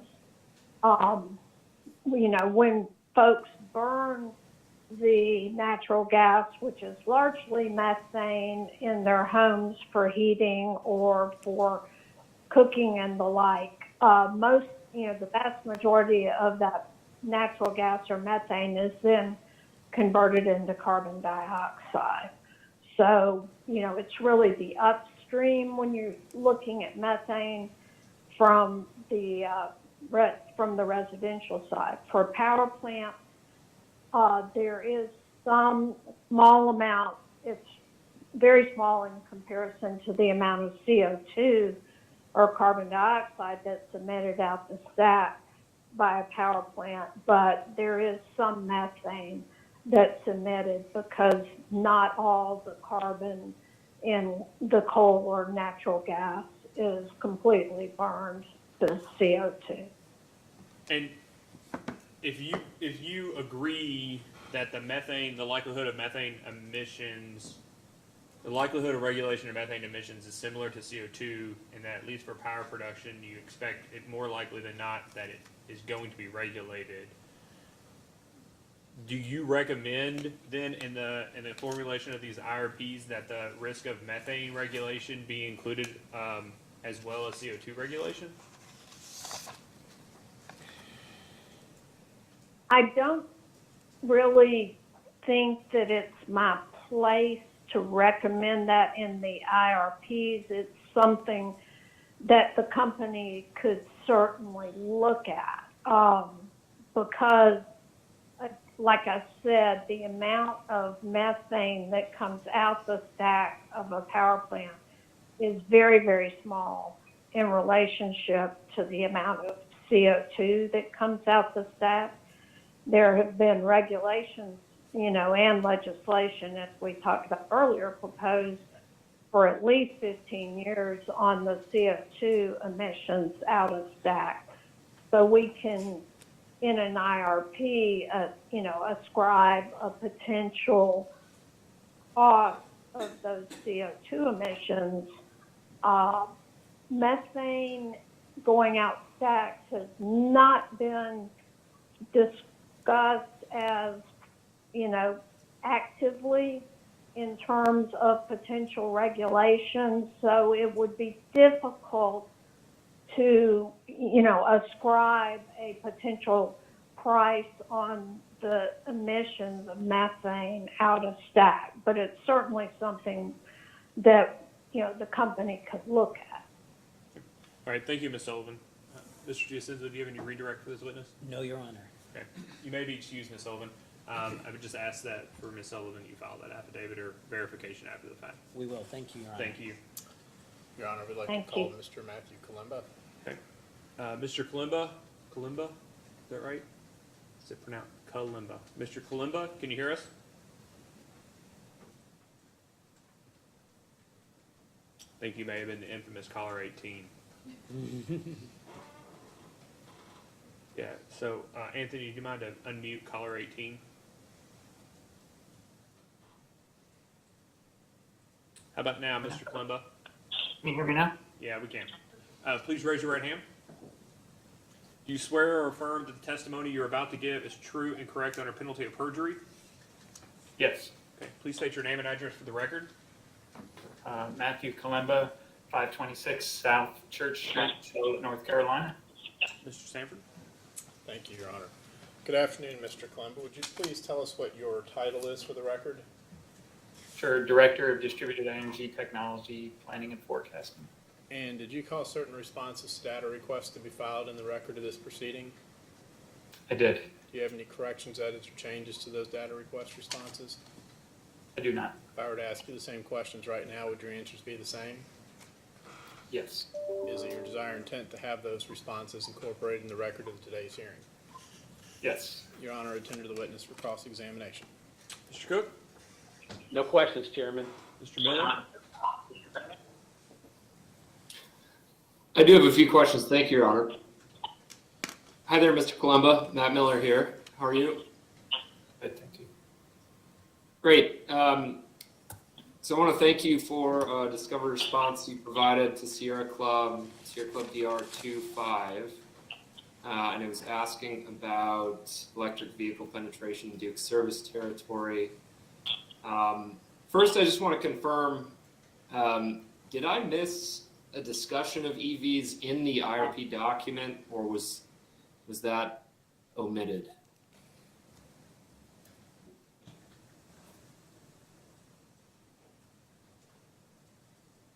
Oh. It's like it might be frozen. Yeah, we've lost Mr. Kalimba. 1 minute, Mr. Miller. Oh, sure.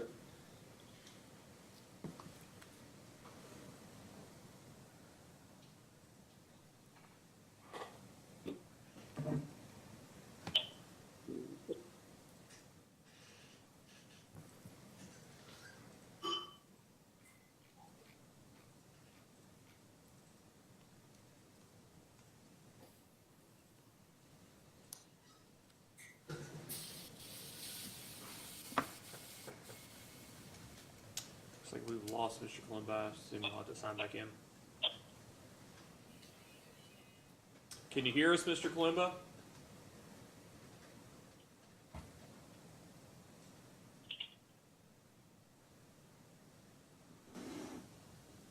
Guess not.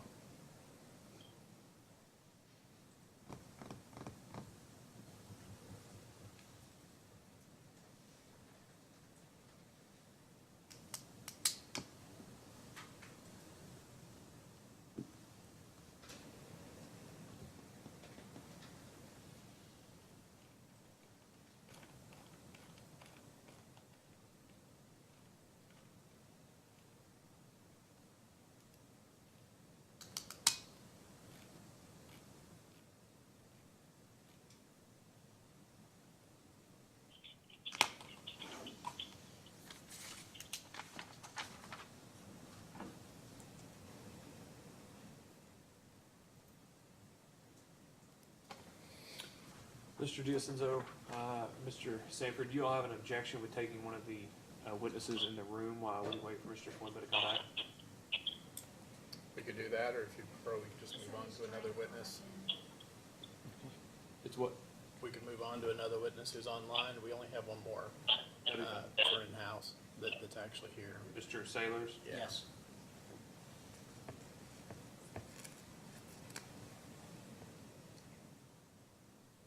So, Mr. Miller, let's come back to Mr. Kalimba. I'll give you an opportunity as soon as we get it back, and I'm going to let Duke call their other remote witness, or the next remote witness. Yeah, Your Honor, the next witness would be Mr. Tim Duff. Mr. Duff, I ask you to turn on your camera and your microphone, please. I'm sorry, what Tim Duff? And Tim Duff is left.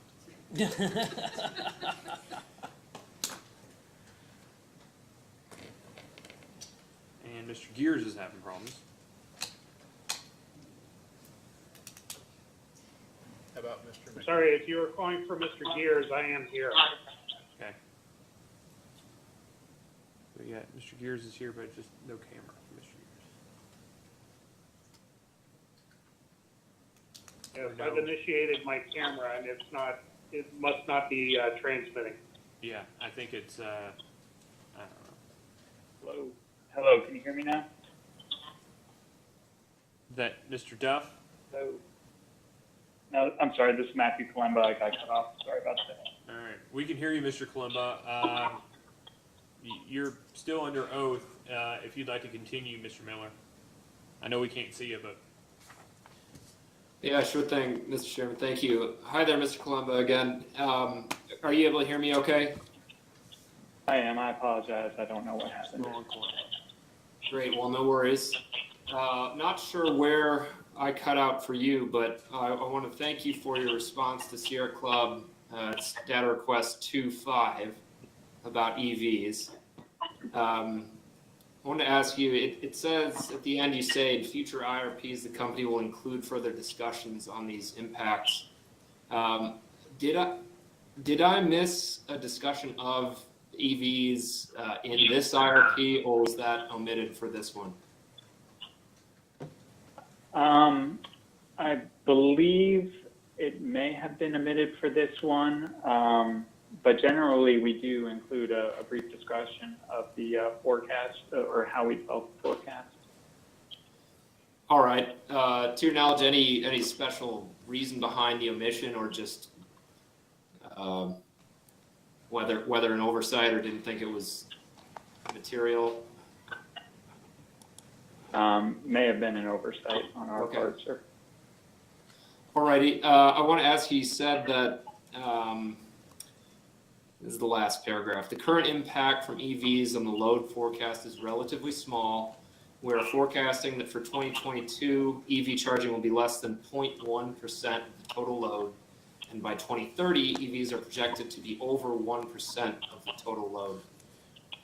I want to ask you, with respect to the over 1%, do I correctly interpret that as kind of 1% and change, or potentially significantly over 1%? Yes, sir. It's about 1.1 to 1.2%. Okay, very good. And, I appreciate the discussion, the response here that preceded that quote. I was just wondering if you could, talk us through, whether qualitatively or kind of however you can, how does Duke Kentucky go about, thinking about the dynamic role that utilities and offering charging stations and maybe certain kinds of rates, rebates, that kind of thing. How do you think about your role as a utility proactively fostering the demand versus kind of reacting to, changes in vehicle ownership? Because, just thinking that would-be drivers, on the margins, their purchases may depend on how favorable the rates are, how many stations are out there. So I was hoping that you could speak to kind of how Duke thinks about how much does it need to play a proactive role versus react to market trends and projections. So in my role, I'm mainly responsible for developing the forecast, and there are other folks like, referring to maybe Tim Duff or others that develop those programs that might foster not just the adoption, but the way that electric vehicles are used. And what we will do in our forecast is take those projections and use them as an input to help develop our forecast. That's one of the many inputs that we use for developing the forecast. And in fact, at the time that this electric vehicle forecast was developed for the DEK IRP, we were using a different methodology, and we are moving on to a new forecasting methodology that better allows us to incorporate changes to rate structures to see how that will impact the system, help us to incorporate fleet electrification, which I think was referenced to earlier, that I can talk more about if you like. Thank you, Mr. Colombo. No, that's helpful. I may have missed the boat with another witness, but I could probably look forward to the next IRP as well, where it sounds like there will be more discussion in this vein. So I think that's all I have. I appreciate your input here, and thank you very much, Mr. Colombo and Mr. Chairman. All right, Mr. Bellamy? I don't have any questions. Yeah, I guess, do you include an EV discussion in other IRPs, Mr. Karuba? We have historically, and it's usually my team will put together a brief discussion around how we develop a EV forecast, and that will add that into the load forecasting discussion within the IRP. And I'm not sure why we missed it on this go around. Yeah, and in Or these did not discussions, include it, at least. in these discussions in the past or in other IRPs, do you include a separate or a related discussion, not just on fleet, on vehicle electrification, but also fleet electrification?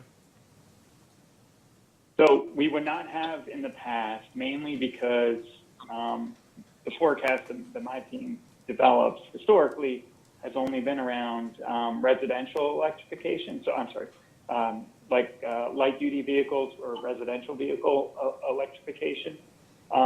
Going forward, we have started to develop just recently a fleet of electrification, medium duty and heavy duty vehicle electrification forecast that we would include in future IRPs, and we'll certainly include discussion of that forecast and how that's developed.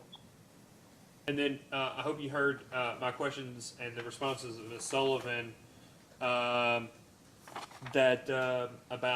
methane regulation. That let's just say methane regulation for heating and other residential use occurs, and that increases home electrification. Is that something that is currently being taken into account in Duke's IRPs?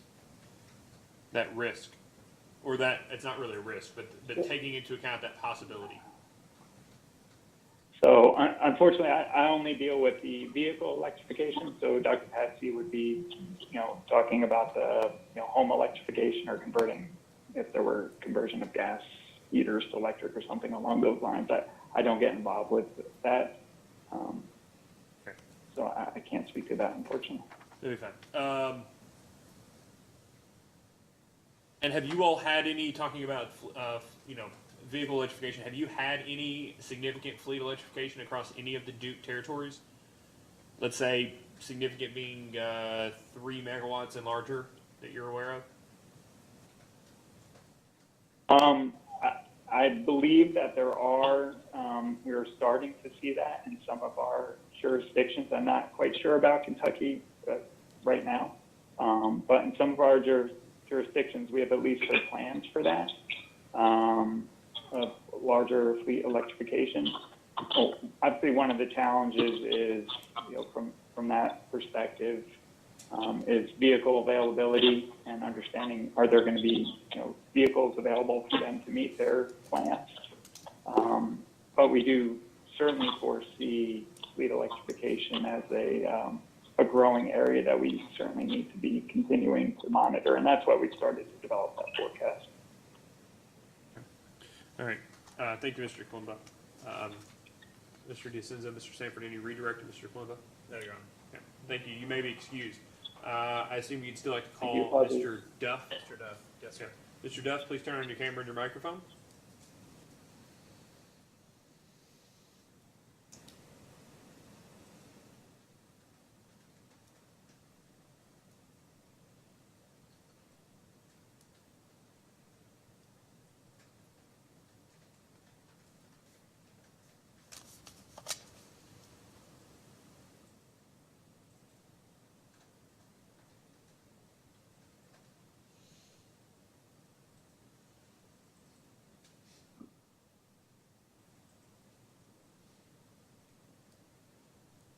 Can you hear us, Mr. Duff?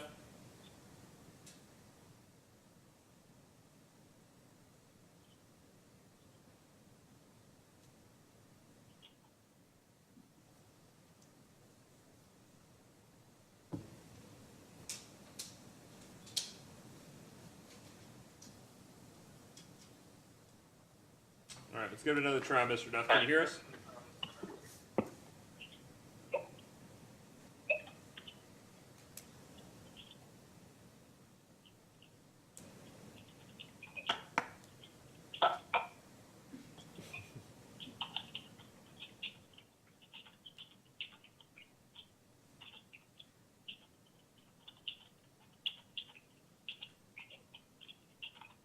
Mr. Duff, are you there?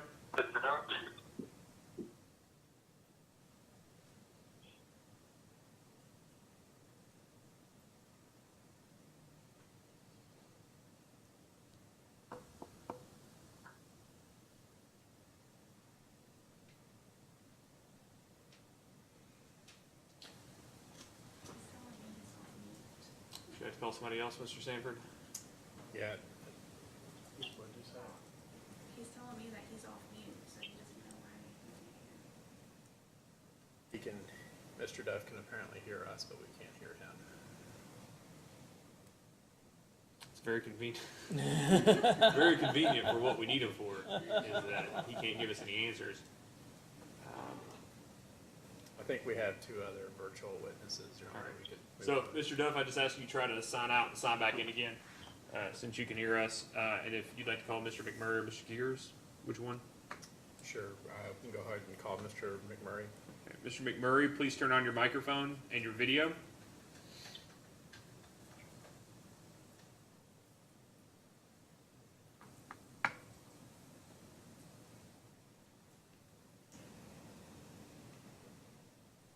Can y'all hear me? We can. Is that you, Mr. McMurray? I am. This is Mr. Murray, and I'll try the camera now. All right, I'm here. Hold on one second. There we go. Good All right, afternoon. please raise your right hand. Do you swear or affirm that the testimony you're about to give is true and correct under penalty of perjury? Yes, Great. Please state your name and address for the record. I'm Robert McMurray, 526 South Church Street, Charlotte, North Carolina. All right, Mr. Sanford. Good afternoon, Mr. McMurray. Would you please tell us what your title is? I'm Managing Director of Resource Planning and Analytics. And did you cause certain responses to data requests to be filed in the record of this proceeding? Yes, Do you have any changes or edits or corrections to those data request responses? no, If I were to ask you the same questions this afternoon, would your answers be the same? yes, So your desire and intent to have those data request responses incorporated into the record of this hearing? yes. Your Honor, attend to the witness for cross-examination. Mr. Cook? No questions, Chairman. Looking for you here. Mr. Miller? No questions, thank you. Mr. Bellamy? No questions. Thank you.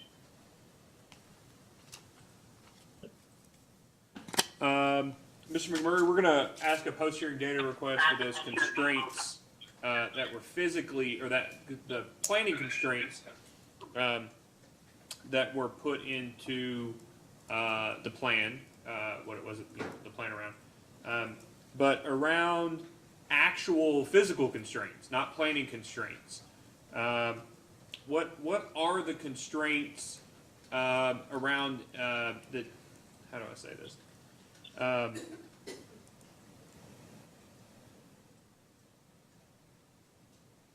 Trying to, given the questions we've had to this point, I'm trying to narrow them down. Mr. Sanford, please give me a second.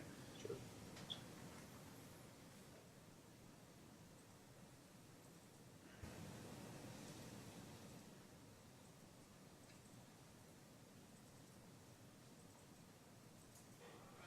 I think, for the sake of time, I think it may be better to ask Mr. McMurray my questions at a posting data request. Okay. Because I'm gonna guess we're gonna be here a while if I go ahead and ask him now, and I'd love to try to be able to vote today. So,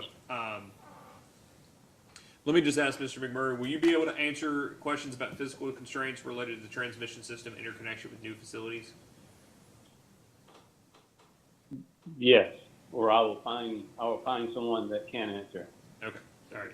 Thank you, Mr. McMurray. Mr. Sanford, anything? I had lengthy cross-examination for this witness, but I'll forget that. Yeah, I figured as much.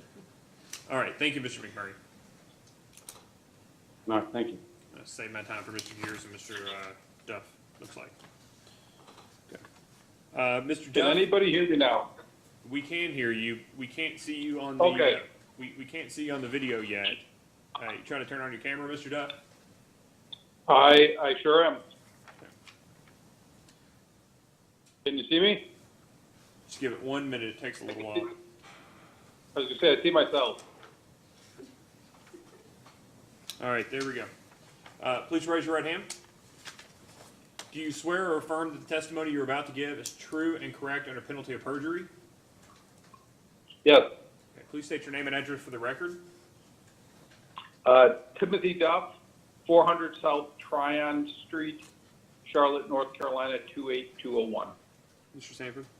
Thank you, Your Honor. Mr. Duff, good afternoon. Could you tell us your title, please? Yes, I am the General Manager of Grid Strategy Enablement. And did you cause certain responses to data requests to be filed in the record of this proceeding? Yes, I did. Do you have any corrections, edits, or changes to those data request responses? Not to my knowledge. If I were to ask you the same questions this afternoon, would your answers be the same? Yes, they would. And is it your desire and intent to have those data request responses incorporated in the record of today's hearing? Yes, it is. Your Honor, tender the witness for cross-examination. Mr. Cook. No questions, Chairman. Mr. Miller.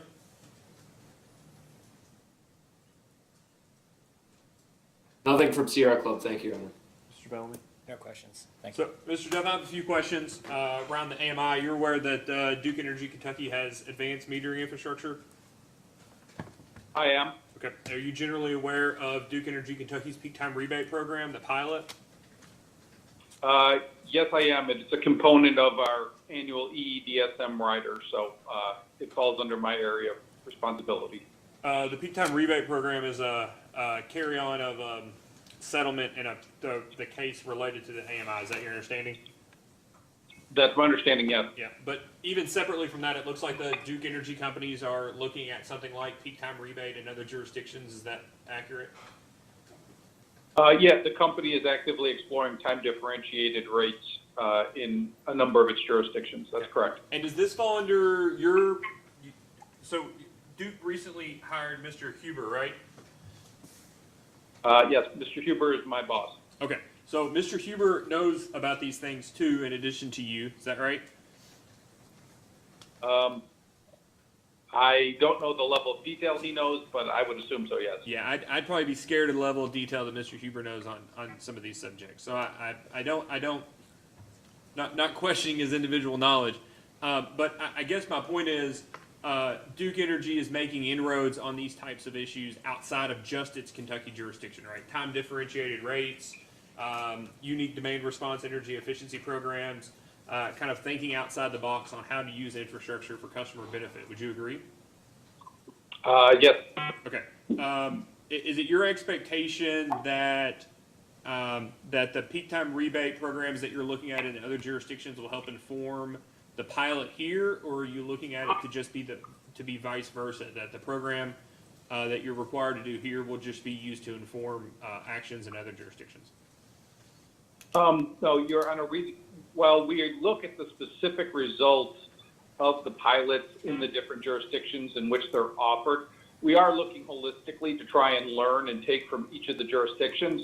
However, we have to be cognizant that both the rate structures, the underlying avoided costs, and our customer bases are different in each jurisdiction, as well as the load shapes under which you're trying to shift load.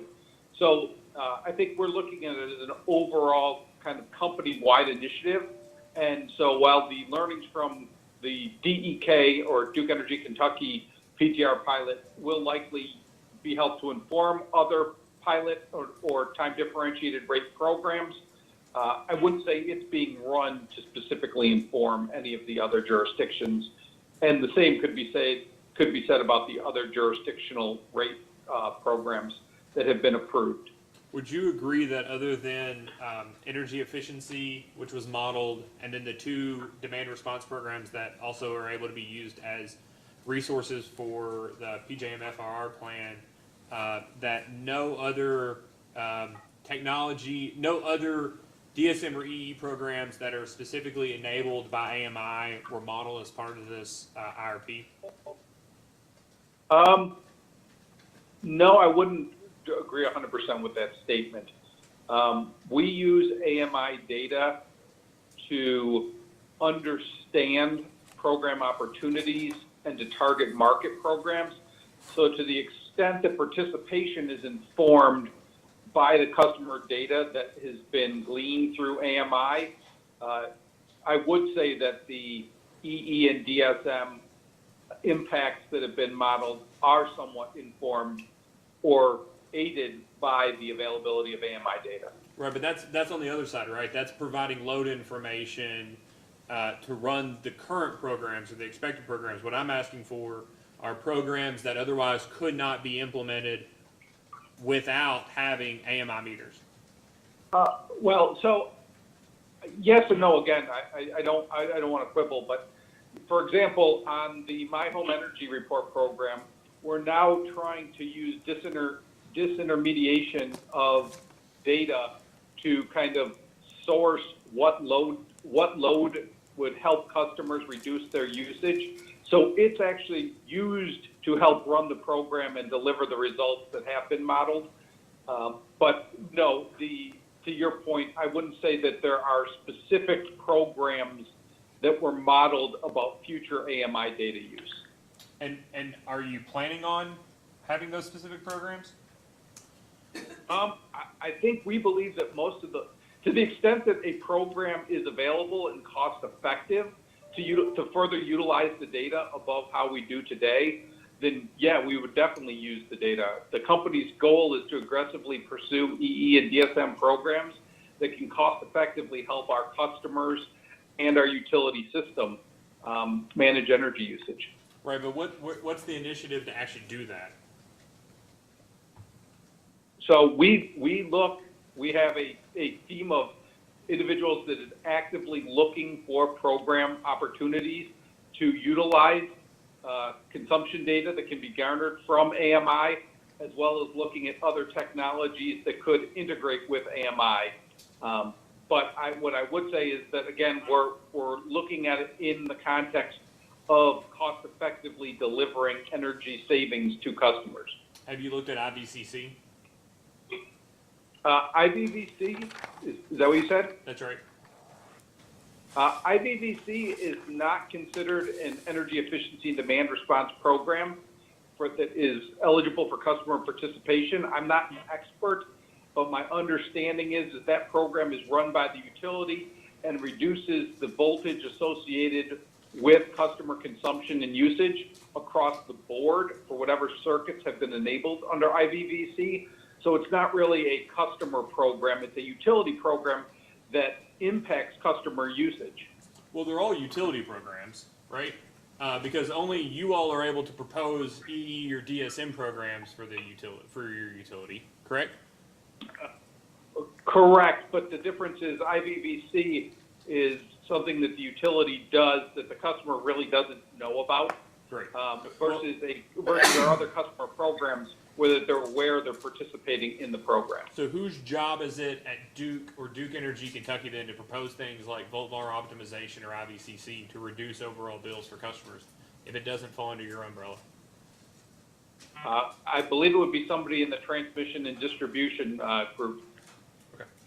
Well, as a post-hearing data request, Mr. Bellamy, whose responsibility or obligation it is to enable those meters to be used for other programs.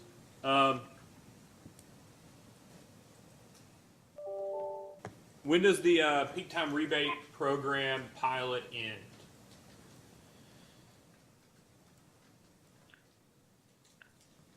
Do you know when the end date for, or I guess the beginning of the measurement and verification for the DEK peak time rebate pilot is? My understanding is the measurement and verification for that program, the report, is close to being finalized and ready. Okay. And do you have an expectation that it will inform other programs over the next IRP? Yes, to the extent that the impacts come back favorable and it looks like it's cost effective, then yes, I definitely think it would be used to inform the projected amount of participation in the program. I would note that the program was not cost effective based off of the last evaluation that was performed in the annual EEDSM rider. Okay.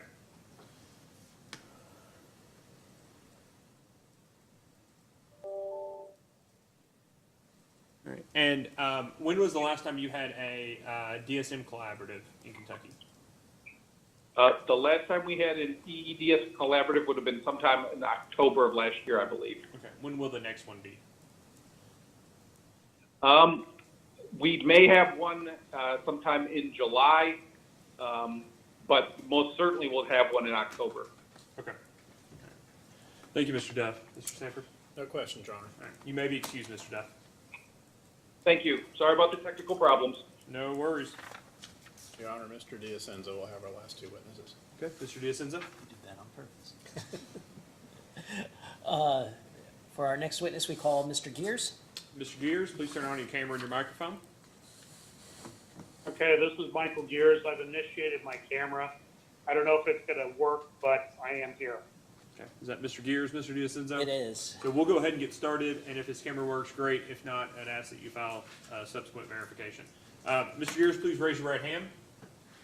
Do you swear or affirm that the testimony you're about to give is true and correct under penalty of perjury? Yes, I do. Okay, please state your name and address for the record. My name is Michael Gears, and my work address is 139 East 4th Street, Cincinnati, Ohio. Mr. Diacenzo? Thank you, Your Honor. Mr. Gears, would you please state your position with the company for the record? Yes, I am the manager of Duke Energy's Environmental Programs Group. And Mr. Gears, did you cause to file responses to data requests in this proceeding? Yes, I did. Do you have any changes or corrections to any of those data requests? I do have 3 updates to things that were said in the data request, and I can go through those real quickly if you would like me to.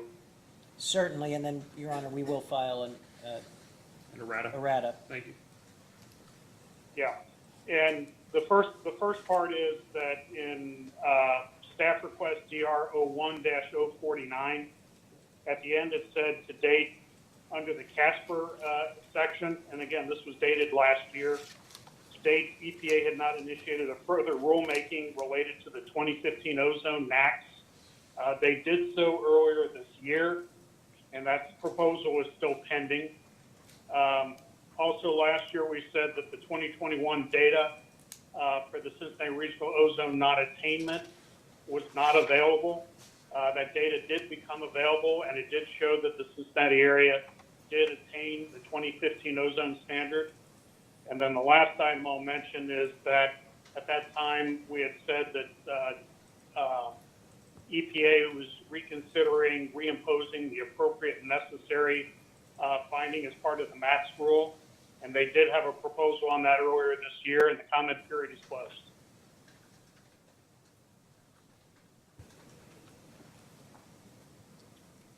Thank you, Mr. That is the end of what I was going to update. Okay, thank you, Mr. Gears. And with those updates, do you hereby adopt those responses as your testimony for this proceeding? Yes, sir. And is it your intention that these responses be incorporated into the record of this proceeding? Thank you, Mr. Gears. Your Honor, the witness is available for cross-examination. Mr. Cook, any questions? No questions, Your Honor. Mr. Miller? Thank you. Yes, Your Honor. Hi there, Mr. Gears. Matt Miller with Sierra Club. How are you? Oh, it's been a long day, but I'm well. Yeah. Well, I won't pester you with too many here. I wanted to ask you, do you have the IRP in front of you? Pull it up, yes, sir. Sure. Wonder if you could flip to page 141. I see it. Great, yeah, environmental regulations. So skipping down to the last paragraph there, references 2021 revision to Cross-State Air Pollution Rule, or CSAPR. And later on it says a placeholder for such let me just back up. Ongoing implementation of the ozone NACs and may lead to additional reductions in NOx emissions allocations. It says a placeholder for such project costs was included in the IRP analysis for East Bend 2 in the early 2020s. Also, costs for ongoing routine SCR catalyst replacement were included. Will you remind us what the 2021 revision to CSAPR was, please? Okay, in the 2021, because of court action and other work, EPA went back and revisited the CSAPR rule, updated the budgets to reflect retirements and other changes. The overall effect was it reduced the total number of allowances in the state budgets for Kentucky and 11 other states. Great, thank you. Appreciate that. Are you familiar with the proposed rule issued by EPA, formally published as proposed in the Federal Register on April 6th, but the draft was released by EPA, I want to say early March. Federal Implementation Plan addressing regional ozone transport for the 2015 ozone NACs. Yes, so that yes. was what I referred to in my opening remarks.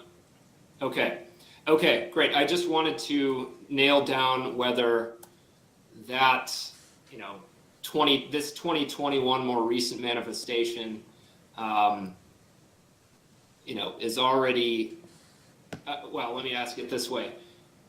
The obligations envisioned by the proposed rule, of course, caveat that the final rule could change, but everything envisioned in this proposed rule, is that already accounted for by what you described in your opening remarks and what's described at the bottom of 141 of the IRP? Okay, again, just to clarify, the 2021 rule was with respect to the 2008 ozone NACs. The rule that was proposed earlier this year is responsive to the 2015 ozone NACs. And in both rules, EPA generally used the same approach. Okay, no, I appreciate that. So my question then is, are there possibly more stringent emissions reductions contemplated by this more recent proposed rule with respect to the 2015 ozone NACs that aren't already accounted for in the placeholder in the IRP? Okay, the placeholder, let me address the placeholder first. Sure. When the IRP was developed, that was a placeholder that was put out in the event that we needed some additional work on the NOx control systems at East Bend Station. To date, we have not initiated any such project, and at that time, that was just a high-level cost estimate, and there's really been no project scope developed for such a project at this time. Okay. So are you able, and pardon me if I'm not, if you've said it and I haven't heard it, but are there emissions reductions or operating practices that might be more expensive or anything like that that's envisioned by the proposed rule that wasn't envisioned by the 2021 CSAPR amendment, such that the IRP's placeholder and plan might not reflect those SCR obligations going forward. So in 2021, the base Casper budget that East Bend was allocated, we were comfortably able to work within our allowance budget. And based on the proposal, I would expect that we would be able to operate within the budget of the final rule. The caveat is that this is still a proposal, and there may be additional changes that I'm not yet aware of. Great. Well, thank you, Mr. Gears. That's very helpful. Appreciate you clarifying that for me. I'll just go ahead and close with a broader question that may preempt one of the chairman's questions, but I'm interested too. Any other environmental regulatory developments, whether finalized or proposed rules, that were not discussed in the IRP when finalized, that have come about since then that you would note as potentially material? I'm not aware of anything material. Very good. Well, thank you so much for your time. Have a good rest of the day. Mr. Bellamy, any questions? Thank you. Just one quick question, Mr. Gears, and you may not be the appropriate person for this, but are you aware of any, have you or has Duke looked in at all to the cost or feasibility of carbon capture and sequestration, either in Kentucky or in other jurisdictions? That one is completely out of my league. I am not knowledgeable about cost of carbon capture systems in Kentucky or otherwise. Thank you. Mr. Gears, my question is, adding to Mr. Miller's, do you know whether or not the IRP accounted for some sort of continued expected environmental controls as a function of, some sort of levelized historical environmental control costs for the thermal generation?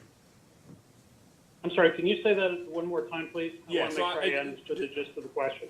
Yeah, I guess what I'm basically asking is, do you all assume any going forward environmental control costs for presumed but not yet known environmental controls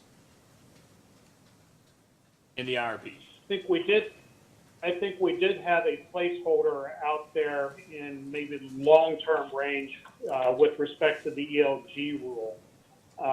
But again, that's out in the 2030 time frame. And again, we don't have a specific project. Again, it's more of a placeholder. Yeah, let me ask it specifically like this, Mr. Gears. Does your calculation presume environmental controls in any year between now and 2035 for unknown environmental rules?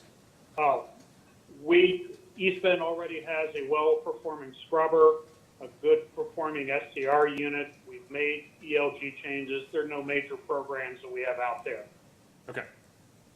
That's why I wanted to, I think that clarifies the entirety of my question. Thank you, Mr. Gears. Mr. Giacinzo, anything?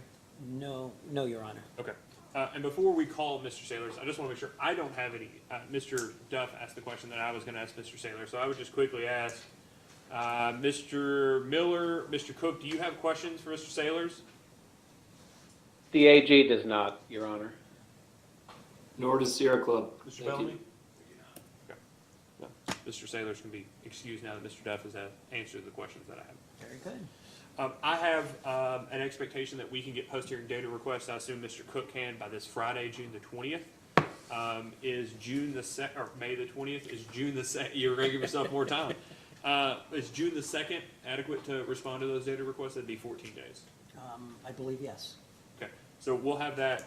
We'll also either as part of a post-hearing procedural schedule for those two events, or we may do an interim post-hearing procedural schedule for those two, or it may be a more, sometime before Friday, a more in-depth post-hearing procedural schedule to allow for timely comments by post-hearing comments by the different parties. So. Okay. Chairman, the third would be 14 days, I believe. May 3rd. Oh, you're right. I'm sorry. I went straight down to September. June the 3rd. Yeah, sorry. The 20th to June the 3rd. There we go. May 20th to June 3rd. Okay. All right, is there anything else that we need to take into account other than we'll eventually rule on the outstanding petitions for confidentiality? Mr. Norman? Okay. All right, thank you, Mr. Miller. Thank you, Mr. Cook, and we'll be adjourned. Thank you. Thank you, Your Honor. Thanks, everybody. Good to see you again, Matt.